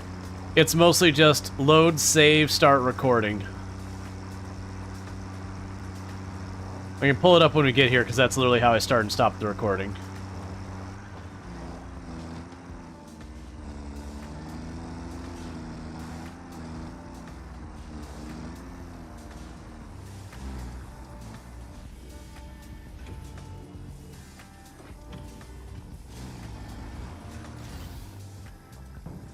Alright, so now I pull this up.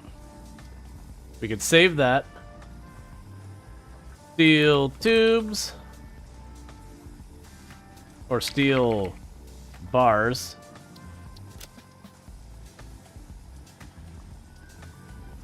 Start autopilot. Hide paths.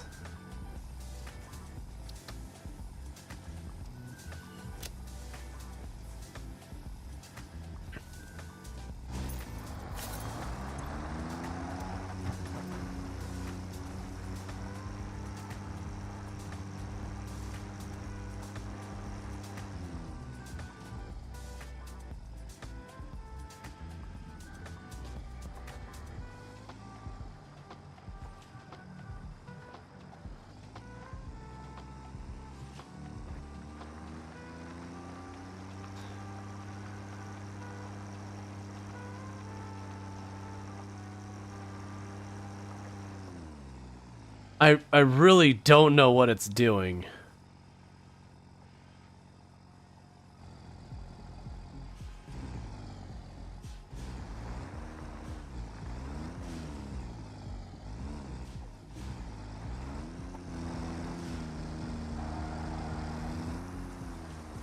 I wonder if it's trying to get to the start position.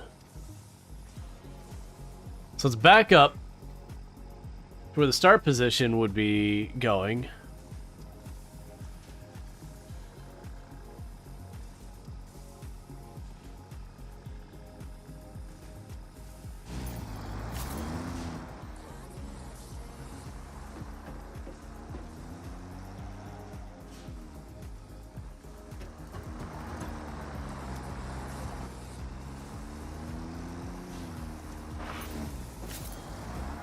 Oh, it seems just not be able to drive while I'm in it.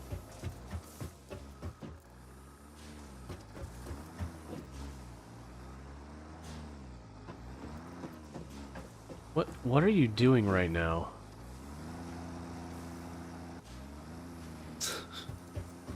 That's the change you just saw that they did there. Is it used to not be able to do that thing where it shimmered and just teleported? They did that because they had such unreliability with those. So I'm just going to assume that's going to work out, and everything will be fine, and I don't need to think about it again. And definitely not having it immediately fail catastrophically and all that.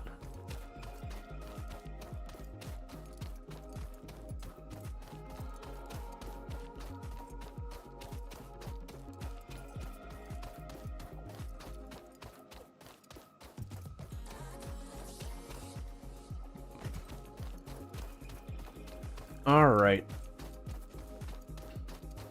Tractor is doing its best? Yep. Yes, it is. Alright. What could go wrong? Let's let the AI just do what it does best, right? I mean, realistically, if things went wrong, it would just tip over someplace and be stuck. Like, that's kind of one of the pros here. Is there's actually not a whole lot it can do to mess everything up. What can I edit with that node? So I can delete nodes along the path.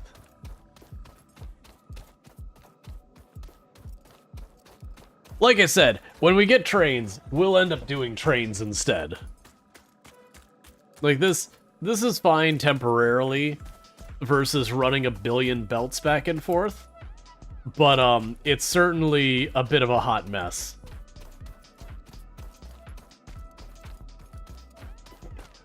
Sorry, my apologies. The real question is the pickup and drop off. Like, I don't know if it recorded that I would grab stuff or how that works. Or the fact that I drove through that first one, but didn't stop, like if it would try and pick up from that. We'll find out on the other side.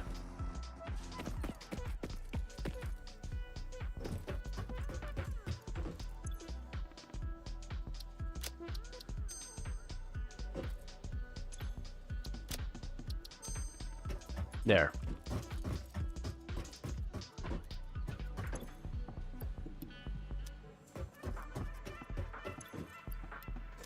Pretty sure it picked up from both of those.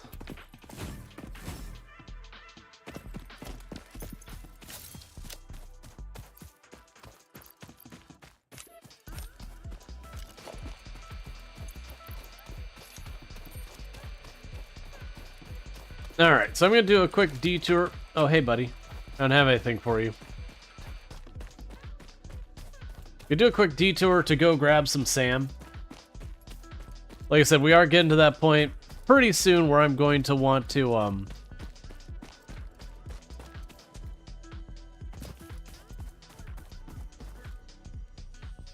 try to get the stuff over here. Very clearly it looks like it's up top there.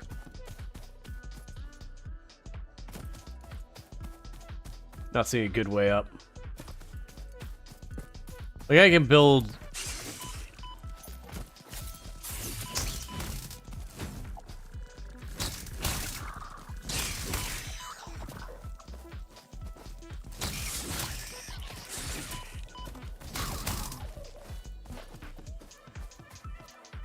That was lovely. Pretty sure I killed another one, but I didn't see where its corpse actually went. That might be our way up. Maybe. Nah, it's fine. When we get, like, the jetpack and all that, that's the reason I haven't been putting a huge effort into getting into, going after the Mercer Spheres. Just because there's a lot of them that, between not having a jetpack, or a hover pack, or the zip line, you can reach them. You can always build platforms. But, that can get pretty obnoxious to try and manage after a while. Alright, so we got Mercer Sphere this way. If I can grab a couple of those, then I can put the Mercer Spheres up with the, steel. And get all that stuff. Love how they made the spider enemies? Yeah, they're good.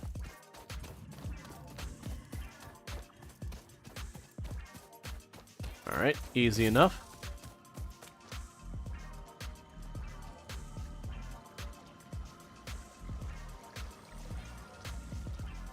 The downside is that one up top, I'm gonna have to fight it just normally. I won't be able to sneak up on it.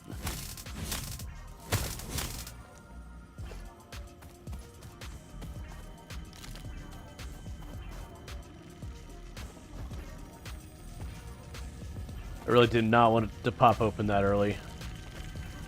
Give me a boost? That's not the way I want you to boost me.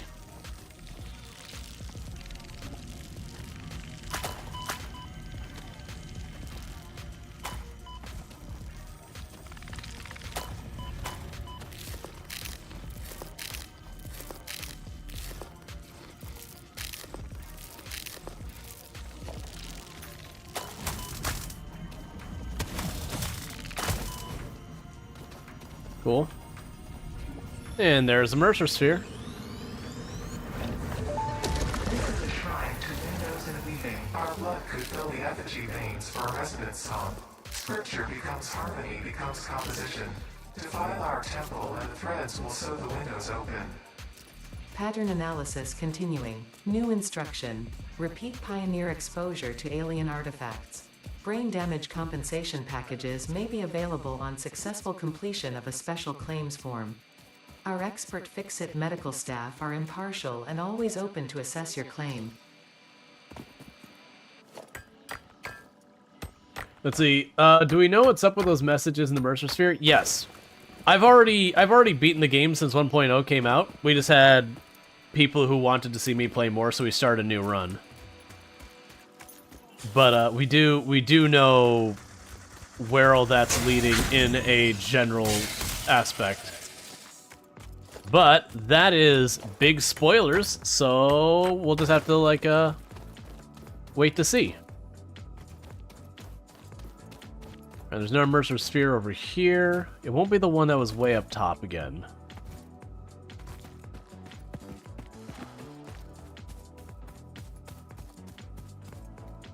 Am I right in assuming it's up top there? Nope, it's in poison, so I can't grab it. Not yet, at least.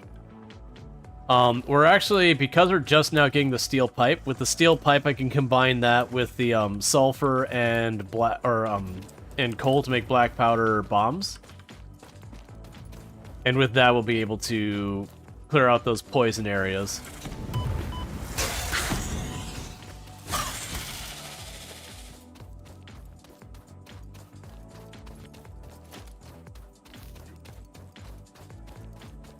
Yeah, I'll still be the one down there. Takes a little bit that there. What's my opinion on the thermal power in the game? I didn't actually end up using it the last time. Like, I wasn't actively avoiding it. I just, you know, I was doing everything else and I just didn't happen to use it. There's not very many places you can actually use the geothermal. So it kind of does limit you on where you're gonna get at it.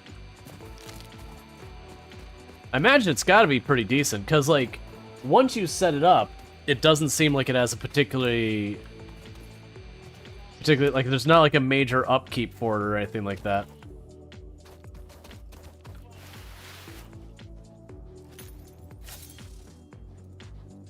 We're definitely taking a totally different route than we have in the previous ones. Make sure I'm actually at a route I can even get over there. Probably not, because that's the way up over here. Yeah, I think it went up here last time and I couldn't get around that area. I think there's poison or radiation or something. We'll go up and check. It does cycle pretty far up and down, so you want to use battery things? Yeah. Makes sense.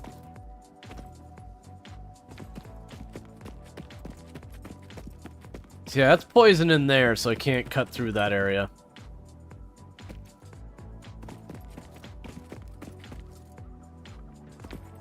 I don't think I can climb over that either. I think we did this the last time, too, that I've got this whole walking path over there. Let's just double check. I'm pretty sure there's poison in this cave. I see the poison thing right there, so yeah. So because I was chasing Mercer Spheres, I took away I couldn't go. So I got a little bit of a hike down over this direction, then up and over.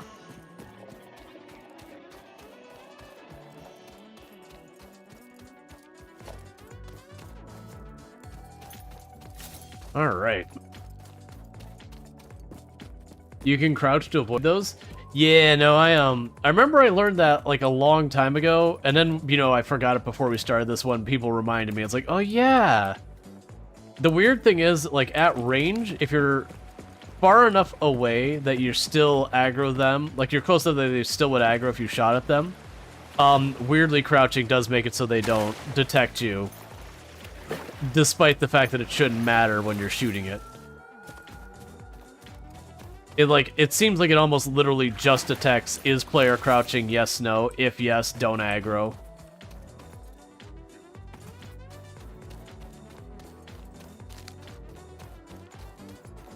Some of them, they do position it where you can't crouch and approach it. You have to, like, climb the stuff.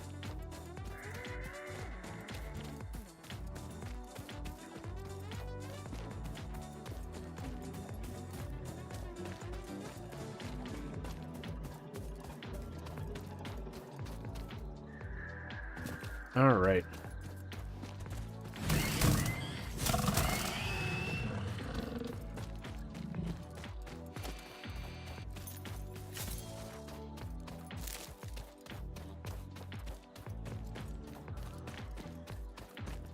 So let's try and get over here. This should be, I believe, where the path up is. Yep. So that's the thing, is I've got a path up over here. This would be another good thing to assign the truck to, maybe. There's this really long route up here. I could potentially see doing a ridiculously long route up here. Fun fact, you can hold crouch and still jump and not get aggro as long as you keep holding crouch. Yeah, so it literally is just doing a check that says, is player crouching? Yes, no. If yes, don't aggro. Which I think is fine. I wouldn't say combat in this game is S tier or anything like that. It's fine. Like the combat feels fine. I actually debated this run just turning off the aggro on the creatures entirely. Because the only ones that really felt like they mattered were the radioactive hog things. Those things suck. Well, and the bees. The bees can get pretty obnoxious too. But all the other ones past early game, you're just like, oh, go away. Like this guy up here, not a big deal. He's gonna get like 2-3 hits in. Don't even care.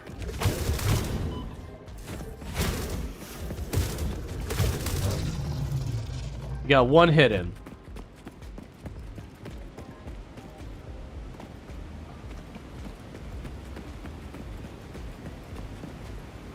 Yeah, well the big spiders can be dangerous too. That's fair. The big spiders can be outright awful.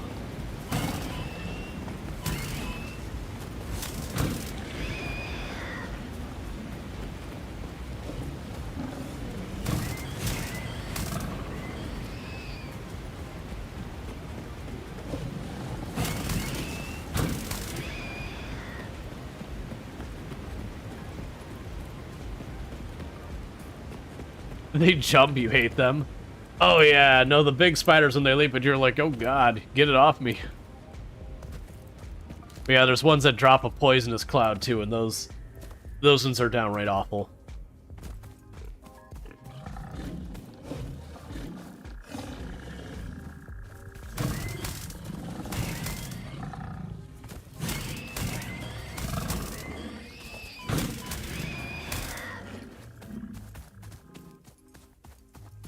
Alright, grab our slug.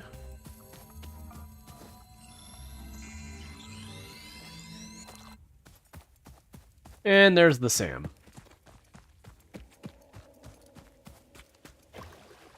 That's more Caterium, which I need for stuff, so let's get that picked up. Runs away screaming. I'm in this picture, I don't like it. No, there was definitely a couple of times in the last one where we saw the giant spider, it's like, I don't got the health for this fight. It's time to go. Why are you all here?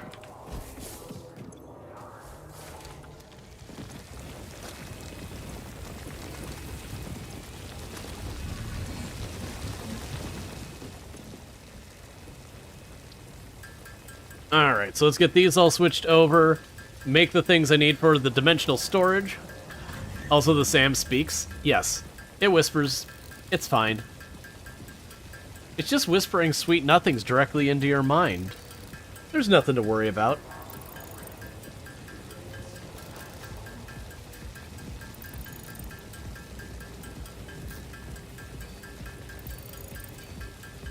Alright. I am tempted to run a power cable back on the walk here.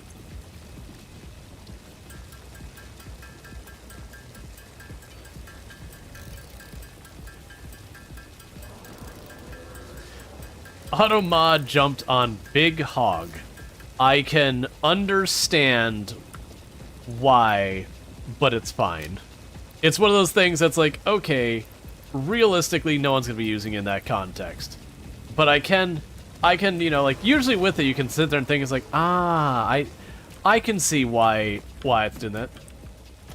Alright, so what we're gonna do is... Home is... that way.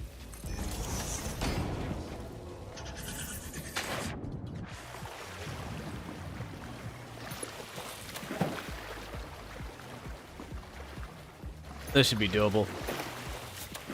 So I can't reach all the way... Oh, actually I can, never mind. I was going to say I can't reach all the way over there, and then I could. I was going to say I can put up a pole here, go roughly, like just drop one roughly in the middle, then that'd be good enough. Okay, so you're that way. Because what I'm trying to do is give myself a route for the power here as one thing. And then the second thing I'd like to do is I would also like to make it so I can zip line to go a bit faster. Which is part of the reason I grabbed that Caterium while I was in the area, is that should give me what I need to advance where I can smelt Caterium.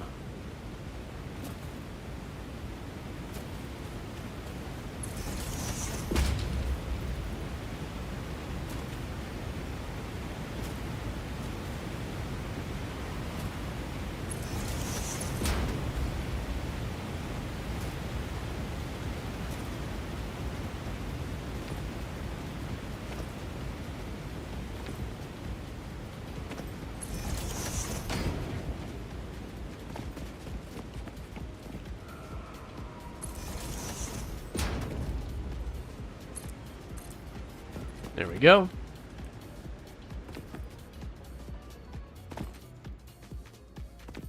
So you can just bring it right on down along the side here. I might run out of cable along the way, which isn't that big a deal. Because that's just another thing I need to get on the dimensional storage. Which is the big consideration we've got going on, is I need more dimensional storage stuff. Which is more Mercer spheres. We should be able to automate the SAM stuff here in a moment. That's actually the reason I'm running the cable now. Is if I run the cable, then I can start grabbing a bunch of that stuff. Like I'll put the drill on it. And then we can start grabbing the stuff and bringing it back down. You made your steel factory in that place? Yeah, I've got my steel production down farther.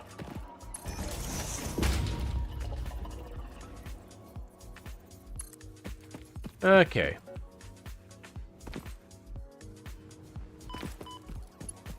Yeah, I'm trying to make it not bend too much, so that way I can hopefully just ride the whole way up pretty easily with the zip line.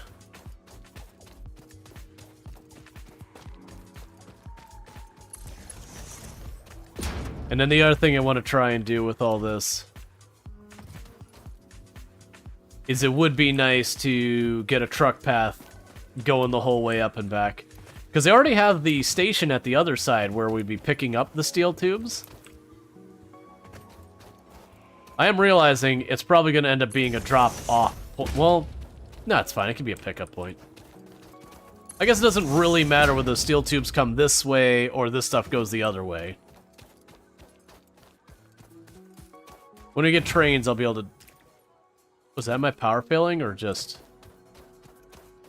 me hearing things? It's 50-50 on which it is, because we are probably pushing the limits on our power.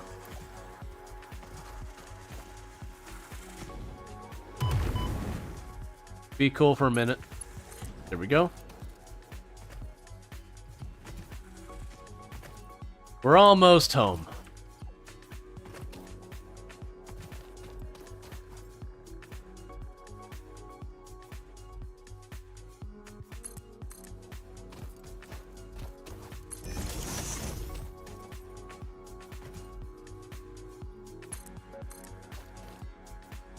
And we are going to be just the tiniest bit short on cable. And I do not yet have the cable hooked up to my dimensional storage. I can build 2 dimensional storages once we get back. I will need more materials to do that. Actually, am I going to be able to get this home? I might be able to get this home by, like, 1 tile. My luck is I won't have...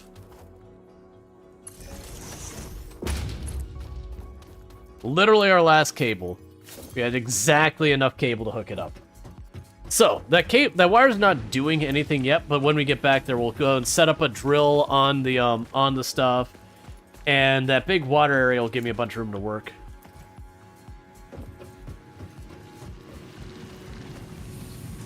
Alright, so the cable's going in here.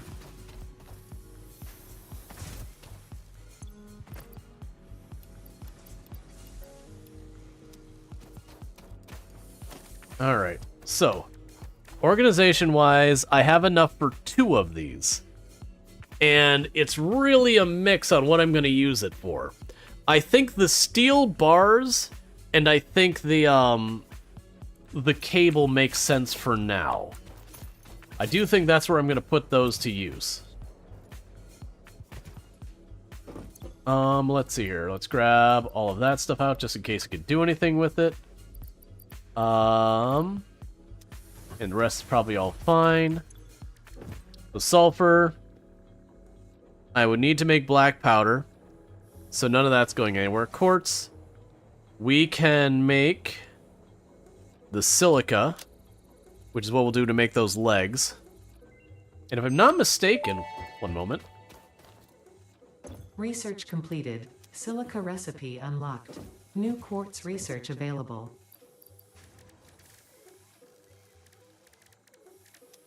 Oh, right. I only unlocked the silica. I didn't unlock the legs after the silica. I might get lucky and be able to get the legs here in just a second. So let's see.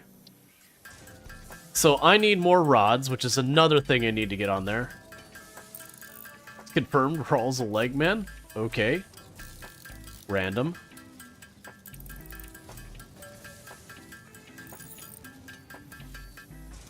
Alright, let's go check on the junk I got over here. Over here, not the over here. Talking about legs? It's because there's literally the mechanical legs.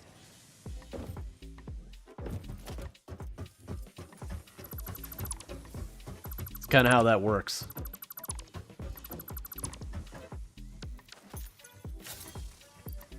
Okay. Should have cleared the inventory. Let's just... Oh, wait. You can go.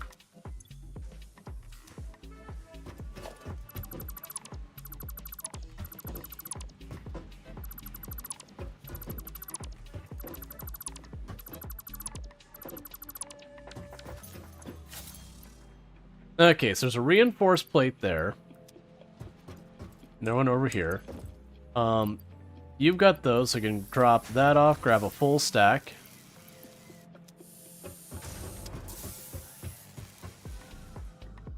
And all that's still popping down here and whatnot. Can I drop off just a little bit in here to make my life easier? We are putting those in one of the special storages now. So we can drop that in there. They'll free up another space. Use dimensional storage. You have one No, I don't have dimensional storage in my inventory. I have to unlock it.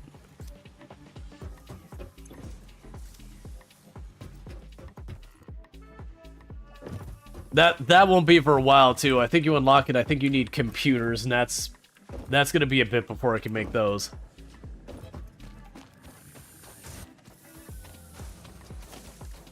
Alright, so there's the dimensional... Oh, I need to still do this.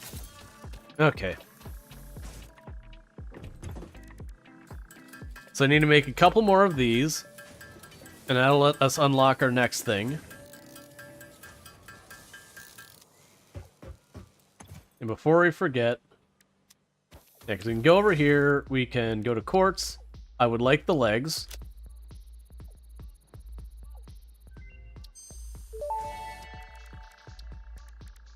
Blade Runners unlocked. Equipped to run faster, jump with greater force, and decrease fall damage that might otherwise have lowered your value to fix it. And with one more of these, then we get the Blade Runners. So we can, gotta go fast.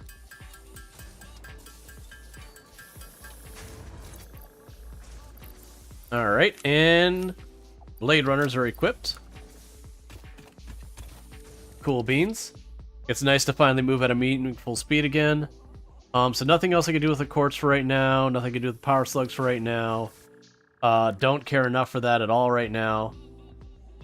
If I make an alien protein, we can do that. So let's get that done.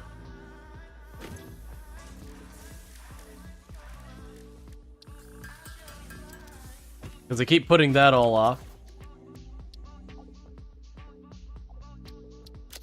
Alright, so that lets me make a little bit of medicine.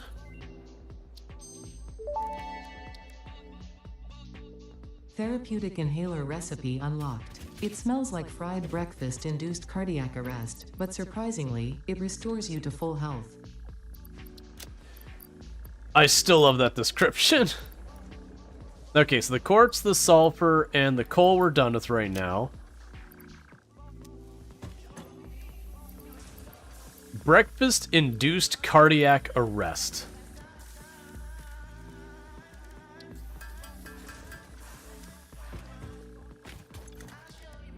Okay. So that's going to depend on us actually setting up a Caterium mine. The energy harvesting doesn't matter because we don't have computers. And it also doesn't matter because we can't make those. I'm not going to get these upgrades yet. Hi. Hi. Are you made out of pizza? I mean, if you are what you eat, I'm slightly pizza. No wonder I love you so much. Pizza! Like, I'm a non-zero amount of pizza. Makes me think of Pizza the Hut. For those who recognize that. Oh yeah, no, she pops in and says hi from time to time. That's my wife too.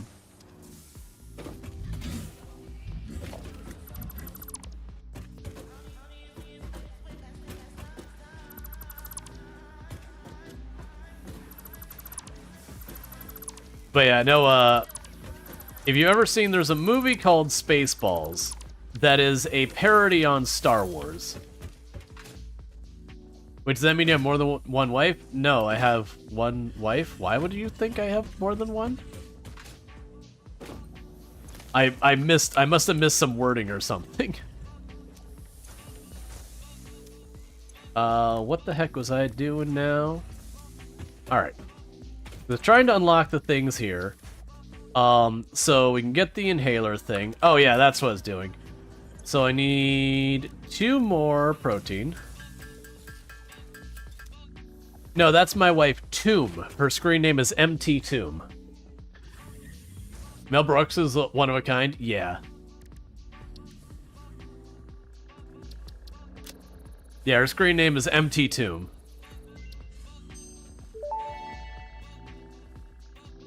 Research completed. The protein inhaler can restore health in the eventuality that you have been carelessly damaging fix-it property. Alright, so I need 4 more of these. That I can make into DNA. Makes more sense. Yeah, no, that's the reason I was confused. I was like, what?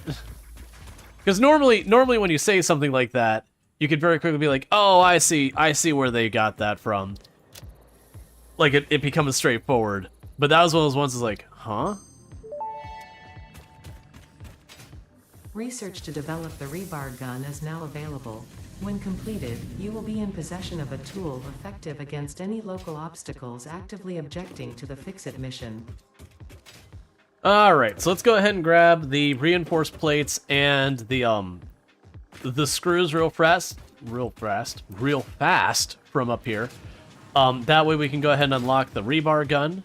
Because once you get the rebar gun and all that, it can do a lot. And you're thinking it was Tombs? Gotcha. Yeah, no, it's MT Tomb. It's a it's a joke if you've ever been to Disney. It is a play on at the Haunted Mansion. They've got a whole bunch of tombstones in the front of him with a bunch of jokes. And one of those jokes is Empty Tomb. So it's, yeah. Like Mount Tomb, exactly. So it's a play on that. And now it's just a screen name she got a long time ago and it's stuck. And so she still uses it.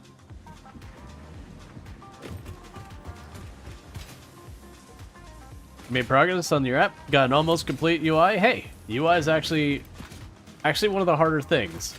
Which it is always one of those things that bothered me as a developer, that people would talk down to people who use, like, who do the UI work. It's like, no man, you don't understand how hard it is to make a good UI. Making a UI is not hard. Making a UI that is usable is hard. Is there any chance you're trying out a game named The Forever Winter? It's awesome to see you playing on 1.0. I'm not familiar with The Forever Winter. Rebar gun and iron rebar ammo unlocked. Your ingenuity towards preservation of fix-it property has been noted. You earned a micro break. And welcome back. I hope you feel refreshed. I did enjoy my micro break. It was micro-rific. Microtastic, even. That's as far as that joke's going. Alright, so let's toss. We had mycelium in here.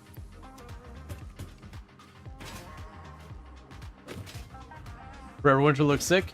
Yeah, no, I'm down to try it. Like, we'll have to look in, like, I'll have to see what it is, obviously.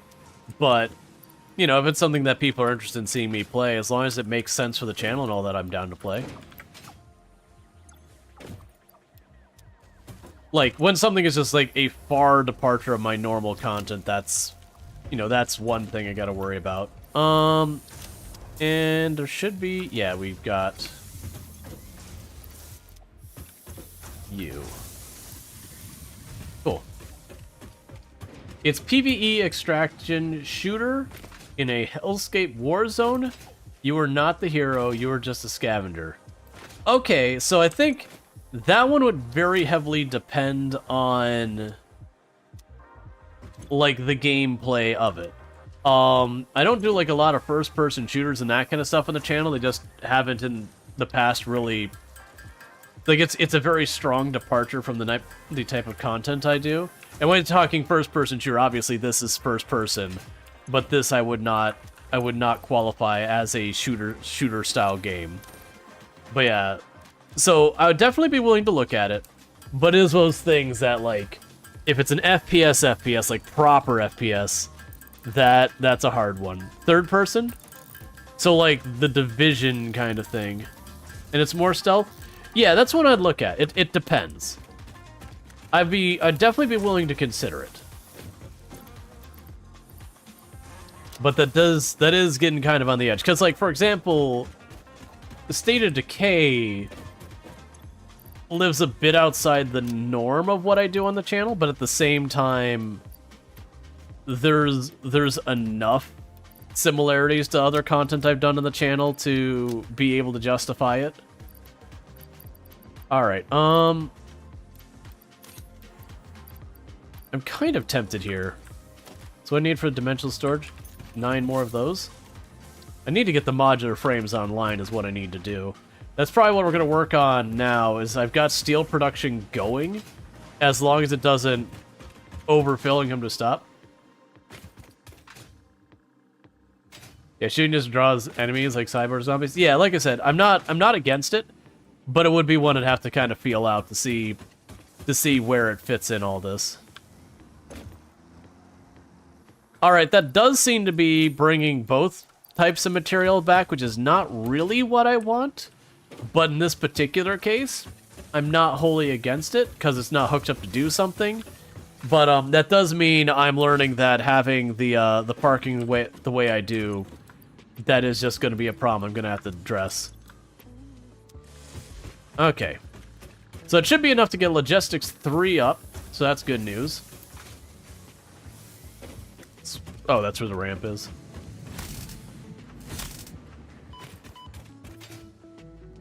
I definitely want to not depend on the trucks for transporting stuff. I would much rather do the other thing. I'm actually debating stopping the truck and not using it in the way I'm using it right now. And instead just periodically jump in the truck myself, drive over, call it a day. Because the automation of the truck seems like it's kind of not amazing. Which is the way it was before.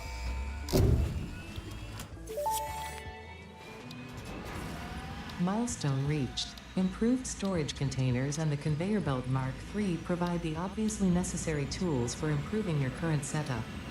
Production speed is of the essence after all. So work hard. Work as if every person you have ever or will ever love is depending solely on the choices that you make. Because they are. Warning. Fix-It psychologists recommend not dwelling on the crushing mental and physical strain of your responsibilities and simply continuing to be productive. Hard work has repeatedly proven to be the best cure for any kind of stress. Now back to work. Alright. So what we're going to go ahead and do here is I'm going to get the modular frames set up. Time for some hypertube shenanigans. I'll probably... Well, I know people do the thing where they use the hypertube to, like, launch themselves places. Maybe not we do that. Like, we'll see. Because I could sit there and set up the hypertubes for, like, the ridiculous catapulting launches, and all that. I honestly wonder if it's worth taking the time to, like, do like, a straight-up launch to basically the highest point we can get, and that way we can just parachute places. But we'll see. Step one is we have to actually get the parachutes made. Important factor there.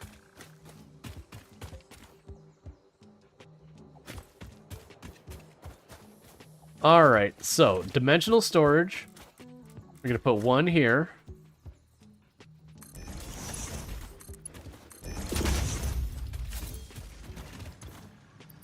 We're gonna do real fast. I'm gonna drop another one of those. I'm gonna put the Stratters in there.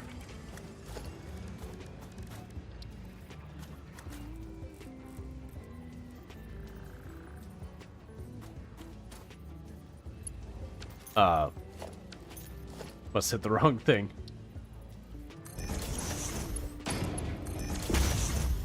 So some of these things I'm gonna use for building, but not yet. I'm just gonna chuck them in to be put in the storage box.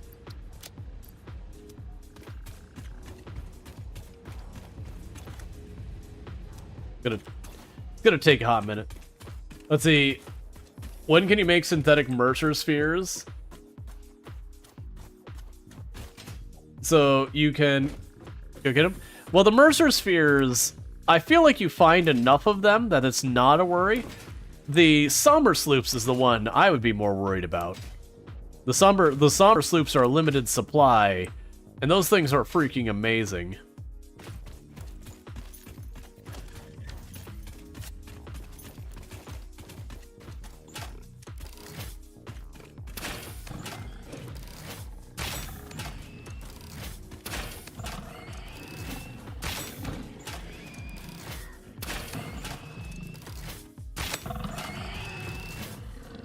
Alright.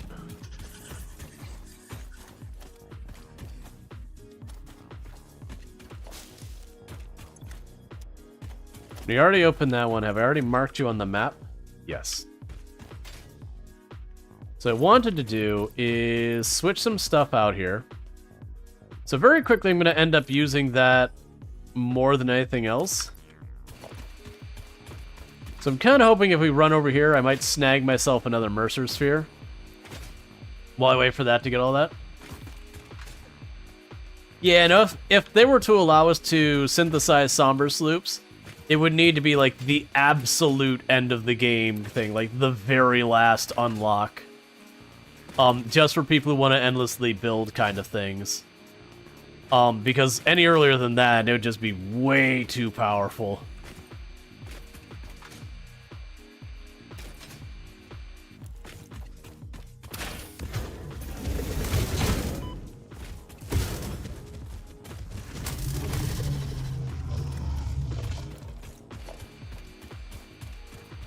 Just taking a little detour, real fast, see what we can see.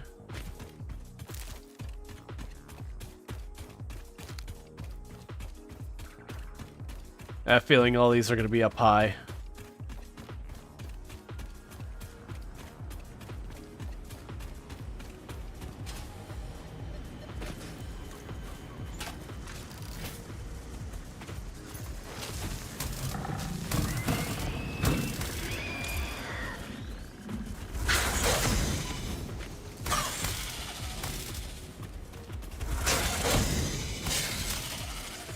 Okay.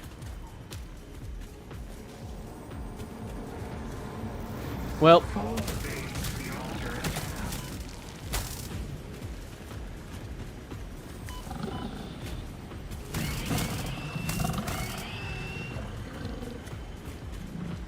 a lot of the good stuff over here. Alright. So we got ourselves another Mercer Sphere.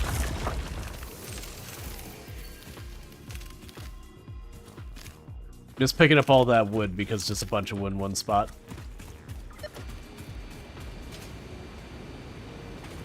Alright. Just run a little bit farther. You look like you're probably up top. Yeah, it turns... Are you a waterfall with a cave behind you? There's a couple that do, but most of them don't. Nope, that one does not have a hidden thing. When it doesn't have a hidden area, it's just not even a real waterfall.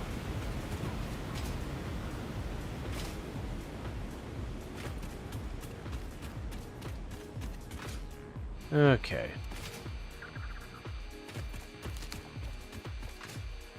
Because I'm also seeing if we can't find any wrecks or anything like that as well.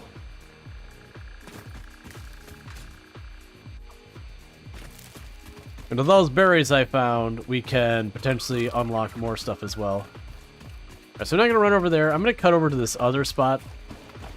See what we can find over here.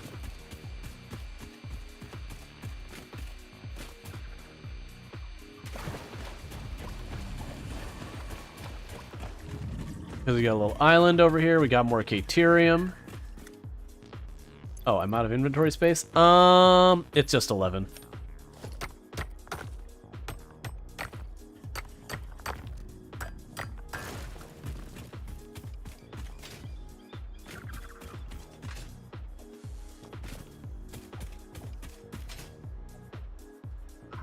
Okay, so this is where we've got oil nearby, so that's good news.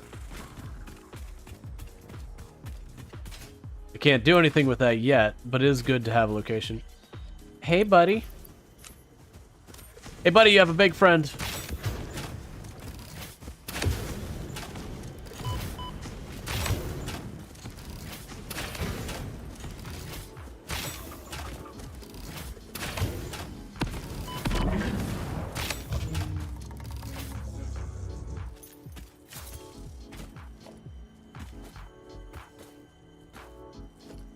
Looks like he got scared off while that was going on.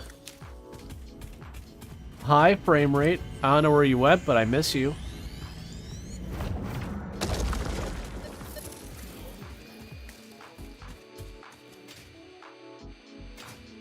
Yeah, I think when the fighting happened, it ran off. Like, he probably got just too close to him and chased him off. Yeah, I remember this. There's a couple of oil nodes along here. Because I built one factory on this area a long time back. I think it was before I started streaming at all. But for those who remember the big tower factory I've shown a couple of times, this is the starting location I use. They also looks like they put the geysers right here, so that's actually pretty easy to get at.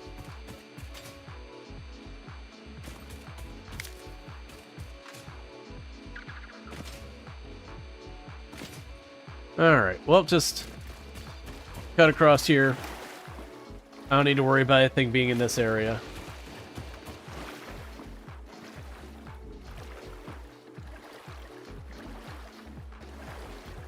This will actually work out really good because they've got that oil back there. And for a lot of the production stuff, I need water. And it's just at a slightly higher level than the water. So we can just have it go slightly down to the water level. I shouldn't need any pumps or whatever, and we can just have this giant area to build a giant platform on for all of our oil, water, production needs and all that, make all our plastic, all that. But again, you share the links in the chat.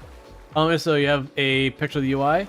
I do have links disabled, generally speaking. I think people are like VIP can do it. I don't think subs can do it. I don't believe they can. I used to have it where I had like a permit command and everything, but then I started using Twitch's built-in one, and there's just not a permit for it. So usually with stuff like that, I'll typically have it go through a mod. Yeah, no, VIPs can post links. Until someone abuses it, and then I'll take it away. Yeah, no, you're good. That's because you're VIP.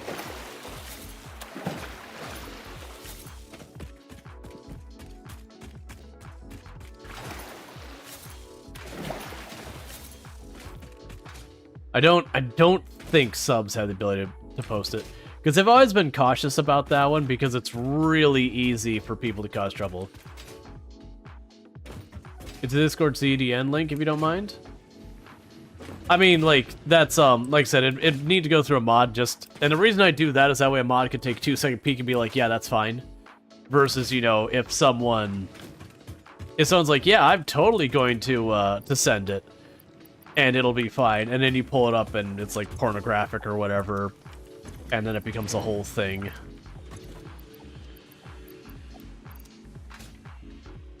Because you just can't trust... that should be working. Is the bot dead? No, the bot should be alright. That should work.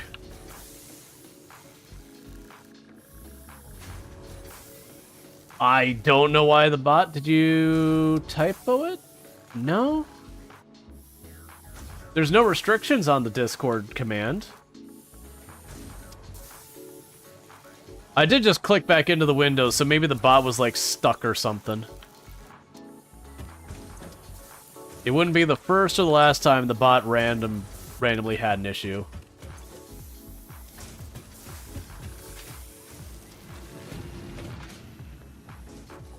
Yeah, you can post it on the Discord. I don't have a dedicated channel for that. General, like, all that. Well, no, that's the thing. If someone was, like, in any way flagged as, like, questionable or whatever, thing like that, you wouldn't... It would, like... I have it actually be fairly verbose in the way it responds to stuff. Like, if someone does stuff that I'm like, yeah, that's not gonna be okay, it doesn't just tiptoe around, it just punch you off.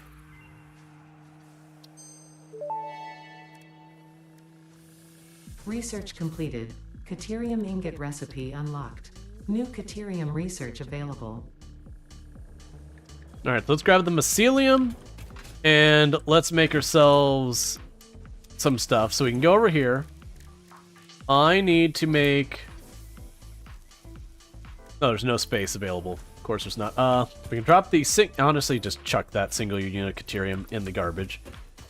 We can go over here to mycelium. We can get the other health thing.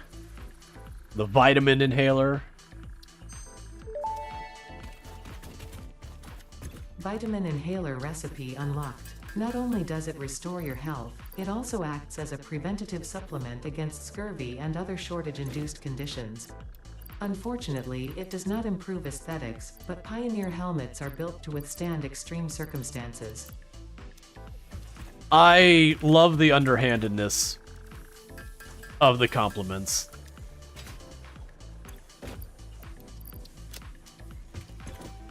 She is definitely calling us ugly.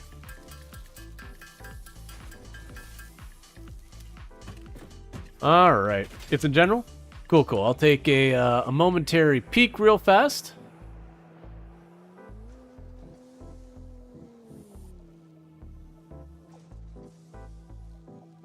Yeah, that's a solid start for a UI.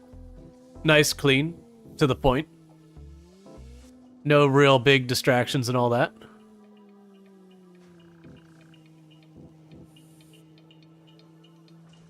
The only thing I'd change where it says number of desired episodes per week, you'll probably want to have, after the 2 weeks, increase the spacing between that.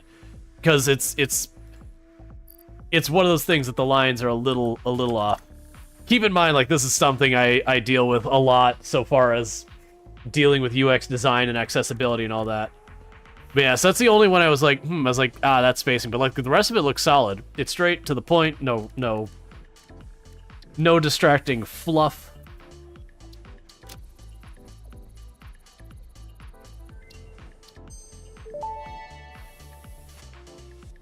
Research completed. Fabric recipe unlocked. New mycelia research available. All right.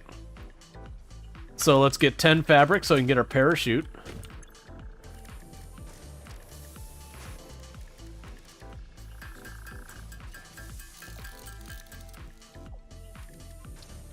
Okay.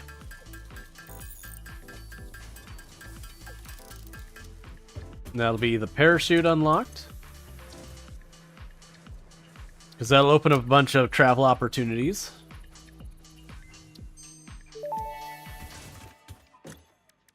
Parachute unlocked. Fix-It appreciates your willingness to descend rapidly to perform your duties, but damaging Fix-It property is a breach of contract and will have unpleasant consequences. Improve descent efficiency by combining the forces of gravity and drag with a parachute.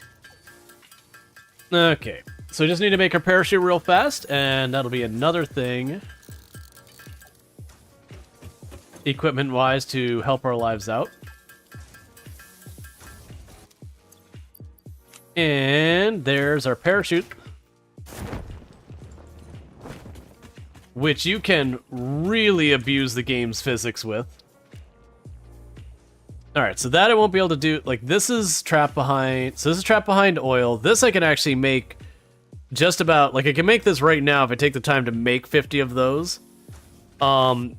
This doesn't matter because I don't have the explosives made. I want that. So let's go and grab some rotors and get a bunch of those because more inventory space is always my favorite.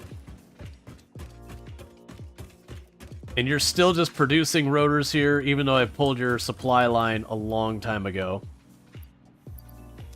Alright, that should be plenty of rotors.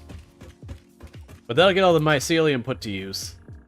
Eventually, I'm going to take the mycelium and just have it become yet another source of biomass.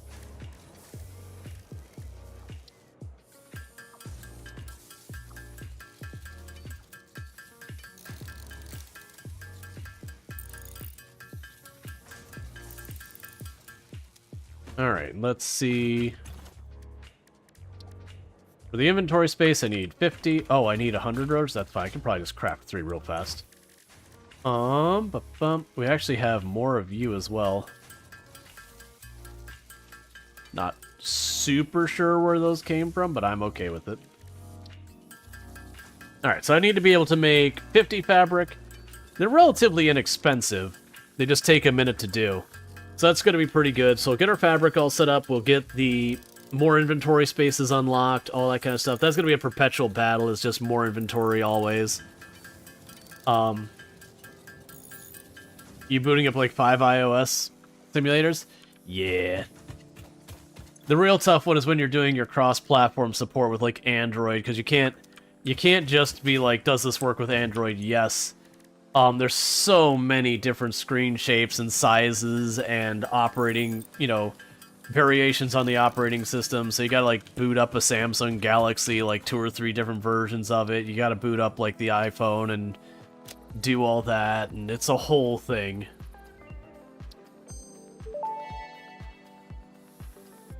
Tool belt expanded. The latest data indicates that the mycelia possess sentience.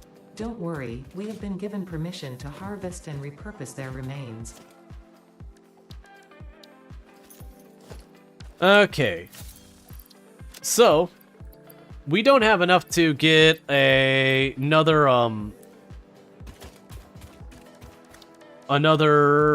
dimensional storage built yet, but we're getting close. So the first thing I want to do is let's intercept our truck and turn off its autopilot. Like, it is bringing Seal back, and that's cool and all, but very genuinely, at the rate we're making it, I don't need it to be doing laps. It's not being very helpful. So I do think I'm just going to manually do it once in a long while when the storage starts to properly fill up. And we can just worry about it then. Because I'm assuming it's still picking up both? It might not be. I mean, I guess I can leave it. It's not like it's costing me anything, if it's doing anything at all.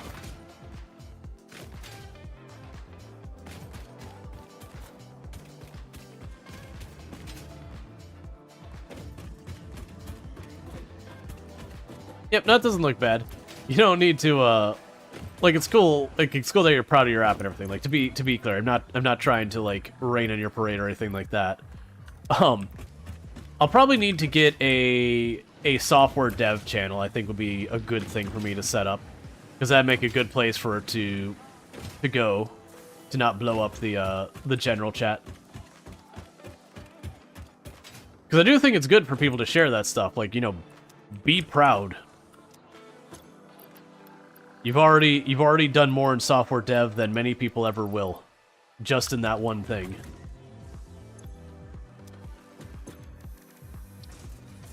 Right, so I need to get the modular frame productions going on. Okay, so the two things I need to get going is I want to get modular frame production online, and I would like to get our the SAM production online. I feel like the correct decision is to do the modular frames. I feel like the decision I want to do is to get the SAM. Alright, so I'm looking for an area where we're not already tapping these, because for modular frames it'll be just... Oh, you're way up there. Okay. So the next available iron nodes are way over there. Which does make an interesting situation there. But that's okay. I'm still going to hook it up, and we're still going to get our modular frames produced up here, and that's what I'm going to do. Because I'm kind of looking at this as having the towers that get all these mid-tier materials, getting those all online real quick. Because we get all those mid-tier materials producing, like, where it can massively expand as time goes on. That should make that easier. Because most of the late-game stuff is just taking the mid-game materials and kind of mashing them together. Sometimes introducing a lower-tier material in there as well.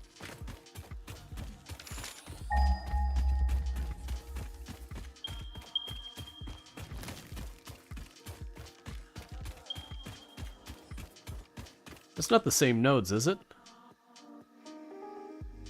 Okay, whatever.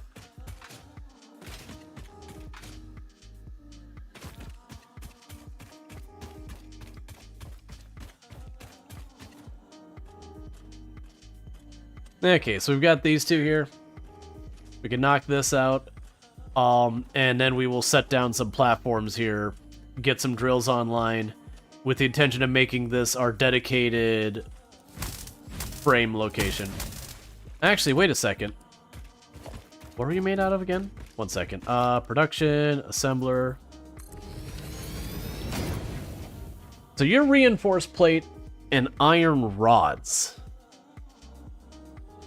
Okay. So that has choices. Because I could ship the reinforced plates over here and then have this do its thing.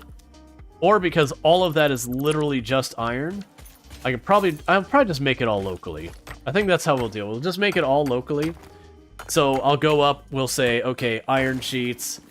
We will go with the iron rods and the screws. And then bring those up. I think that'll be fine. So the first step is going to be popping in here and getting these down. Actually, the first step is to grab you.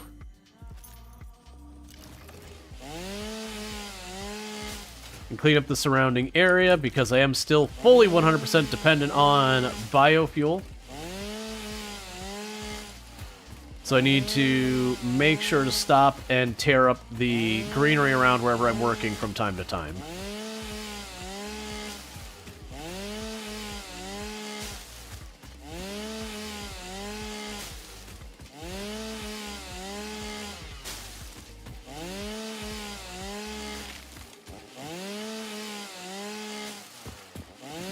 Alright.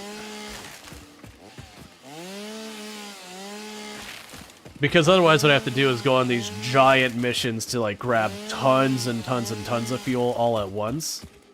Which is fine. But it ends up being a little bit less disruptive if just periodically I go through and clean up around where I'm working anyways.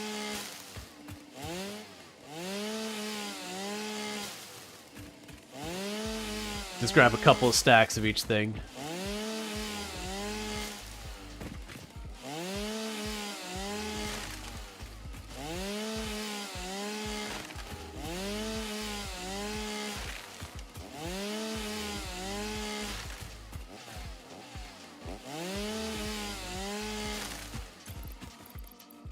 Okay, inventory's almost full, so go ahead and stop with that. Alright. But yeah, and we do have a lot of developers in the community and all that.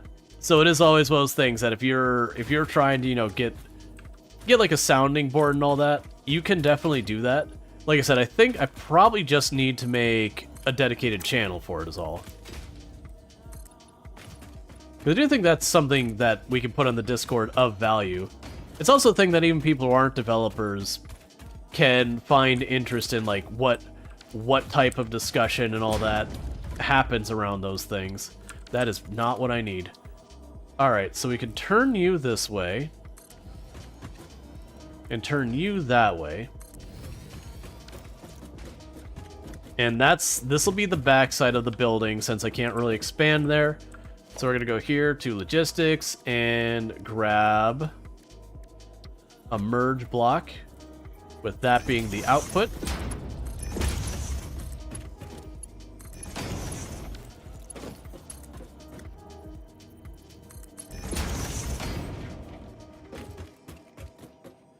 Okay. And then from here, I will put a ramp.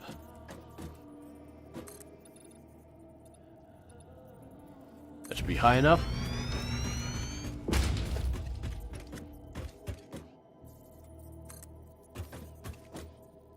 That's higher than it needs to be.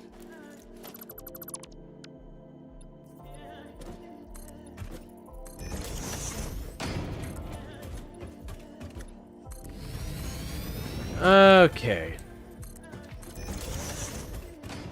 This is gonna take a little bit of layers to get this sorted out. The good news is the only one that I'm gonna want a dimensional storage for is going to be the final product. We have dimensional storage. That's not true. I want dimensional storage for the rods as well. But there's not many things I need dimensional storage for over here. So I should be able to pop over here. I also need to get rid of the tree up here.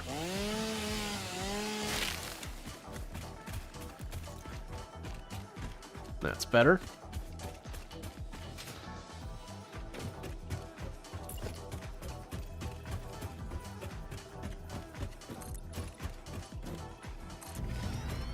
We can go over here. Are you lined up with the back of that yet? One more.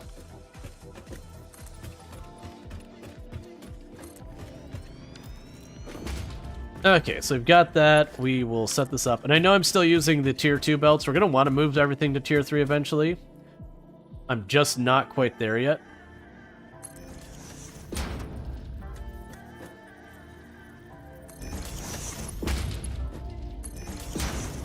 Okay, so we've got our belt coming in with all this. Meanwhile, before we get too far on it, let's just get the power run right away. Because we're already pretty close to our steel production. So get that wired in, at least we'll be producing the materials as we go. And that should be good news. Okay, so that's where the truck goes. So let's try and not have a post in the middle of this route if I can help it.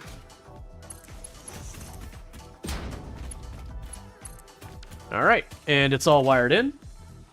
How is our power doing anyways? We haven't looked at that in a long time, which is honestly Okay, technically I can get slightly over my power production with my capacity, so we will want to expand it soon. But we do appear to be okay for now.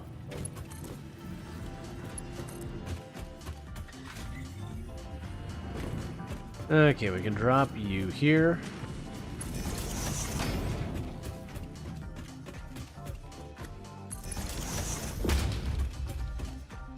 Okay, so that should bring the stuff up here. Alright, so production, constructor.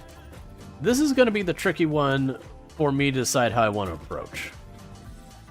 Because I have 3 materials that are going to be put together twice to make what I need.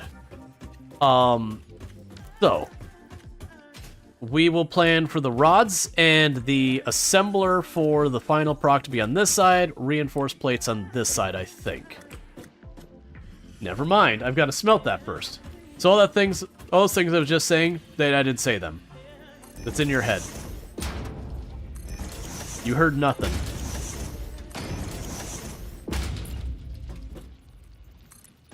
Alright, so we can go ahead and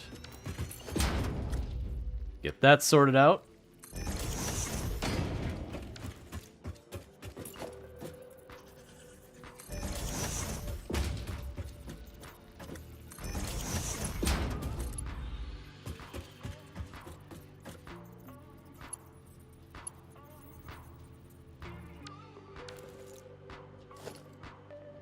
That's Mercer Sphere? Yeah, no, absolutely. You gotta watch out for those Mercer Spheres.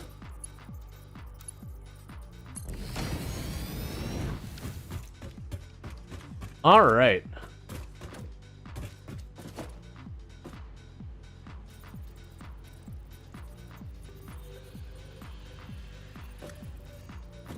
Conveyor turns too sharply to attach. So that'll be a little funky, but that's okay.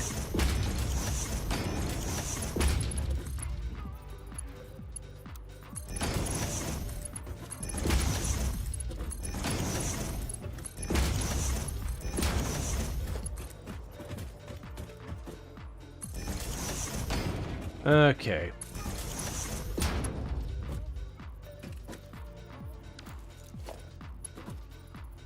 Oh, you're already connected. I missed actually playing the animation, so I was like, what? Alright.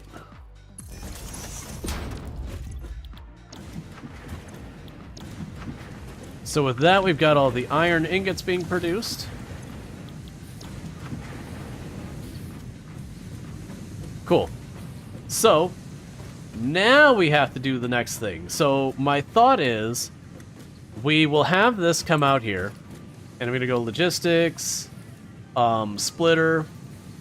We'll line it up here. So that's the splitter for the ingots. I probably need to have a buffer chest. So let's do that before I do that other thing. Oh, yeah. Probably should get this set up.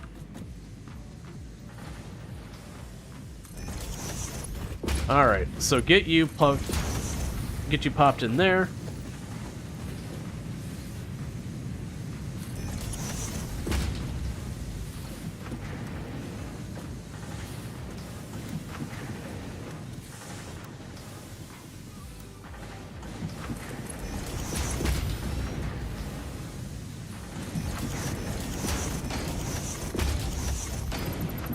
Alright.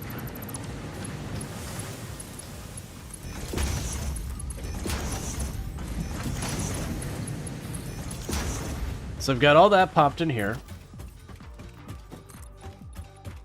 And then the next step is I need to make screws, rods, and plates.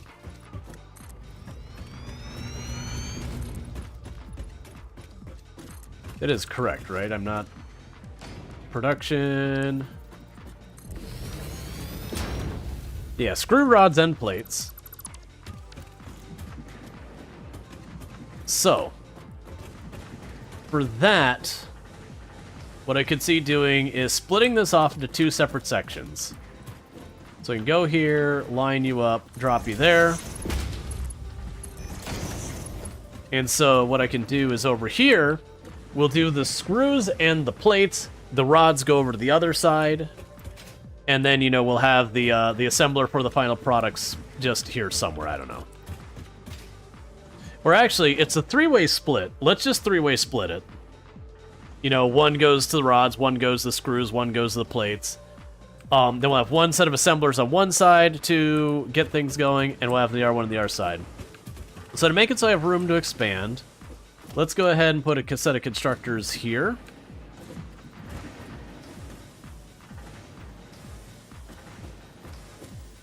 Alright, we can set the constructors over here. So that's the first set of constructors. We can turn that on to straight mode.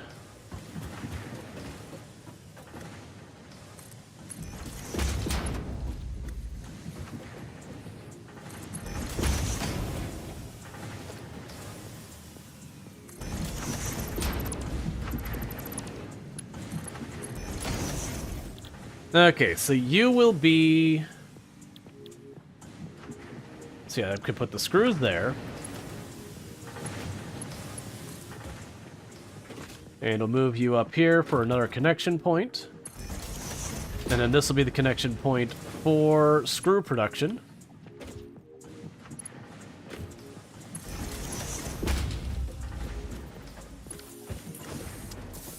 And I'll put a buffer chest in here.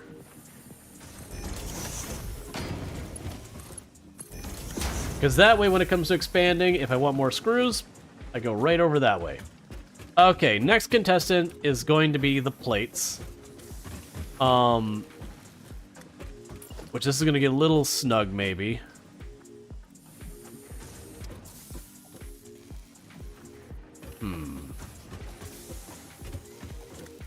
This will be weird. Don't worry about it.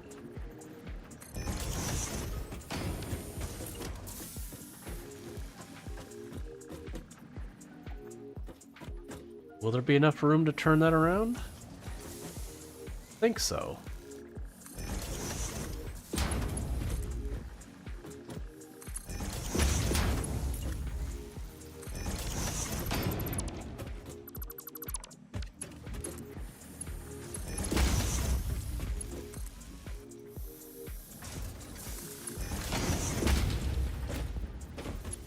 And then we can go here to 5.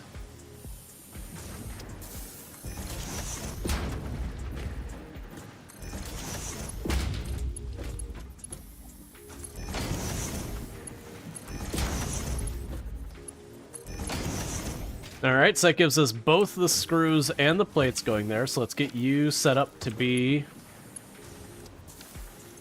plates.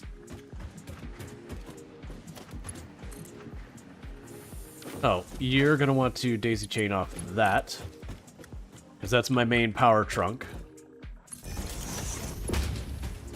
And I'll put you here for the plates. Okay, so that puts that online.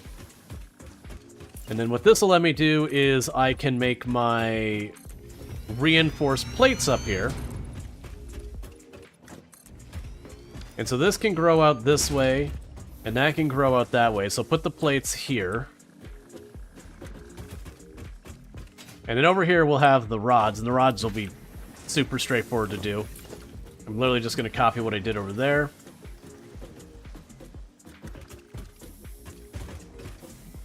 So you can put that...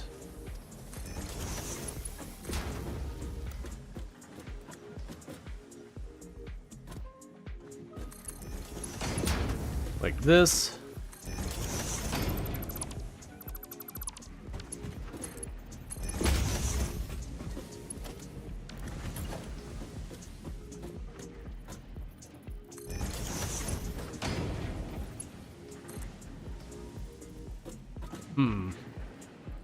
Oh, well, this is going to be a merge. Yes, that's fine. We can just go here to the merger. Turn it that way. Yeah, so I can just merge it in like that, and we can expand where we need to expand. Okay. And then you are going to be the rods. Same deal as before.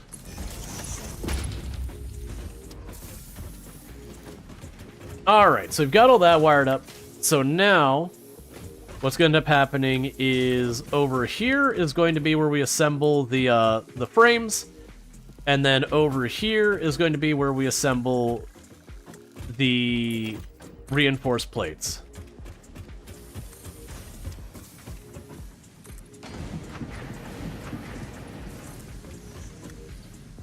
Let's go ahead and get this expanded out here. I'm going to need to cut down that tree.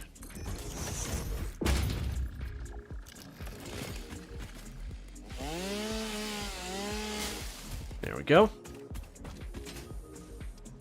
Yeah, so it's taking a little bit of setup, but the idea is having dedicated drills just for certain production lines should give me a lot of expansion room versus running into problems later with a lot of it.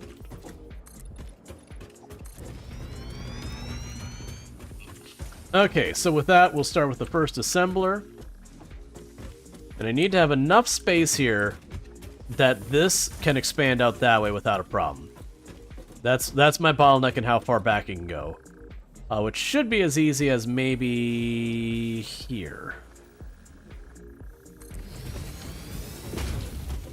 You can go here and put a frame there.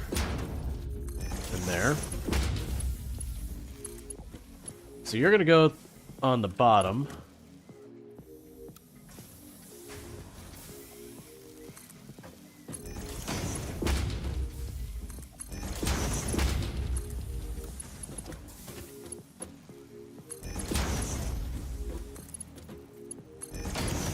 And you're on the top, and we'll see if I can split it. Nah, it's going to be too close.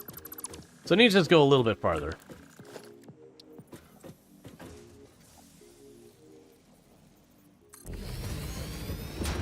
Okay, it's a lot bit farther, but it doesn't matter.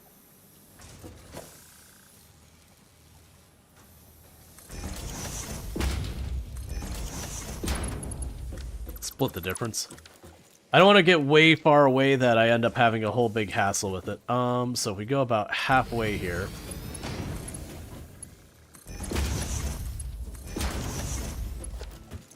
And that's our reinforced plates. Put a power pole for that. Run you over here. Connect to the main trunk. And that gives us reinforced plates production being online.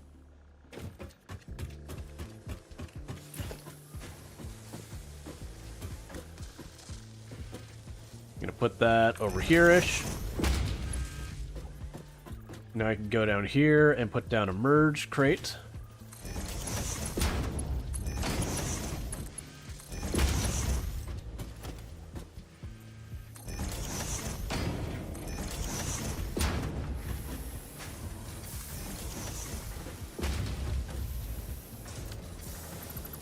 Now needed on both of them, we can put it here.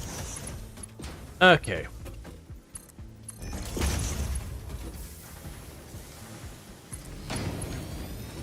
Cool, and I've got that, which is going to be our reinforced plates over there.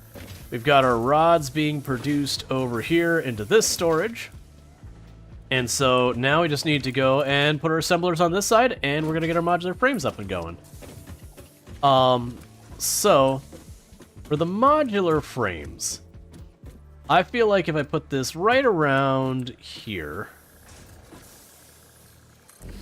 I should have plenty of room for expansion. And plenty of room to wire this all in. So go over here.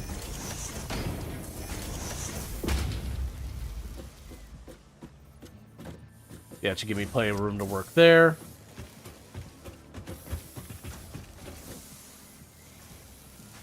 You can pop down there. Alright, how do I want to run this one? Because I could certainly run you around here. That's fine.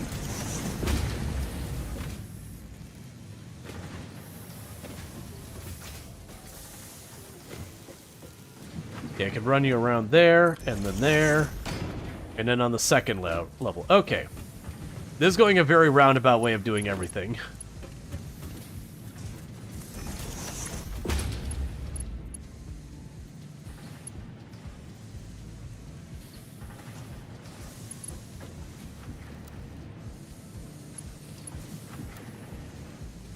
I don't even get what you're trying. What is that supposed to be?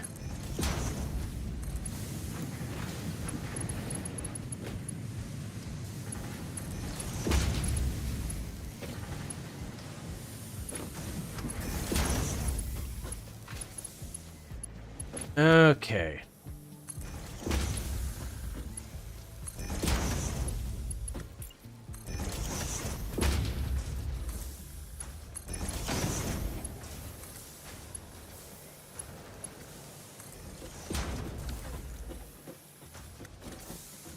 Alright, and so we've got all those showing up on their respective belts. I didn't mean to actually pop the parachute. And so with that, we can go like this and this.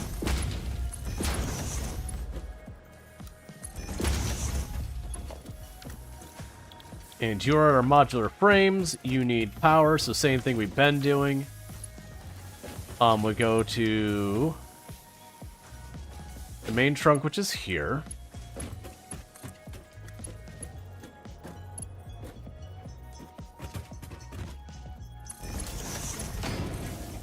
I'll definitely have to move those around to make room for it. Okay, and with that, we can go ahead and make... I'm debating whether or not I want to do the industrial size for all of this. I feel like I do, just because by using the industrial size to begin with, it kind of future-proofs it for whatever I need.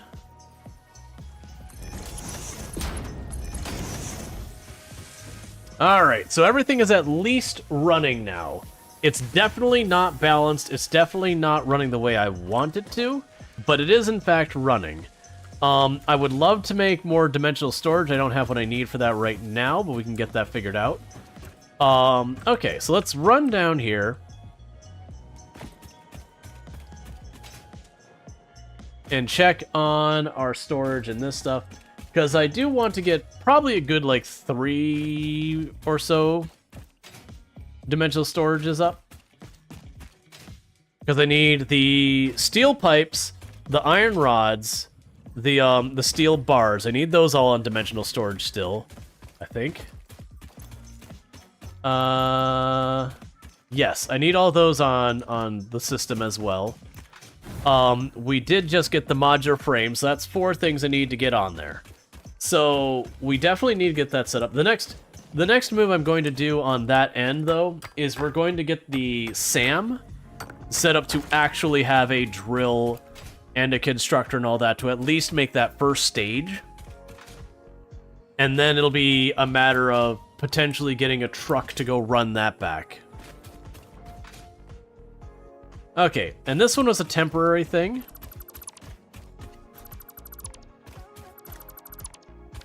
I was just doing to clean up my inventory. And I've got a bunch of wood and everything, so this is going to go... So grass goes here. Wood goes there. Do I have any critters I've killed this last lap? No. I do have iron ore I'm going to delete. Oh, I take that back. I had a patcher. There we go. Okay, we can drop all this off.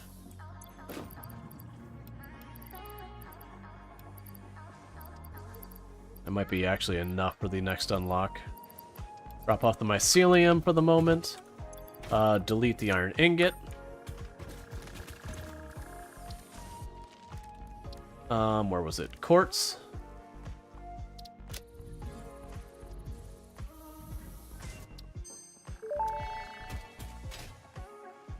Research completed. Quartz crystal recipe unlocked. New quartz research available. Okay. So, I only need the 1 drill for the SAM. Almost all the other stuff we're shipping in except for the rods, but I don't need more rods on me. I'm good there. So let's try and get that set up.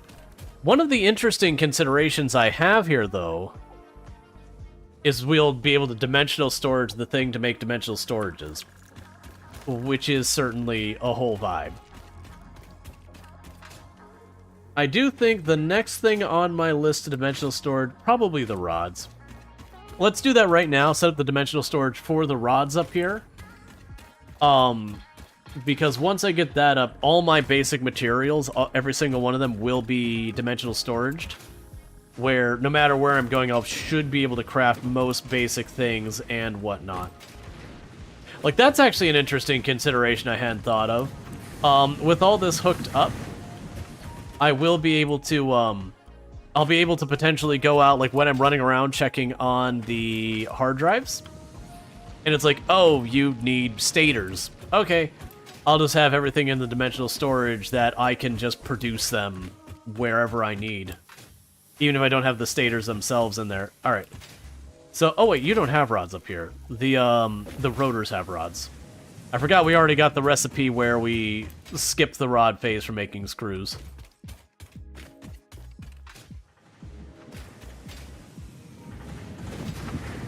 Okay.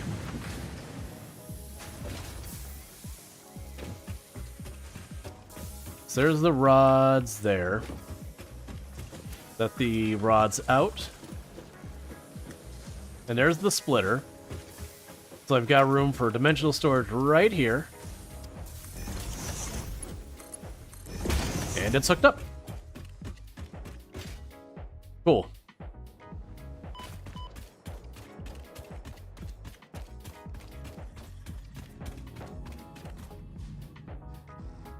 Our truck's just being mean. There's not much more to add to it. Our truck's just being a big bully. I'm here for you, truck. I wouldn't have it any other way. Alright, let's swap you out. Put you here.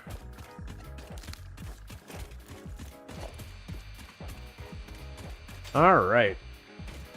Oh, let's not make the mistake I make every time, which is to run all the way over this way where there's not a path over, and instead run over here where these power lines. That's part of the reason I ran the power lines, is then I just follow the power lines. And when we get the zip line, I could literally follow the power lines.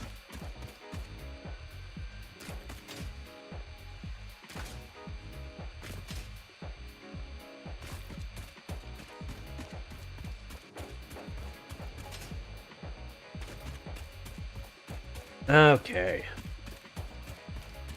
The pro and the con with having all the nut things here is the recipes, there's just like, you get way more of the nut than anything else. On the other hand, you have so much of them laying around. Why not customize the factory colors? I just haven't bothered yet.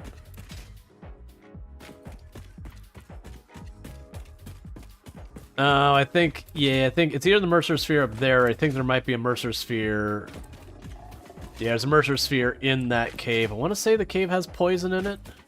Oh, no, it's not there.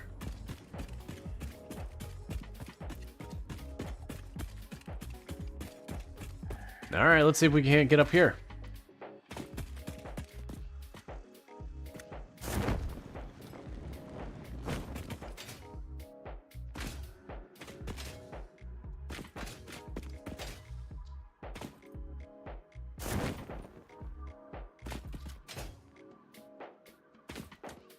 Okay.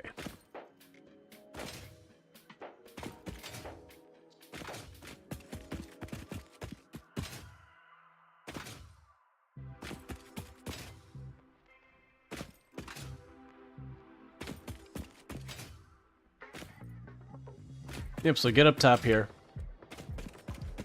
I'm expecting to hit uranium soon. This feels like the height we start seeing like stuff like uranium and whatnot. Oh, we got that hard drive that we saw way earlier that's like, oh, it's way up there.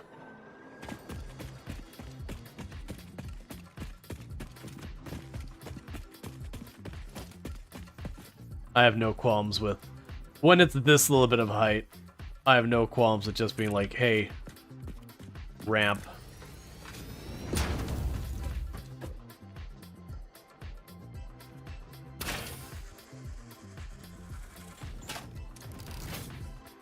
Alright, you get over here. Because then we're going to kill those by rocking up and hitting them.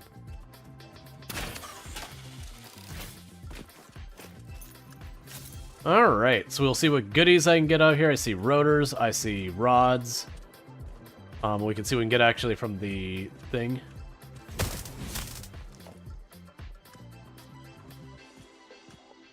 Is there critical hits in this game that I've just never noticed till now?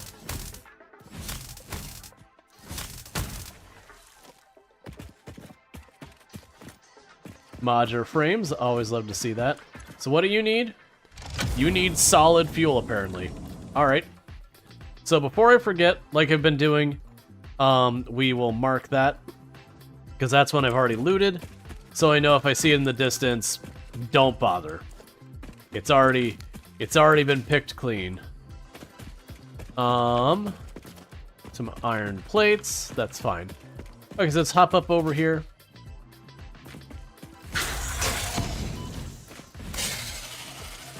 Grab our power slug. And then get back to what we were doing.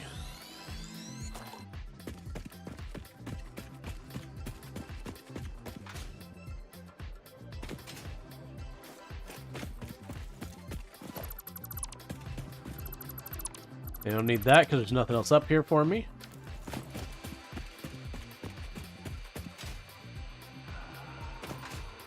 And that appears to be as high up we can get through here unless we go into the cave.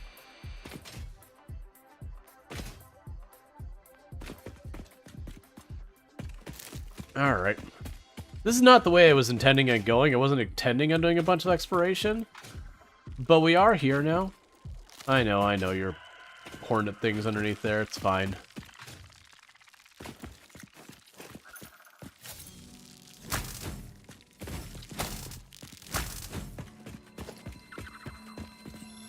Okay. Because we were heading towards where Sam was, and then I saw the Mercer Sphere pick up on radar. And then I thought this is the way to it. And it may or may not be. But now I'm exploring a new route, so what the heck, why not?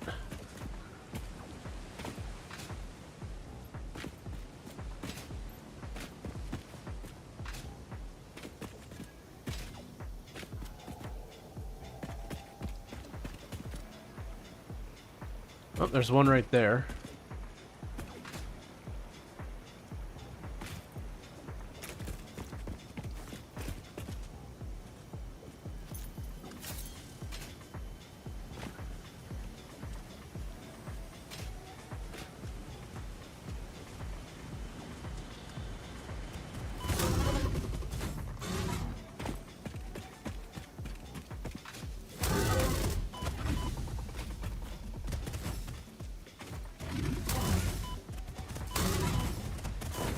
Stop juggling me.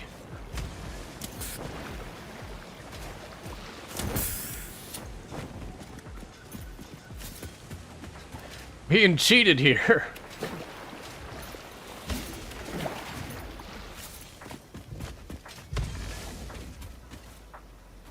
Where did you go? No, where are you?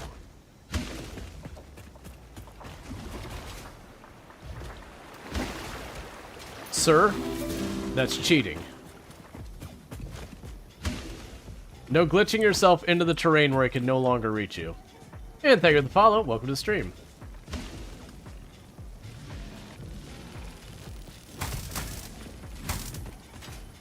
Alright, well, it's already aggroed, so let's run up here and deal with it.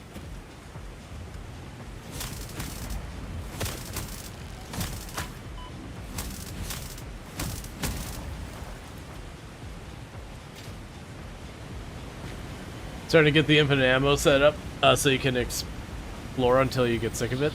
Yeah, and that's the thing. There's a lot of achievements for getting enough of the Mercer spheres and all that. And like using them and all that. Alright.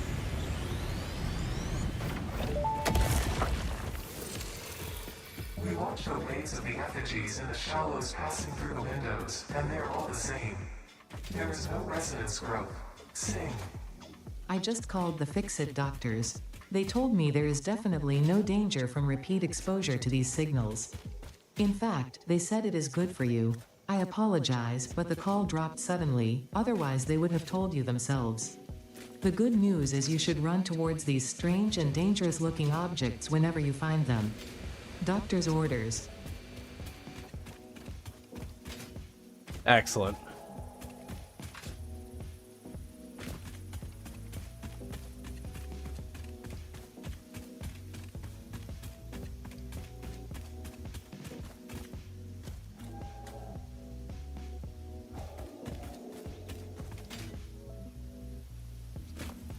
So I don't want to run way too far out of our way. Like I would like to continue on our route to the Sam.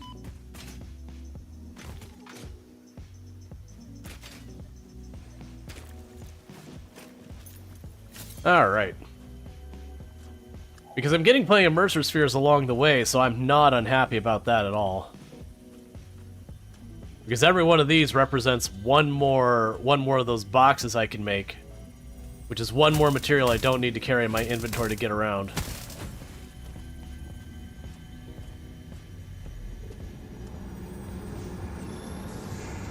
This bleeding temple harms the residents.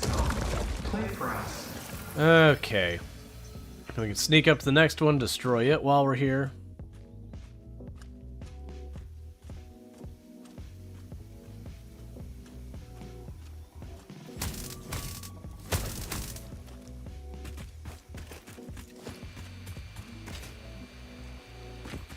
Another add bonus is the way I'm grabbing these. I'm going kind of far and wide.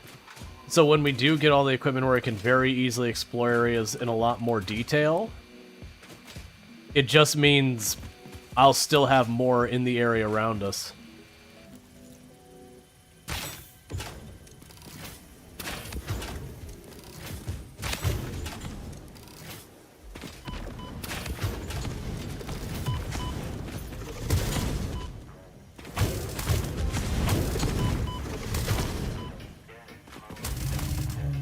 You hurt like heck.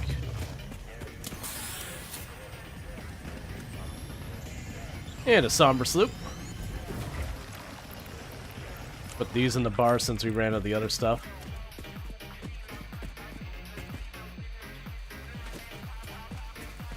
Don't care about the poison there. We're just going to move on.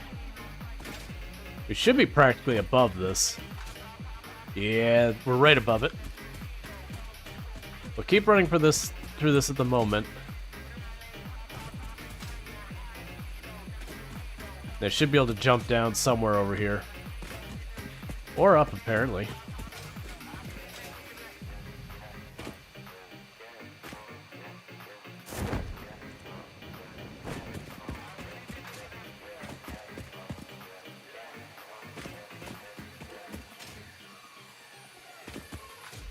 That's fine, I'm ready to pop down here. Okay, so now we want to set up a drill on this. I do feel like it makes sense for me to have the drill here and then immediately put down the constructors to turn them into the second material out of the set.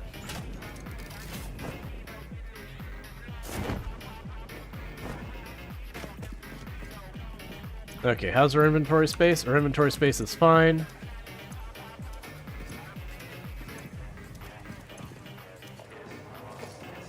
So we go to production, Mark 1 drill. Actually,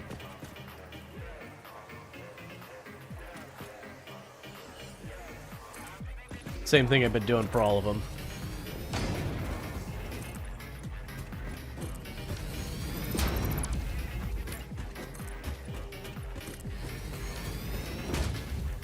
Okay, now Mark 1 drill.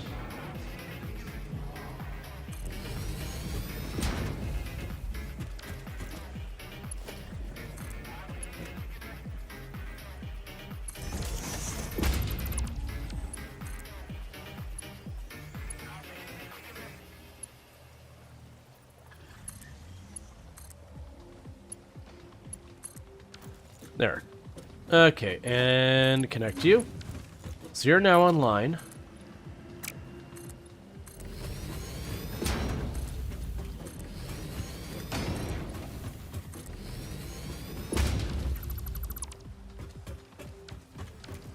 Okay, so we will have organization, industrial container, right there. Smack you in there. We will have production constructor. Ooh, you know what? I bet you we can't do this yet. Oh, no, I can. Okay. There's the reanimated.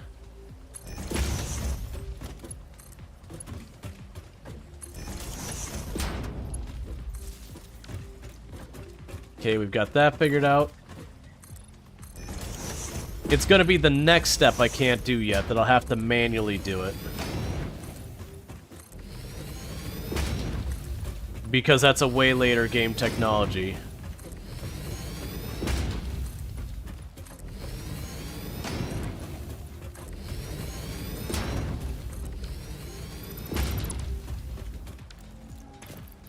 Okay, we can grab the chainsaw and put this back on here.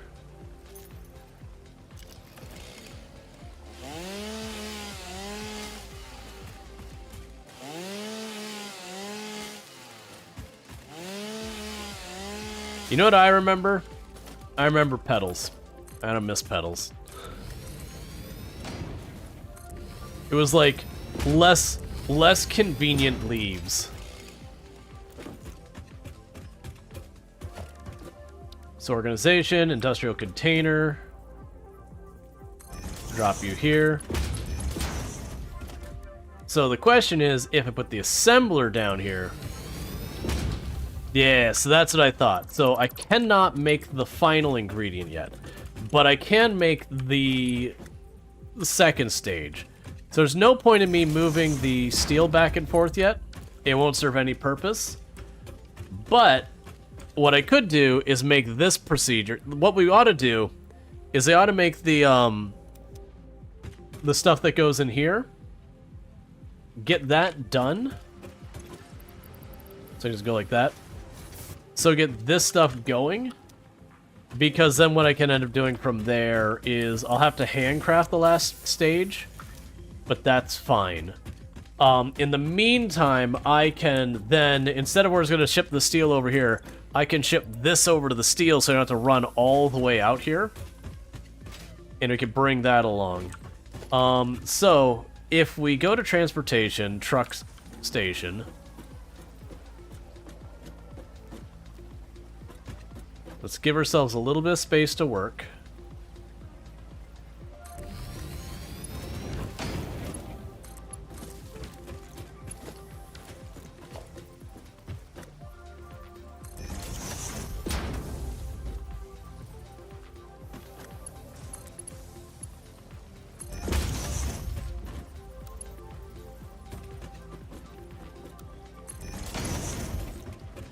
Alright, so now I've got a spot here.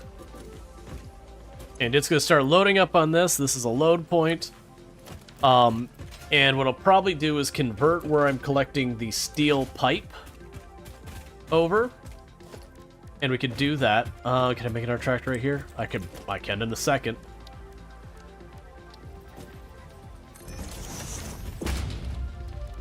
Alright, so... you can turn that into a shard so it's not taking up inventory. But we'll make ourselves a second... oh, I don't have fuel up here. That's worth anything. That's still fine. I can just go to the other side. We will get the tractor there. And like I said, what I'll probably do is instead of where I'm bringing the steel pipe here, I'm going to bring this stuff to the steel pipe. And then I'll just, I'll have to manually pick it up and craft it into the final step for the time being. But I think that'll be good. I am a little concerned at how cursed it is going to be getting the vehicles through here. But, you know, why would I let that stop me from doing things that make no sense? And how are you doing? Let me grab those ones to pick up the speed.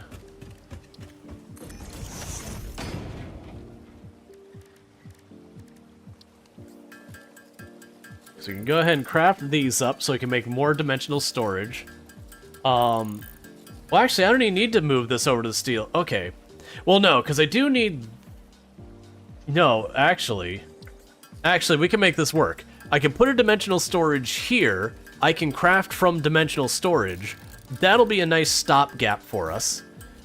And then what I can end up doing later is I can bring the truck to go back and forth when I'm able to automate it.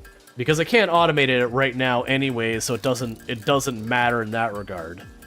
And I'm probably not going to be able to automate it for a while, because that's a pretty late game thing.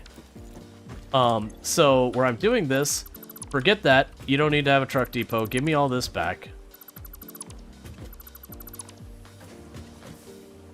And you're fine. We can go here and organization, dimensional storage. Alright, that's sorted. Now I don't need to come back here until we're late enough in the game that I can actually do all the other crafting recipes for it.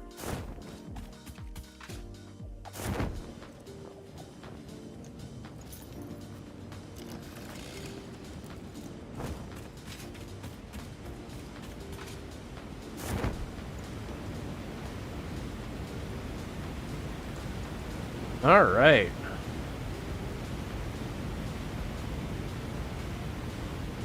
Trying to watch for any hills that might have Mercer spheres. Like, that one definitely has a slug on it.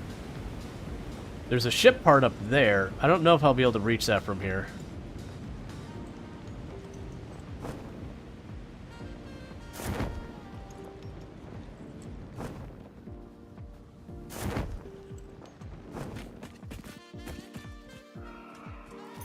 Alright, well, let's go grab that slug, and then I'm going to see if I can't hop over to the hard drive. Because we can hop over to reach that. Nah, that's not looking good. Because I can hop over to the hard drive. You know, anytime I unlock a recipe, that can potentially save me a lot of effort. And the good news is the way I'm doing these this time with the parts, when I do get a better recipe, instead of having, like, where I've got my entire tower built and I have to, like, gut an entire floor to fix it, I could just build a new location. Just seek out a new location, build it, and then plug it into the system wherever it needs to be plugged in.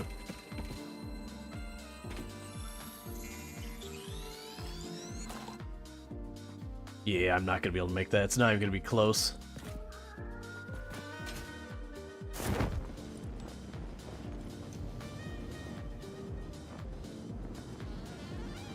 Not gonna worry about that slug. We're just gonna keep on cruising home.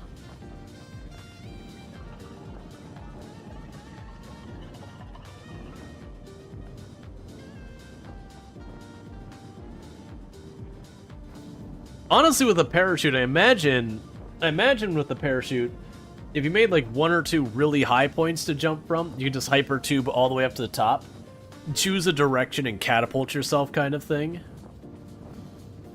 Would be an interesting way to reach anywhere you want on the map pretty quickly.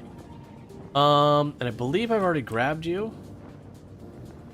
Yeah, I've already grabbed you.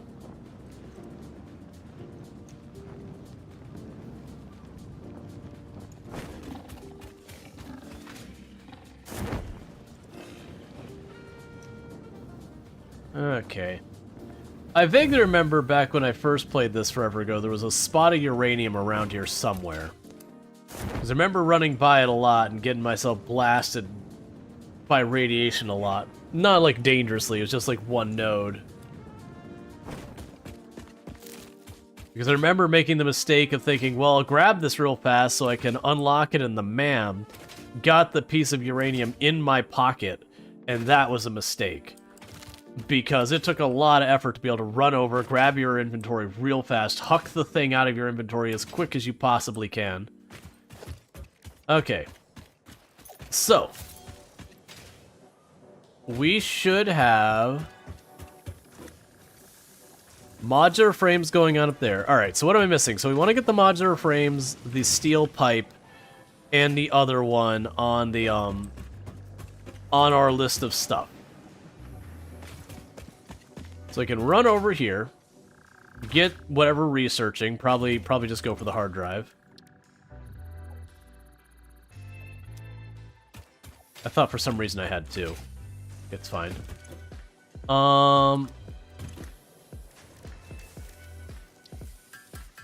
Yeah, so that's loading up those materials over there so I can just keep making this. Which is the reason I wired it up that way, because now we're pulling it from the storage. Okay. The other thing is I need to get my power back. This is going to be a problem soon. So if we look at this, we can actually hit 450 at 360. And we are basically out of solid power. That's terrifying. Okay, so you need leaves. So I'm gonna have to do a power run is what it looks like. We're hitting the point where I can't quite handle it. It's really surprising with all these things that they're not all like full up and everything.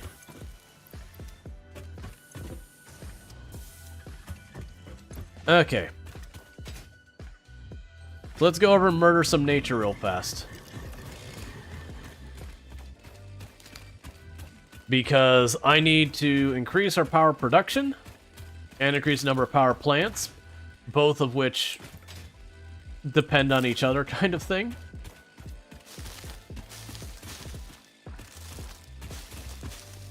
Alright.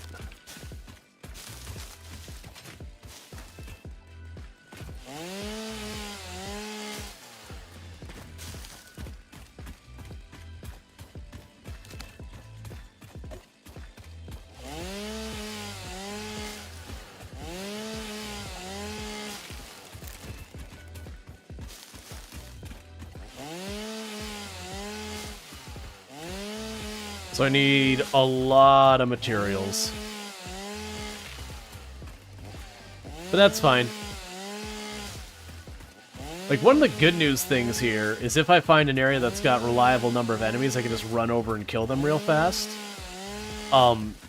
You genuinely get, per enemy you kill, I think it ends up being like 100 of the non-solid biomass for like just one of those things. So like if you kill a hog, for example, I want to say you end up getting 200 biomass out of it because it drops 2 of its shells. If you kill like the big ones that give you 7, that's 1400 of the loose biomass. So very genuinely, I could see taking the time to periodically go up, kill some of the higher health monsters and all that real fast, and be able to get literal thousands of biomass and very quickly that way. I'm not at the point of being able to reach them in a timely manner, though, so it's not worth me probably doing that yet. But as I carve this back farther and farther, and I'm not going out of my way to try and do a run where I'm just not going to use coal or oil or whatever for power. We are. I've just prioritized steel over coal power, and I do feel like that's going to be a good decision with how they've really made the biomass burners way easier to use the conveyor belt thing. Because it used to be you had to manually load up each and every one. So it all, like, you know, eventually it'd start becoming this big bottleneck where you had to run over, grab like 10 stacks of the solid biofuel like every 10 minutes or so, and run to all your machines and top them off. It's not 10 minutes, it'd be like every hour. But, it's still one of those things you'd constantly forget about.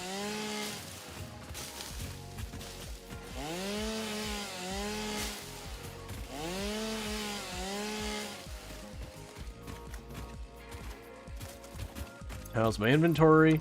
Plenty left.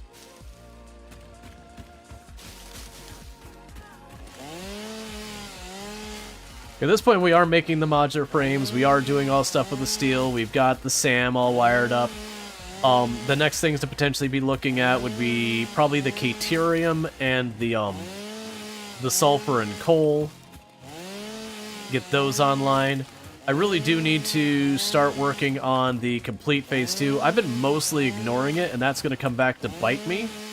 But I am hoping that if we just keep growing and expanding, that by the time I reach that point, I'll be ready to go, okay, well, let's set up our next tower for its stuff.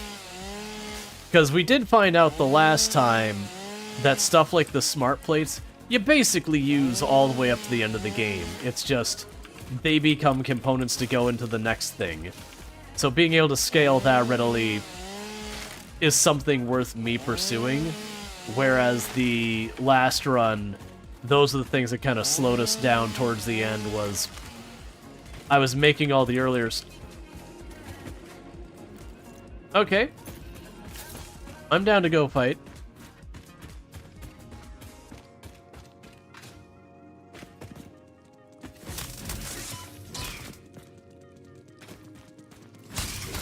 I love you, wifey.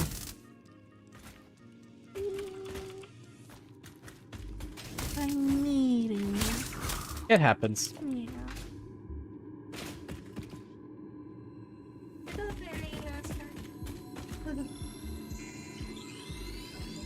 What's up?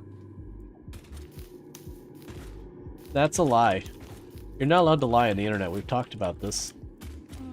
It's illegal.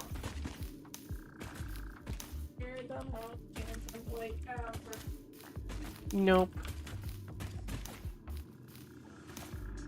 Alright.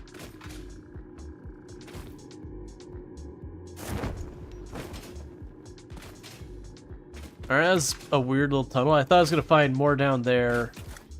Oh, this is actually pretty close to our base. This is the same power slug it kept running by again and again. Alright.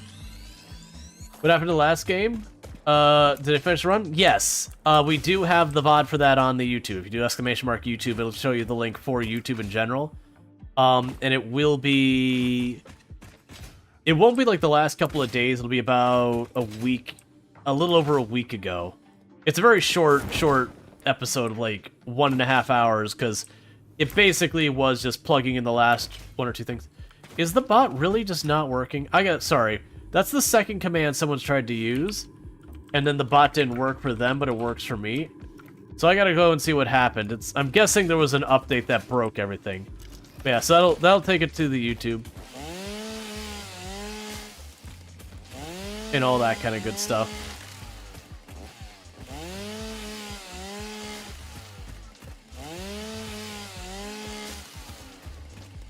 But yeah, like I said, it'll be from about a week ago.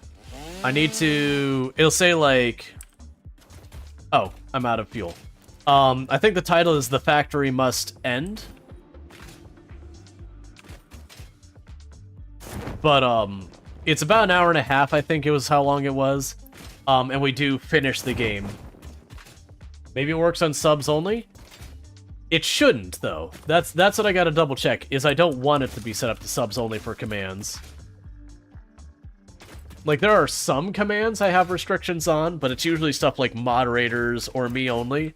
That shouldn't be one. But that's 2 commands I know who weren't set up that way, who are operating that way. Just this stream. So I gotta check that maybe Firebot had an update and you get the idea. That the update has caused this side effect. Alright, so let's go ahead and drop all that. Cool, thanks. Oh, it was fun seeing you play the last game. Was tuning in every night for a week. Oh, yeah. Yeah, then I had to leave for TwitchCon, and the only reason we didn't stream it over here on Twitch was it was just too short.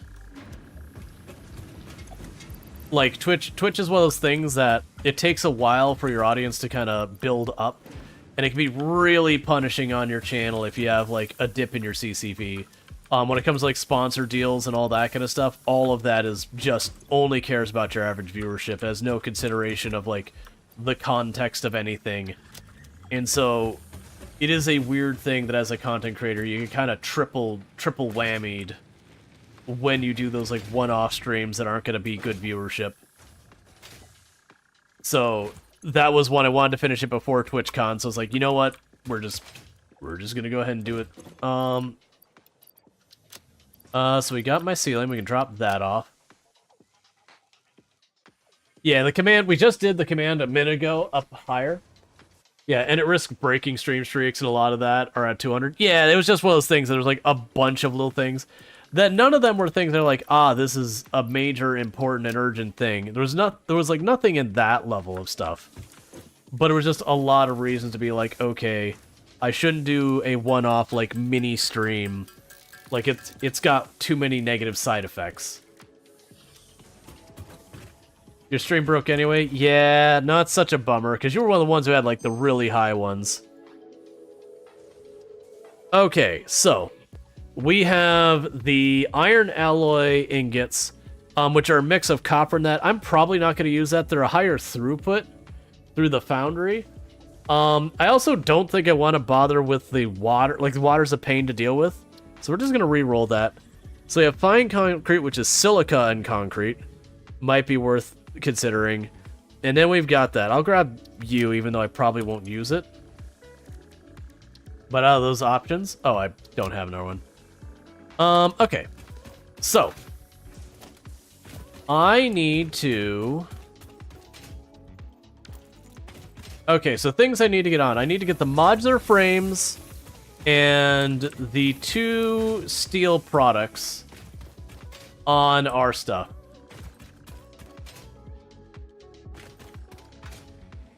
Because you didn't watch the last 2 hours of your last stream, but was there for the rest of it? No idea why it did that. Yeah, no, it is a beta thing. Is that in a poison cloud? Why can I see... Why do you have a yellow one down there? It looks like you can just run up and grab it. There's gotta... Okay, so we got some... Oh yeah, it's got the poison enemies. Yeah, if I run and try and grab that, those poison enemies are gonna cause me problems. So there's your docking station. There's your docking station. Do you hunting for discs now? Not specifically. Can I just run up here and grab it? Okay. Not specifically. If I come across the discs, I'll certainly grab them. But I'm more so just traveling back and forth to, where we've got steel production. I'm setting up my dimensional storages up here. Because that way, when I need stuff like steel tubes and steel bars and all those, I could just craft out of my pocket. Or craft using the dimensional storage.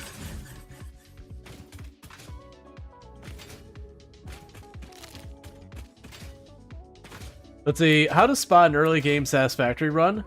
The world is still colorful and pretty. Yep. Don't worry, we'll ruin it yet. Just give me time. Okay. So. We've got the iron, or not iron, we've got the, you know, I wonder, can I? We're gonna test something. I don't know if it'll work this way. I don't think it will, but I want to find out. It does. Well, that's easy.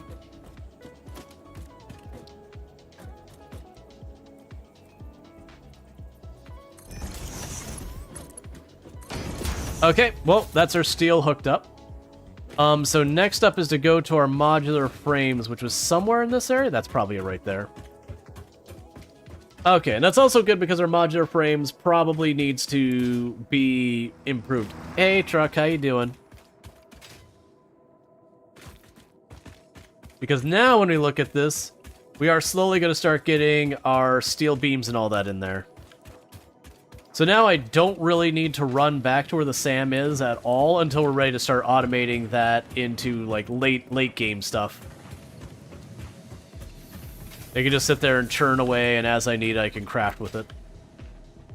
Okay. So let's look here at you. So for another one of these, I need a couple goods. So we can go here to our crafting station.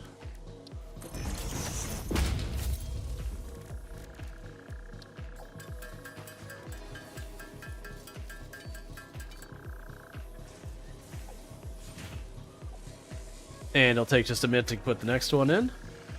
Well, that's interesting. If I leave it held this way, as we get the materials, it will automatically craft the next one. I think I might have canceled it, though.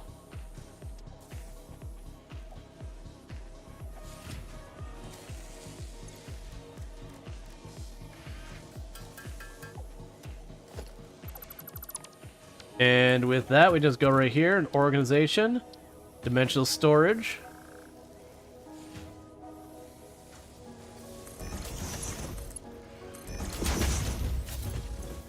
And just like that, now I've got modular frames on the list. So what do I not have on the list now?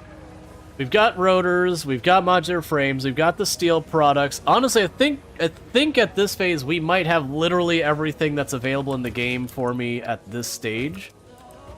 Is currently being fed in. Now, for the advanced steel production, I am going to need more supplies. Oh, wait. Lizard doggo, I don't have any fruits for you. Is there a fruit around here? No, we're still where we're gonna find all the nuts and not the fruits. It's fine.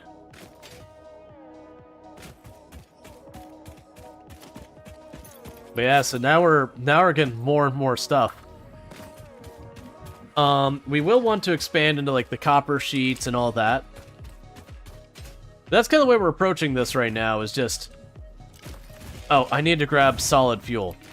I'm just approaching this in the sense that wherever I need stuff, just put in the dimensional storage. If I can build with it, goes in dimensional storage. I think we figured out there was something like 40 or so different stuff you use to build buildings. Thank you for the follow. Welcome to the stream. So ultimately we'll end up needing like 40 Mercer spheres, which isn't surprising. We've already probably got 15 or so have been put into use. And the copper will eventually need to be moved somewhere it can be productive. Yeah, so all those, as I use them, will top themselves off again and again. Let's see here. Let's replenish our rebar gun. I want to definitely automate that at some point. I think I'll automate just straight up to explosive shots when we reach that point. Alright. Right, the, power. That's what I need to be working on. And part of that's going to be grabbing a stack of you. Alright, so the reason why power is a concern, so I want to say this running at absolute max is 60 per minute, and it's 4 per minute of each of these. So I can have... So 60, and we can get 4 per minute of that, so that's 25. So we have 25 of these before we start running into problems. And right now, it looks like we're at 12.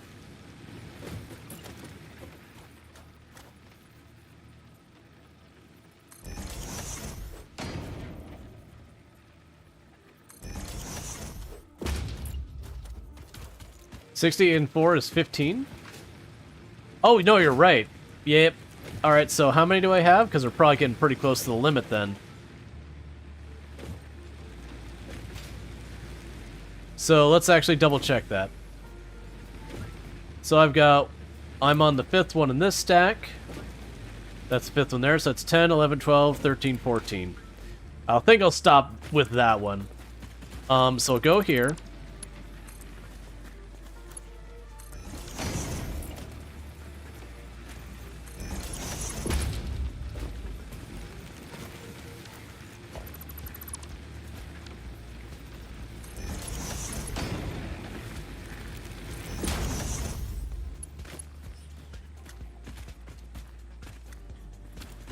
That's fine, I can connect on the other side. Oh, or... You're disconnected.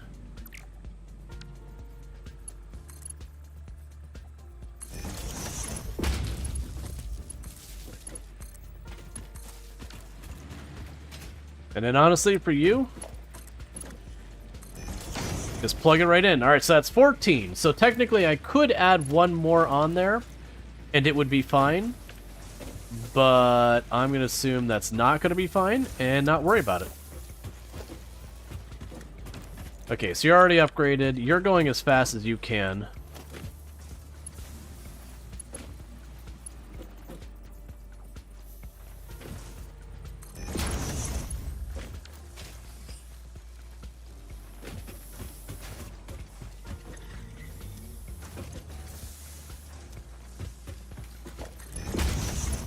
There, that'll help a little bit, because that's all the animal protein stuff was getting held up.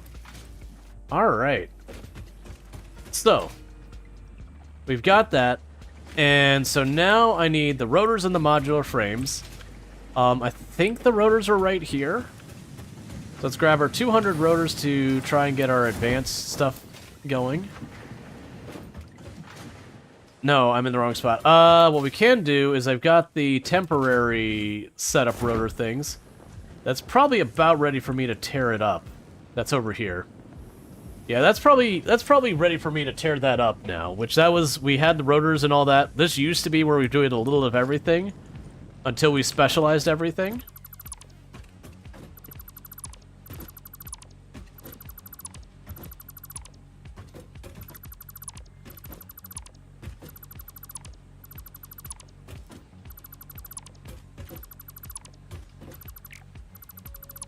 Alright.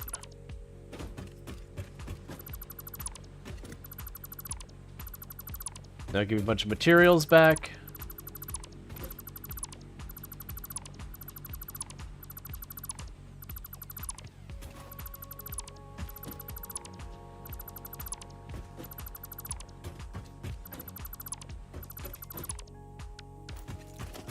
Alright, so how many rotors do I have? 39.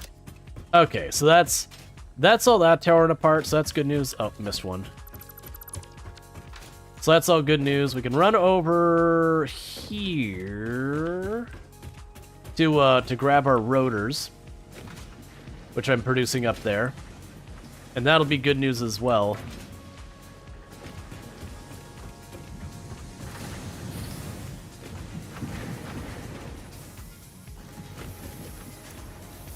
That's the ingots, that's this step, that's the bars.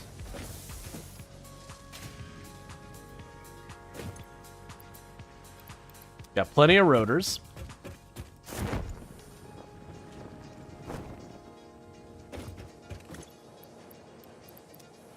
And now we can run up to where we're doing this production over here.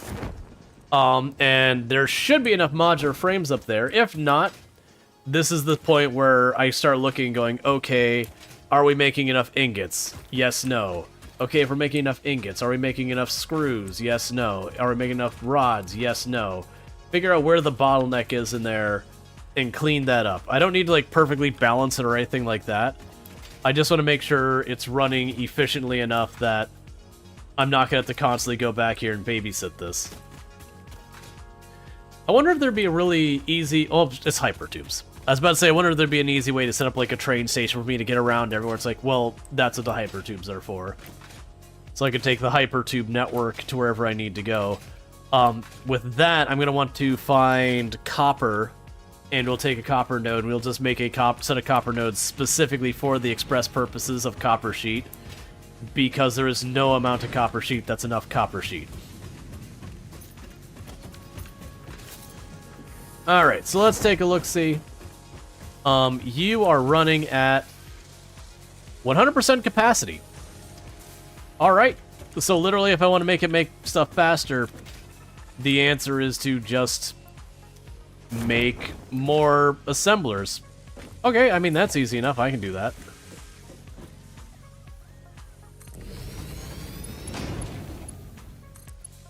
I shouldn't be doing it, but I'm going to.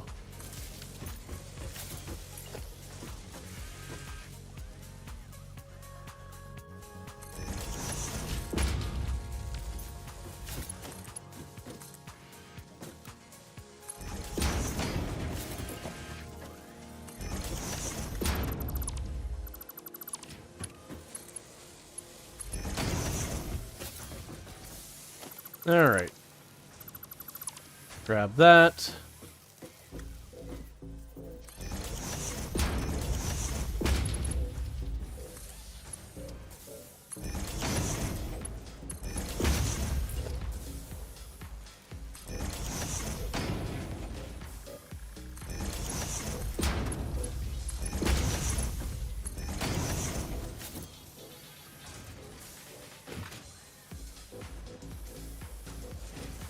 Ah, we do have stuff that's running out. Are you already configured? No, modular frame. You're cabled in. Okay, so it does look like that's fine for the moment, but it's not going to be very soon, that we are running short on the reinforced plating, which is only running at 65% due to iron sheets. And iron sheets are running at... Iron sheets are...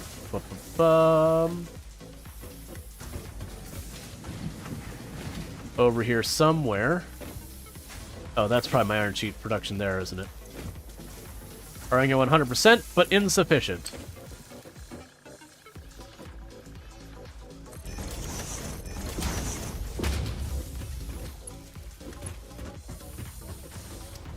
Oh, I just realized I didn't make room for you to do this the way I need to.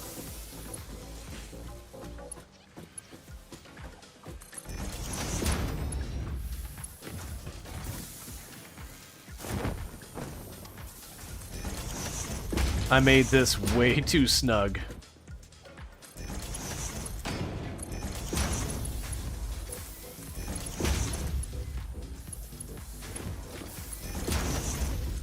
Alright, iron plates. Iron plates. And we can just run you down here.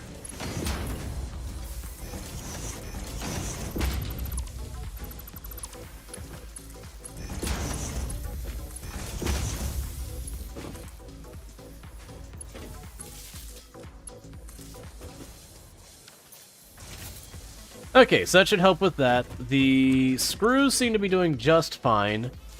Alright, so that should fix that bottleneck there. So that's good news. Meanwhile, you do have enough in here to keep things running, but you're not producing those nearly as fast as I'd hope. But so you need a mod that allows you to put resources into the hypertube with the catch basin on the other side.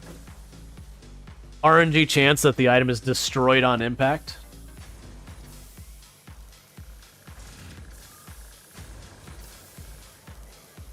The RNG chance varies by what it is. So you have like a steel ingot has next to no chance of being destroyed, but if you put in like a one of the explosive charges, it has an extremely high chance of being destroyed on the other side.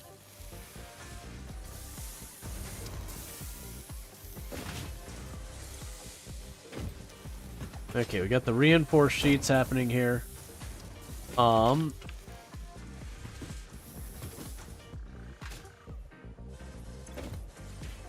Okay, so that's definitely getting enough now to keep the reinforced going. So that's 5 reinforced plate per minute.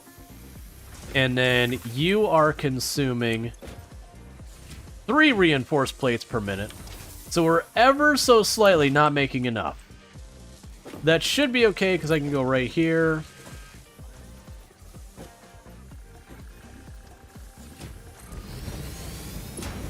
Plunk that down. Realize I got this tiny little lip of conveyor belt here.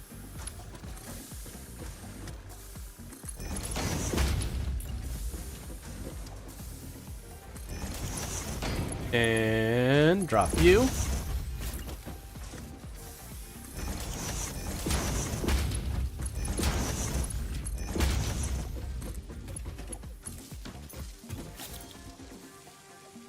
And reinforced plates.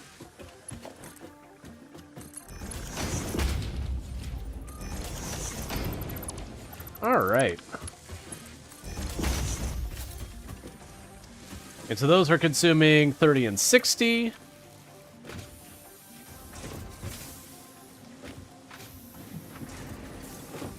You make 50.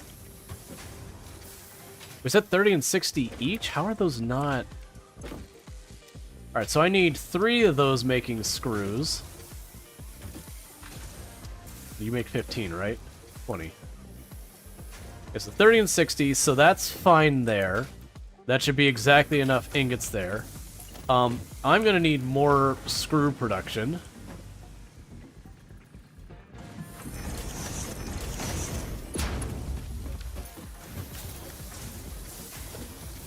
All right.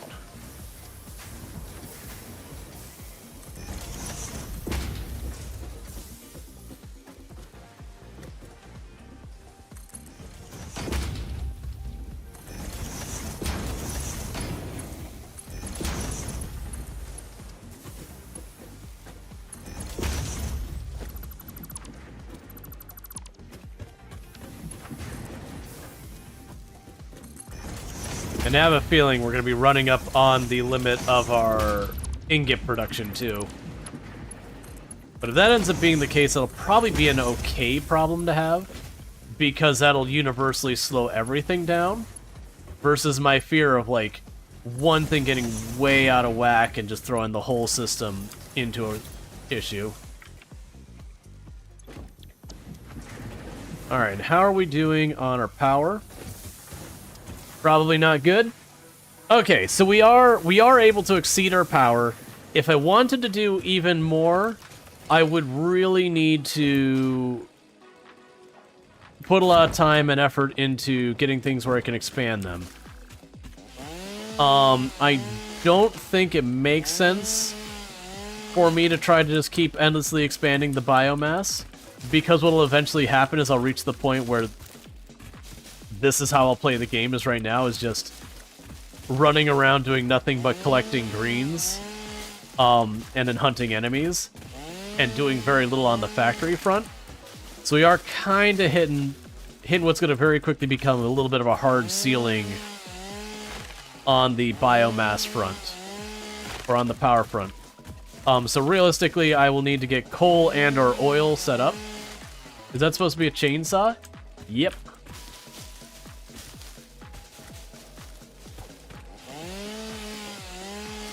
It's a leaf and wood-powered chainsaw.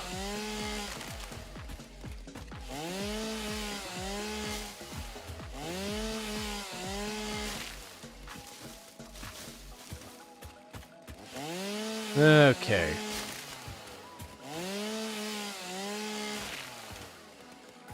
Because I know I'm going to need way more of all this.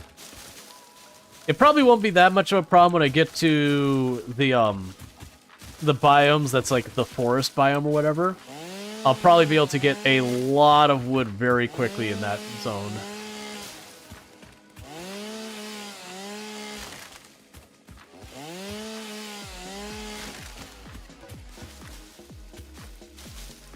So we are in the middle of an ad break. I'm going to take 2 seconds to use the restroom, grab myself a new drink and all that. So I'm going to do that really quick. And then I'll be back in just a couple of minutes since we're on the ad break anyways. But thank you again for tuning in. It's been a very long stream with the starting 2 hours early for the collaborative part of it and all that.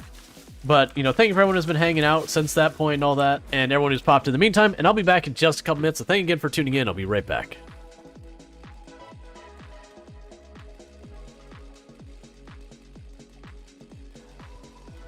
Okay, we're through the trees.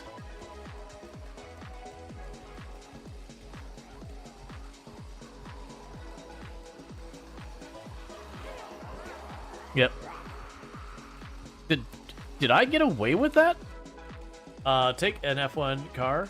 Yes, they look fast when you watch them on TV.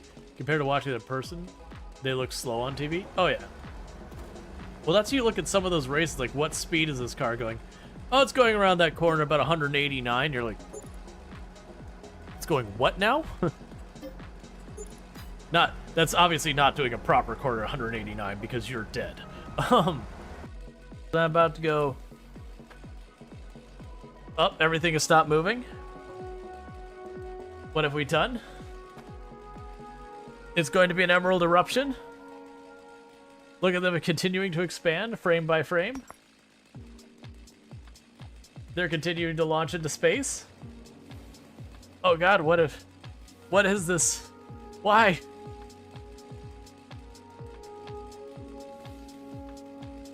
I have a frame. I have individual frame. Look at the height those things got.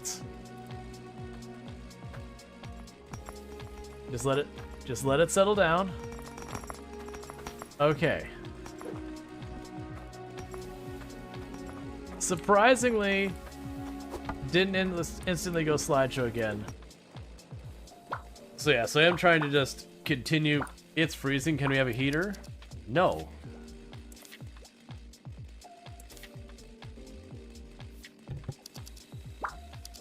Hey, Lanix. Thank you so much for the 3-stream streak and all that stuff. I do appreciate that. And we'll get back to hacking apart nature. Because we couldn't leave that laying around too long. So very genuinely, this stream has been like weird for progression-wise. We didn't really make, or sorry, we're not done with the stream quite yet. We haven't really made much meaningful progress on our phase considerations. The milestones, we made some pretty good progress. But on the other hand, we've got dimensional storage set up with pretty much everything I can make right now that is worth putting in dimensional storage. And so in a lot of ways, that's put us into a really good position for later on expansion. I no longer have to like run back and go, oh, I need to grab myself a little bit more iron.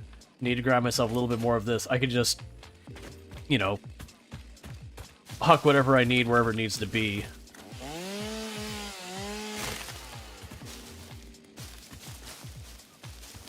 I think one thing I'm going to also do is take the time to get our mycelium set up to start being turned into biomass as well. We just get a lot of mycelium from around here.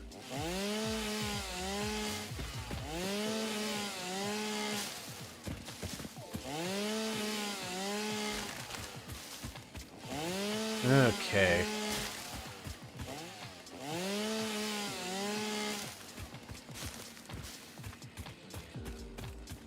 Just little by little, more and more nature goes away. We'll clear this world of all of this growth eventually. And let's also take another look at our modular frames to see where they're at, since that's the thing holding me off from more of the stuff for Phase 2 completion and the Advanced Steel. Which the Advanced Steel is going to be one of the first times that I have a material that I need to move around, which we're already moving. I forgot, we've already got our truck going back and forth. All I need to do is hook up concrete production on the other side. And then just, you know, for right now, we're using the truck to move stuff back and forth, which is definitely not that efficient. Whereas later on, we'll probably make that into a train.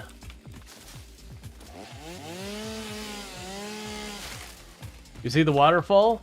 There's coal up there. If you get coal generators unlocked, you could get 600 megawatt from 2 coal nodes. Yep. Yeah, I'm actually already tapping some coal nodes for steel production.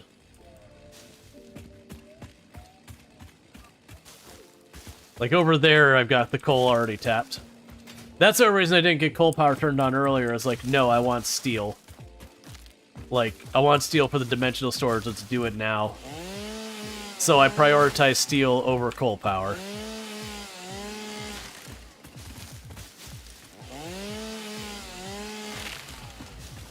Yeah, that shouldn't be a big thing to set up.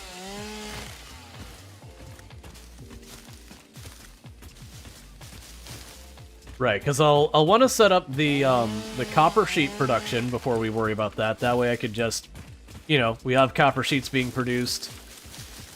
I don't have to juggle those around. That's something we can get added onto our production list here in a minute.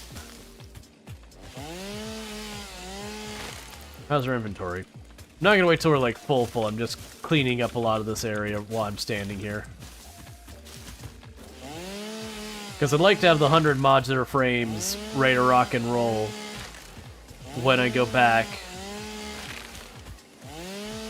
So we can unlock advanced steel so we can get the industrial steel beams on the process as well.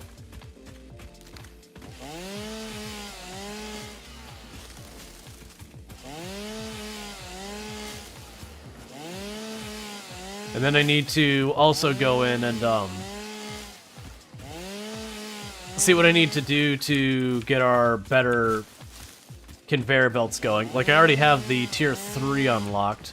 Actually, it's literally all I need to do. So let's go here.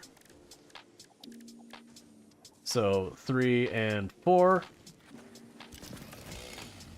So that way we start making our even better conveyor belts.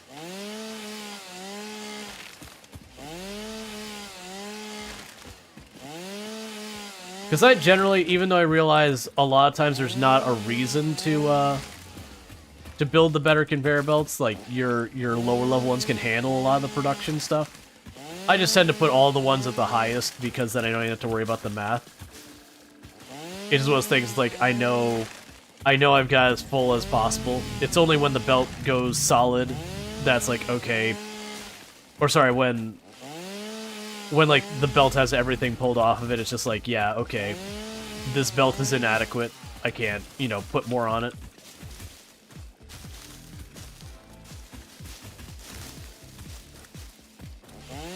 Because upgrading the belt should help us in a couple of things.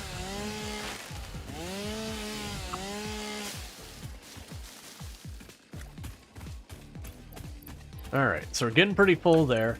I've got at least 3 stacks of wood going. Here, we can do this.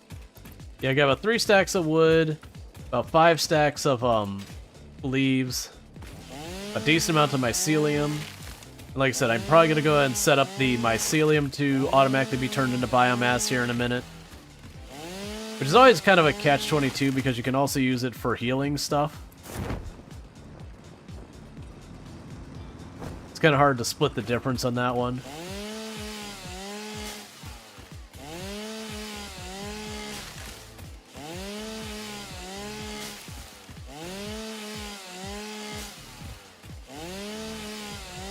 Because the fact that I'm using this almost at the speed I can produce the solid biomass is going to be a problem. And I can expand that But every little bit I expand those things, the much faster it's going to become a major issue where, you know, now my power gets flicking on and off because of the time it takes me to actually turn the random leaves and crap into what I need, and the speed at which I have to replenish.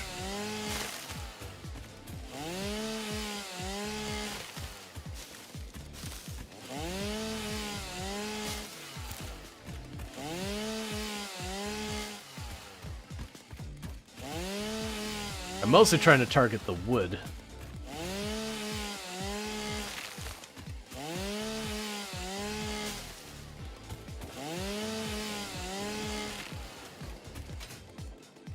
Alright. I'm just trying to vaguely move in the direction of home now and clean up what I can along the way.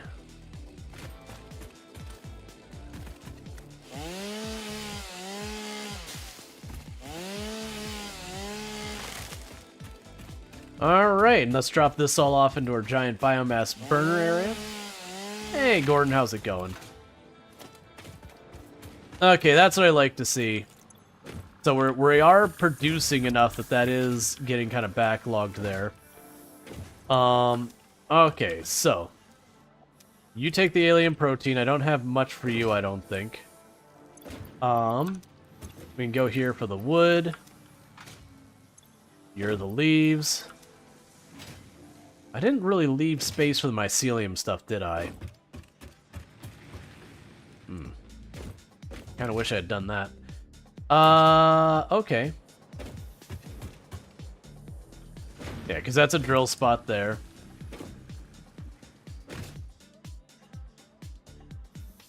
I mean, I could shift everything over a hair, but I'm probably not going to worry about that. What I could do instead is run the belt in between here, and that'll work. Think of production, constructor. Put you like that.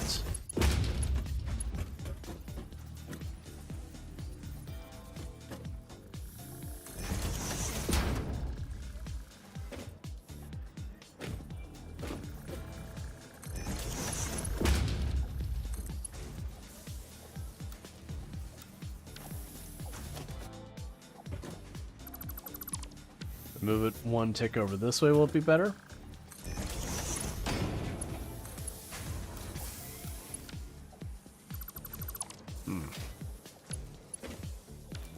The other alternative is to put on that side, which becomes even more spaghetti. Dead animals are good for bio? Yeah, that's what all of these are here. Honestly, I'll leave that alone. And what we could do down the road is I will have one large storage back here. We can move the constructors back here and we'll use splitters. So I just chuck all of the greens in there and they'll find their way to their respective boxes. So for right now, we'll go mycelium, drop it in the box, sort. We can make more power shards. And I don't have another Mercer sphere, right? I do not, so there's no point in me making the stuff for the Mercer sphere things. Okay. I totally forgot to pick up my modular frames while we were over there, so I gotta run over there and grab that. That's the whole point. So let's grab our modular frames real fast. We're not gonna worry about hacking the whole place apart on the way back and forth. But yeah, I know we've hunted a decent amount of the animals. I haven't been going out of my way for it. But yeah, no, I mentioned earlier when you kill like the radioactive hogs, I think they drop like 6 or 7 of their shells. And each of their shells equates to, I believe, 100 units of the loose biomass. And then when you make those into solid. And so killing one of those big hogs is 1,400 of the loose biomass. So you get the idea. It adds up quick.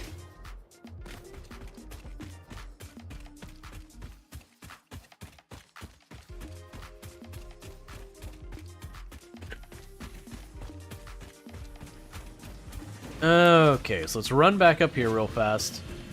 This isn't where... No, this isn't where I need to be. Yep. Let's go check on all of this.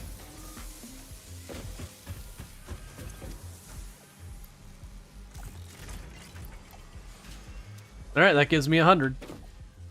So that means we can get advanced steel unlocked, and with advanced steel unlocked, we can do the industrial ones. I do think the next move is going to be getting copper sheets into production.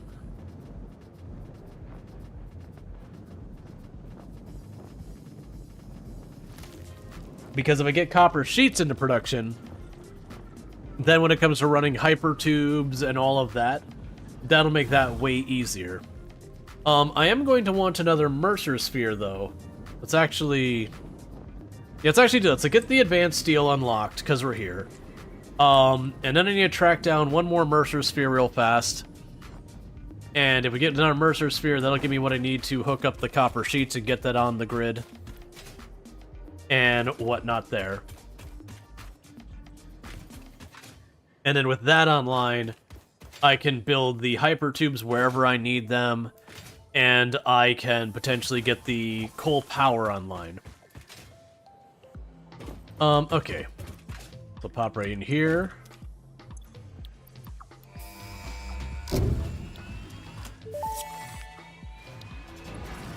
Milestone reached. The Miner Mark II allows extraction of resources from nature to fix it at twice the speed of the Mark I model. Miners can be directly upgraded to Mark II without removing the Mark I model, just like conveyor belts and other upgradable infrastructure. Unfortunately, setting up the production of advanced steel parts and project part number 3, automated wiring, will not be as easy. Every moment you delay reduces the chances of saving humanity. I will not show you the predictions, it would only demotivate you.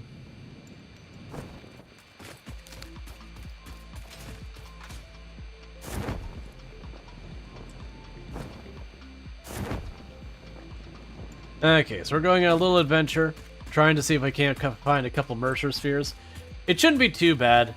Honestly, if I got up high, I could probably just jump off the place up high and reach stuff here and there.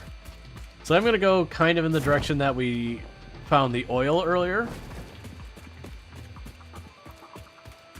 Because we did go up there the last time, if I remember correctly. But I don't believe it's this ridge. I believe it's the ridge over there is where the oil in this area comes from.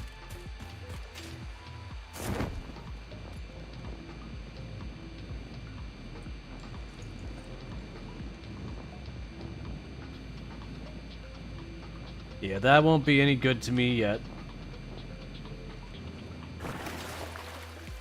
I vaguely remember that being like a cave that leads to some other materials I want. Yeah, I think it's that area over there. I want to say the oil's out here.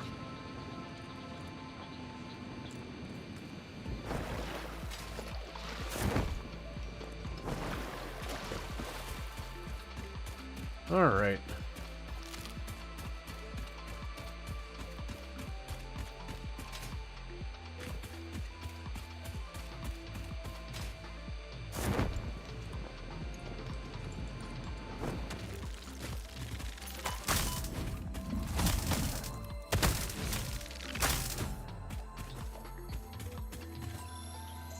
Cool.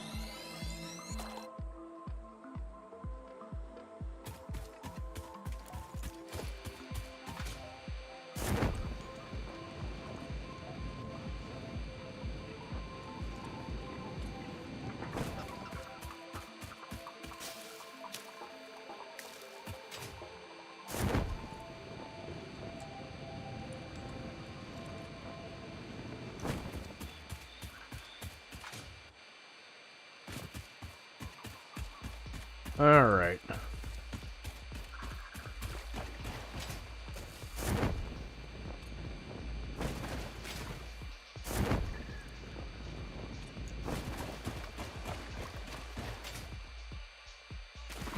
Just hop up here because getting more altitude is always a plus. All right, so I see a Mercer Sphere way over there up on that ridge. There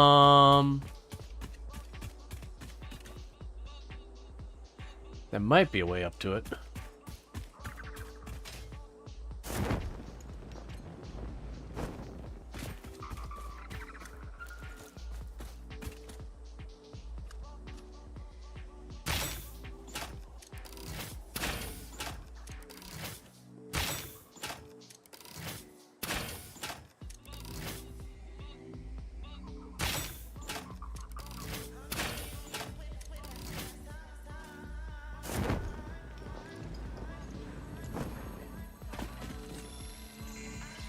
I hear him.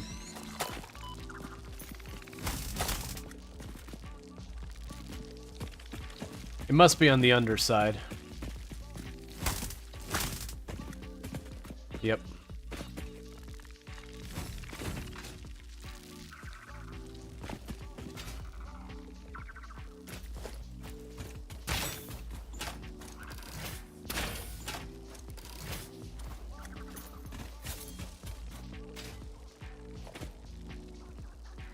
And I didn't see where the other ones were, it's fine. Okay. Yeah, so it was up there. Can we do a path to the left that might work? Oh no, it's up here. We're gonna see if we can't figure out how to get up there. The worst case, we can do the whole thing where... Okay, it looks like there's a big ramp over there that we could probably put to use. And a wrecked ship over here on the shore.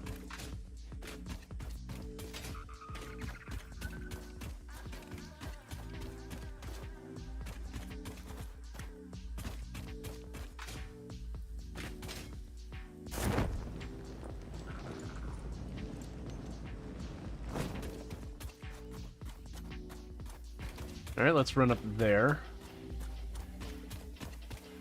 I love how the parachute is like, you can't climb this. Nah, parachute, zip up a wall real quick. It's not super consistent or reliable, but it is shenanigans that work real well.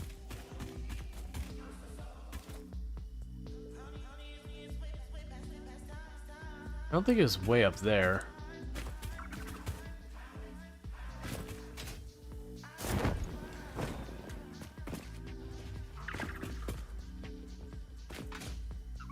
Alright, so there's one Mercer sphere right here. Look through the window and notice a thread.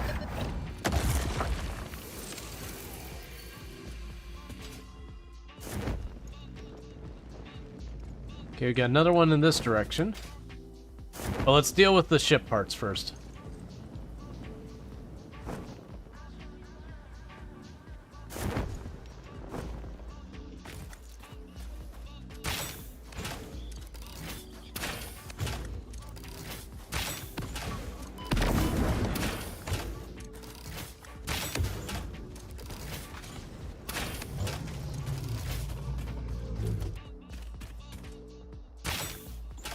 Alright.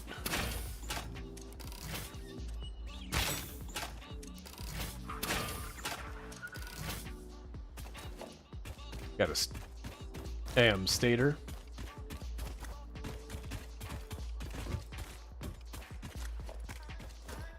Some heavy modules, some cadmium water, more stators. Motors. That's a little bit higher tech than we've got.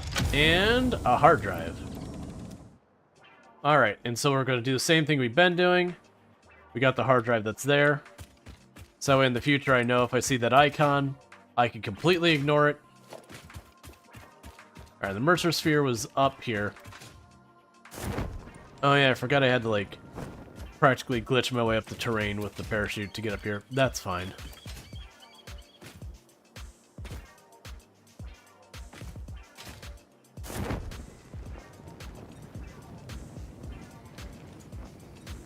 There we go. I was able to repeat it. Don't care about that at all. Okay, so let's get up right here to the next Mercer sphere we can find. Okay, it looks like it's just up here.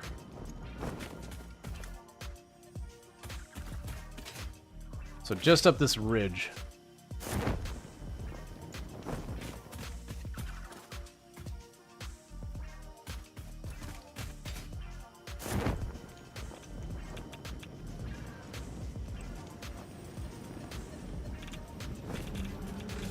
Oh, I hate that. Hold please.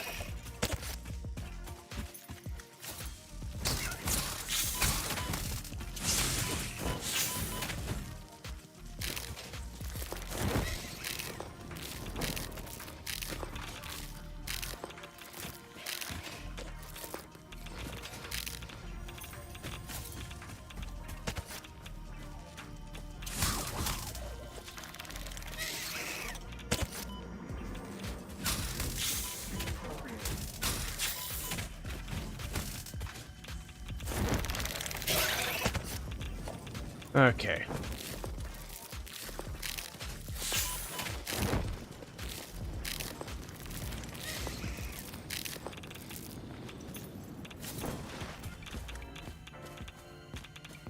Where did you go?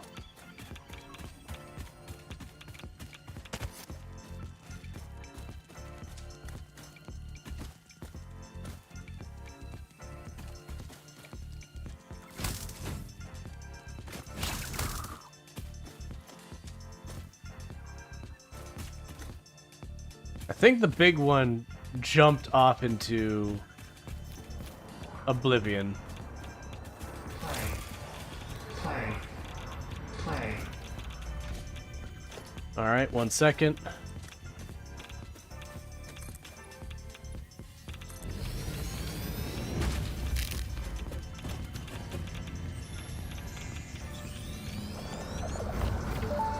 Harmonize with us.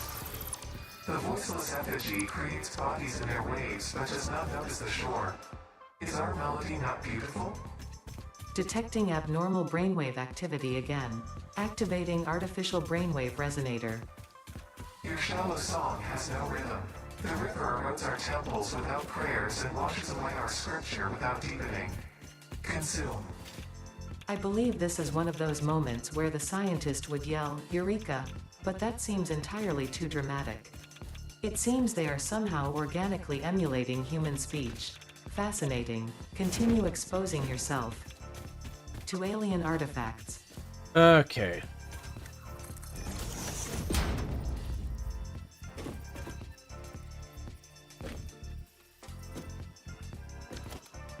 So I'm going to try to do here. Oh, here, we can use the small ones.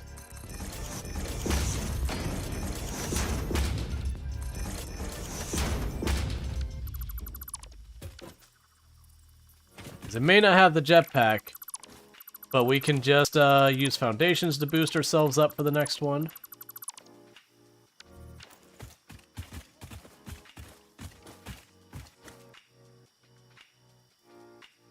Alright, so there's no trees over there.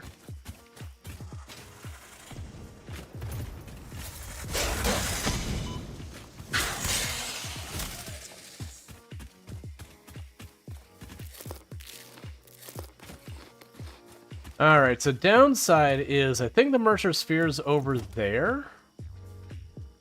It might be in the middle of that poison. If it is, I won't be able to grab it.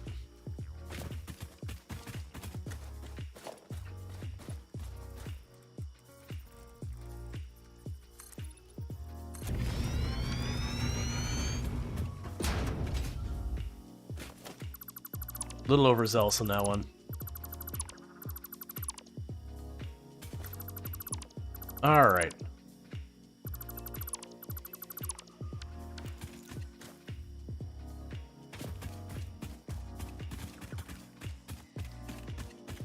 That's all poison up there. Let's see if we can get around this other side.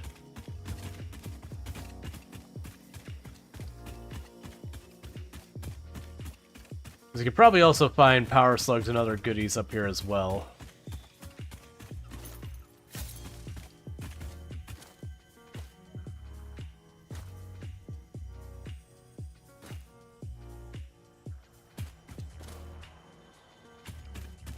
Okay, but it looks like there's poison right above me. So I noticed there's a gap across here that we can potentially go.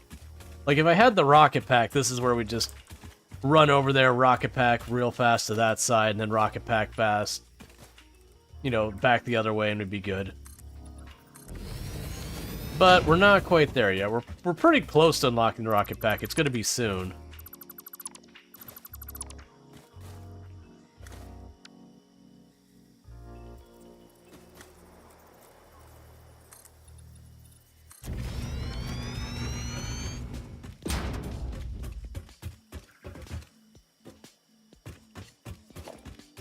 All right.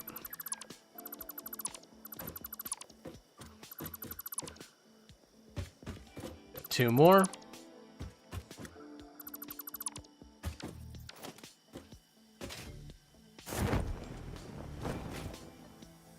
That's not what I wanted to see. There's a Mercer Sphere, and it's directly in the poison. If I go to grab that, I won't survive it, unfortunately.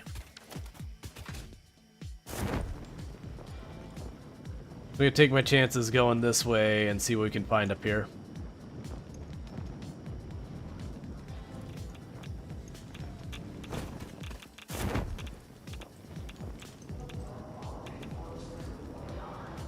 There's more Sam up here. Unfortunately, it's so far out of the way, I don't think it'd be worth me setting up anything for it.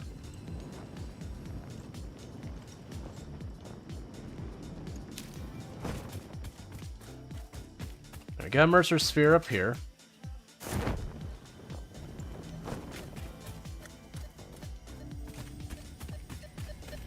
Grab it fast. Aha! Too slow. This is a shrine to windows and weaving. And we've got our ship part up here we can grab real quick.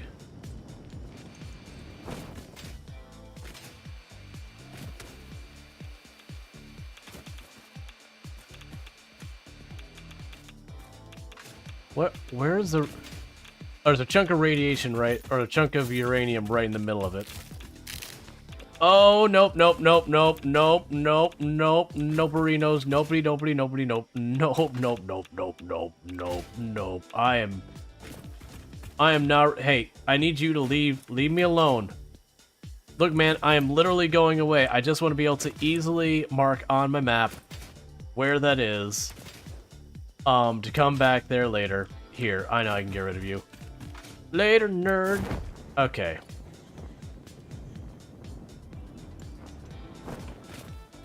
Alright, before they wise up that I'm here. Okay. Let's pull up this. So, in this case, I want to use the actual marker. And select. Choose that. Select color. Red. Hard drive. Apply. Then we can fix that later.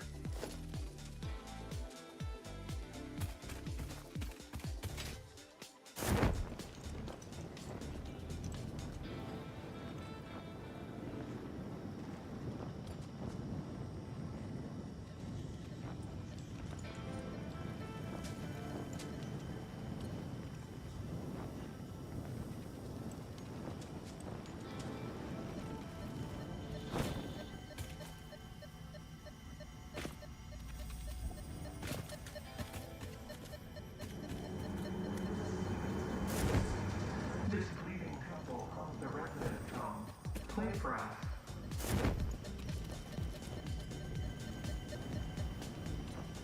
That's the coal.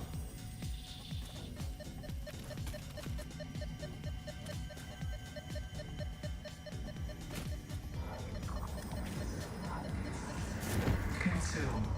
I'm hoping I could snag it through here, because you saw I could manage to highlight the coal and all that. I've done that before. Defile all scripture. That's fine. I got turned around, it's okay. Alright, it's probably time for me to head back towards the base anyways.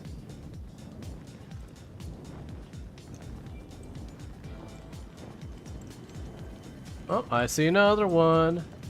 I see something awful protecting it.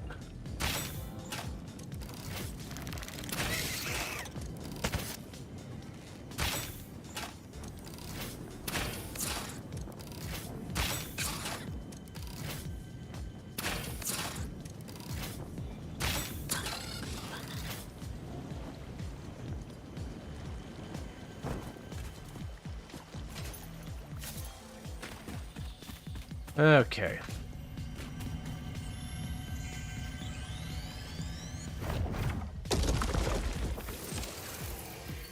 Okay, there's nothing more down there.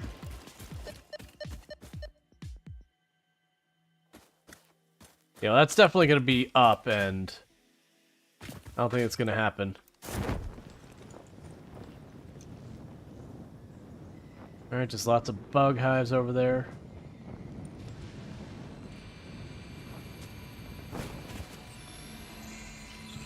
Hi. I don't understand how you got to be so adorable. But I'm not adorable. You're the most adorable boy in this whole house. I'm the least adorable boy in this whole house, too. I mean, truth hurts.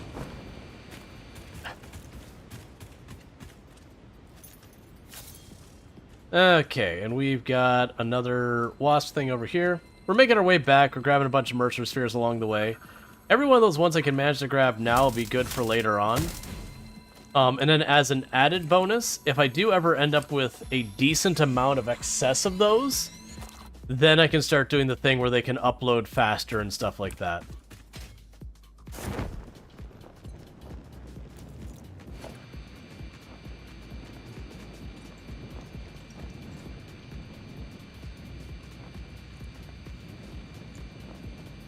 That's a purple slug over there.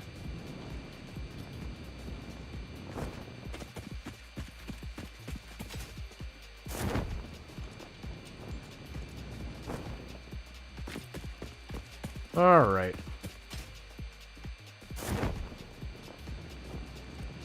And it's on our way home from here.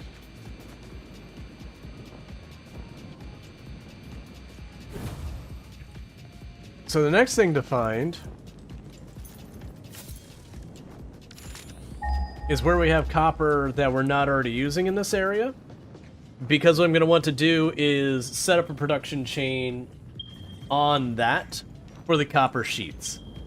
Because then we can take those Mercer spheres and all that we just got to then, drop our thing in our dimensional storage on the copper sheets and whatnot. So I've got that there. Right now I'm going to leave those ones just where they're at. Wait, what? Oh, I don't care about that. Because I'm going to leave the ones that are right there doing what they're doing, making the cable. Because I'll make a dedicated place for that later. So I do have a normal purity one over there. We got an impure one way up there. Is that really all we've got nearby? Ping it one last time. Yes, I've got these ones here. We've got that one there. That's probably where copper sheets are going to happen right here. We've got this up here. More than likely, that'll be used something with this over here. That it, really? Alright. It is what it is.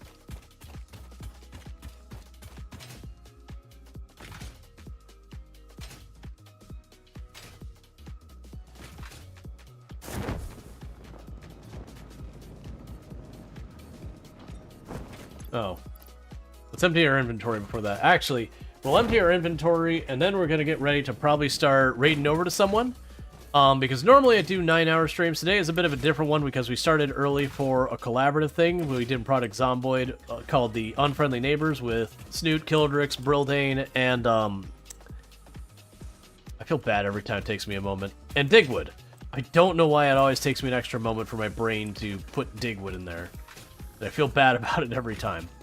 It's like I want to start saying a different name, and it just takes me a minute to just process. But yeah, so we did the collaborative part. It was a lot of fun. And I'm definitely down to do it again. I don't know when they're going to do it again. I also figure it's probably in their best interest to rotate people anyways. Like, not to necessarily rotate me out specifically next time, but just in general, as a general concept, to rotate people in and out. That way people can't, learn each other's strategies and that kind of nonsense. But I think that'd be pretty good to do that, because that was a lot of fun. For those who missed it, the idea was we were all neighbors who didn't like each other and wanted each other dead. But murder's just uncouth. I mean, come on. We're better than that. So instead, what we were doing is we were doing what we could to sabotage. I think the most direct kill that I was involved with is drawing a group of zombies directly over someone else. Which is honestly really direct, if we're being fair about this. Grab the mycelium as well. Or at least a stack of it. But it was a lot of fun. I definitely would be down to do that again. Alright. So we got those. Then drop this in here. And you, and you, and you. Sort it. Sort it. Alright, so we didn't get much in the way of, like, the leaves and all that, which is fine, but we did get lots of critters killed, so we can work on that. How are you doing? Alright, so we are starting to get some stacks in reserves. That's good news. Because things were looking a little sketch there for a bit. So there's some wood.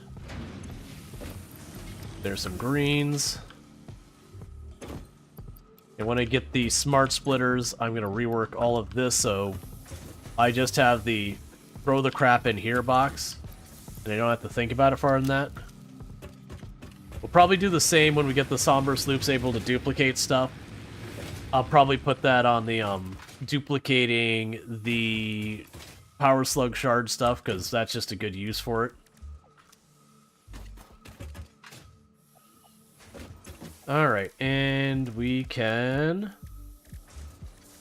do this.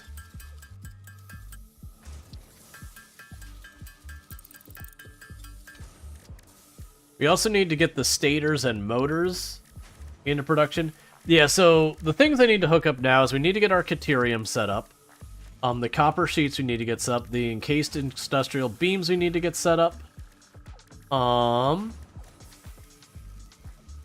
think quartz crystal and silica, so the quartz will need to get set up. The stators and motors will want to get set up. And then we've got everything else already here queued up. So that is stuff to deal with the next time around that I'm going to have all of those I'm going to want to be setting up production for, and some of those are going to want to be put on the dimensional storage, and some of them won't. There's a little bit here and there. Alright, so I've got that set up where I could add another dimensional storage, or dimensional depot, whatever it's called, and getting all that. But as you can see, we're getting all of this on here where I could just build anywhere. Speaking of which, I'm going to do this. Did I already get the hard drive in there? Tell me I got the hard drive in here already. Yeah, because I'll let the hard drive finish, and that's when we'll wrap.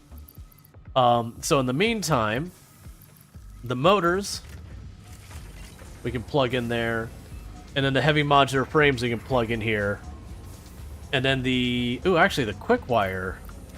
The quick wire, I can, when this is done, I can probably... Yeah, I can unlock that. Which gets us almost to the point of being able to do the zip line. By just materials we're finding.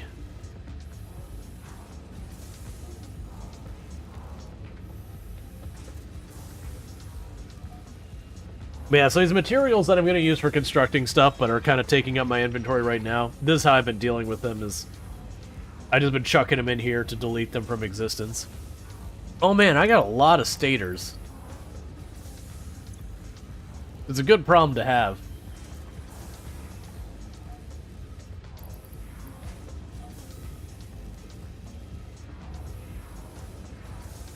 And there's the next one.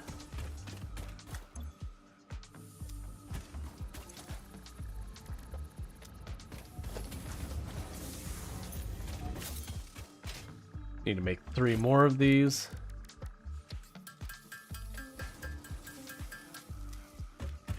Because of that, I can make a second one of these.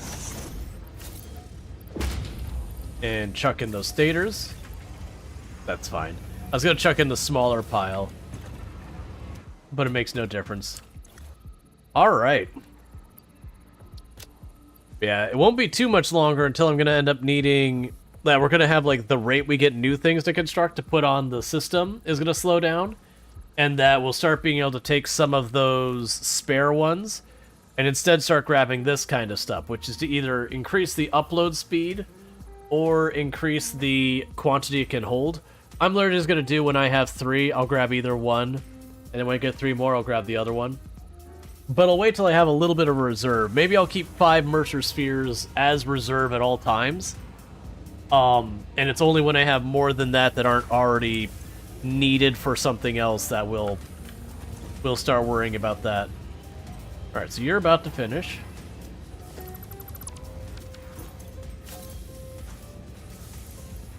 Yeah, we'll let that run until it's full, and then we'll take that. This has 3 minutes left on it.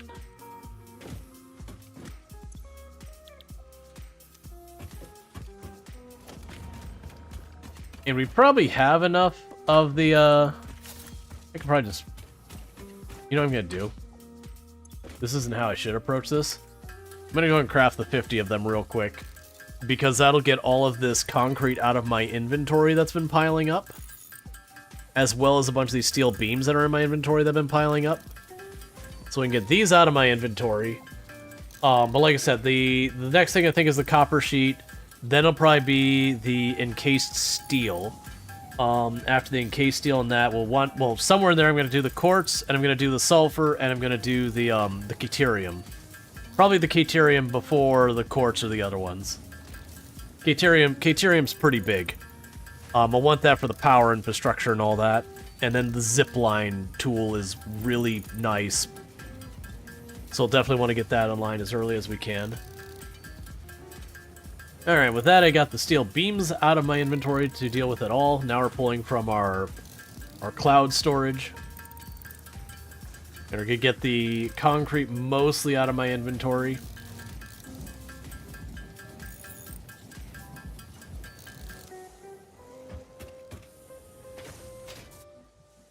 We can go like that, and I've got you sorted.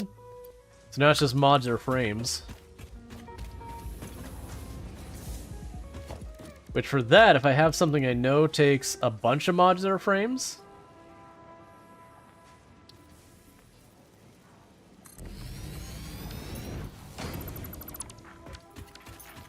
I can do this. So I could sit there and use that as my means of grabbing them. I'm not going to. It'll be faster. Let's just run over and grab them real fast. They're over there.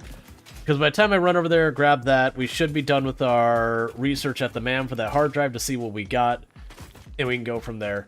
Then I have to make the consideration. My luck is I'll get a really good modular frame blueprint.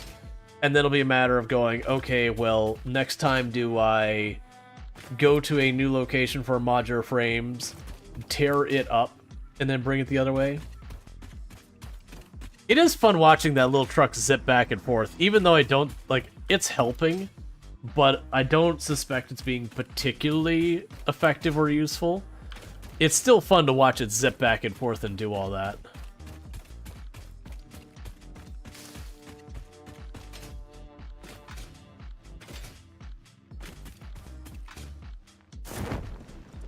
Oh, modular frames are over here.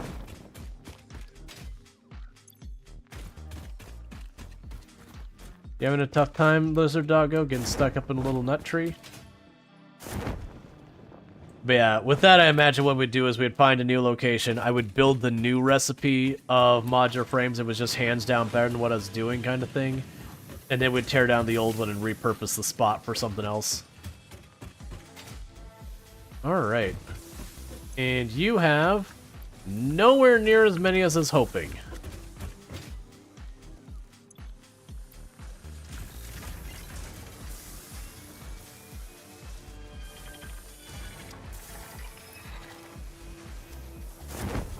Alright, so we won't be finishing that right this second. Okay. You do not have rods. You do not have rods.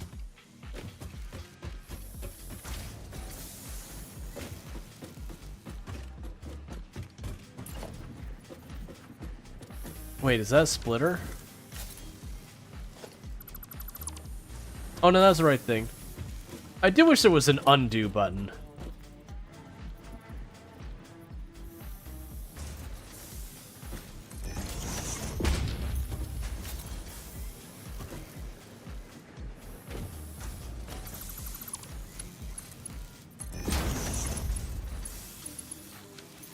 Okay.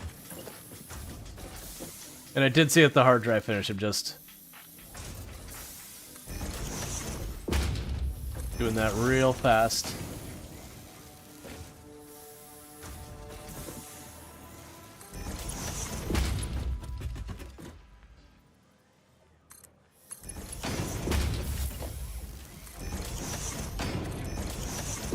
So that next time we're playing, I don't forget that this is a problem, because I will. Okay, and that's a merger. So right now... Wait, are you a merger? What's going on here? You're going in there and you're going out here. No, you're set to splitter. That explains the problem there.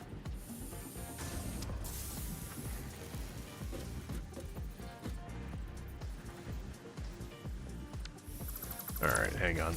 Okay, can take that straight through. Put the merger on that. And for right now, just go like this.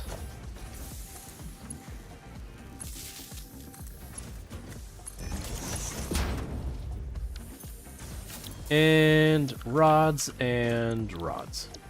Okay, so that should fix a lot of that.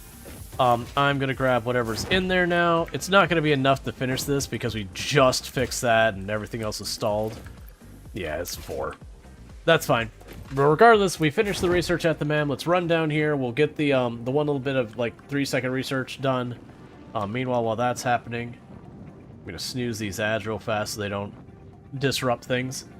We'll go ahead and see what our research options are, get that, turn in the 1 or 2 little things there, and we'll find someone to raid. Should be plenty of good people to raid tonight and all that good stuff. Just gotta see what's available and all that and get that all sorted out. But thank you for everyone hanging out. I know it's been a longer than normal stream. We're at 11 hours now. Which, I say that's like, oh, it's been so much longer than normal. I'm like, man, I used to do this 7 days a week. I used to do 11-hour streams. Which was fine, but it left me no time to work on any of the stuff around maintaining the stream, making it better, doing all that stuff, and, you know, any time to do anything that wasn't streaming. So, definitely was a good move to not do that anymore. Versus nowadays, I do 5 days a week, 9-hour streams. Alright, so let's drop you in there. And we can go to you. And we have... steel rods or alternate fused wire. Both of these are actually really good patterns. I believe if we check on our normal steel production... Yeah, if we do our normal steel production, we get 15 per minute out of 1 iron ingot. Well, 15 iron ingots becomes 15 of the rods. Where if we choose... this one, I get 48 per minute, and you get the idea. It's a much reduced. It's something like 24 whatever steel. And the downside is steel is a bit harder to set up, but if I need a bunch of rods really quickly, that's the thing. That said, I think I'm going to take the fused wire. The rods is more immediately helpful, but fused wire is just too good of a one for later on to give up. That ends up being a huge one for just massively expanding the rate you can knock stuff out. Where are we at? So Caterium. Right, we had the quick wire was here? Where did I put the quick wire? No, it's right there in my inventory. Oh, you needed the ingots. Never mind. So I can't unlock that yet. Drop you off. Just double check between having anything else. I can unlock those, but it won't do me any good unless you've got what we need for that. And honestly, now I can research that without any worries.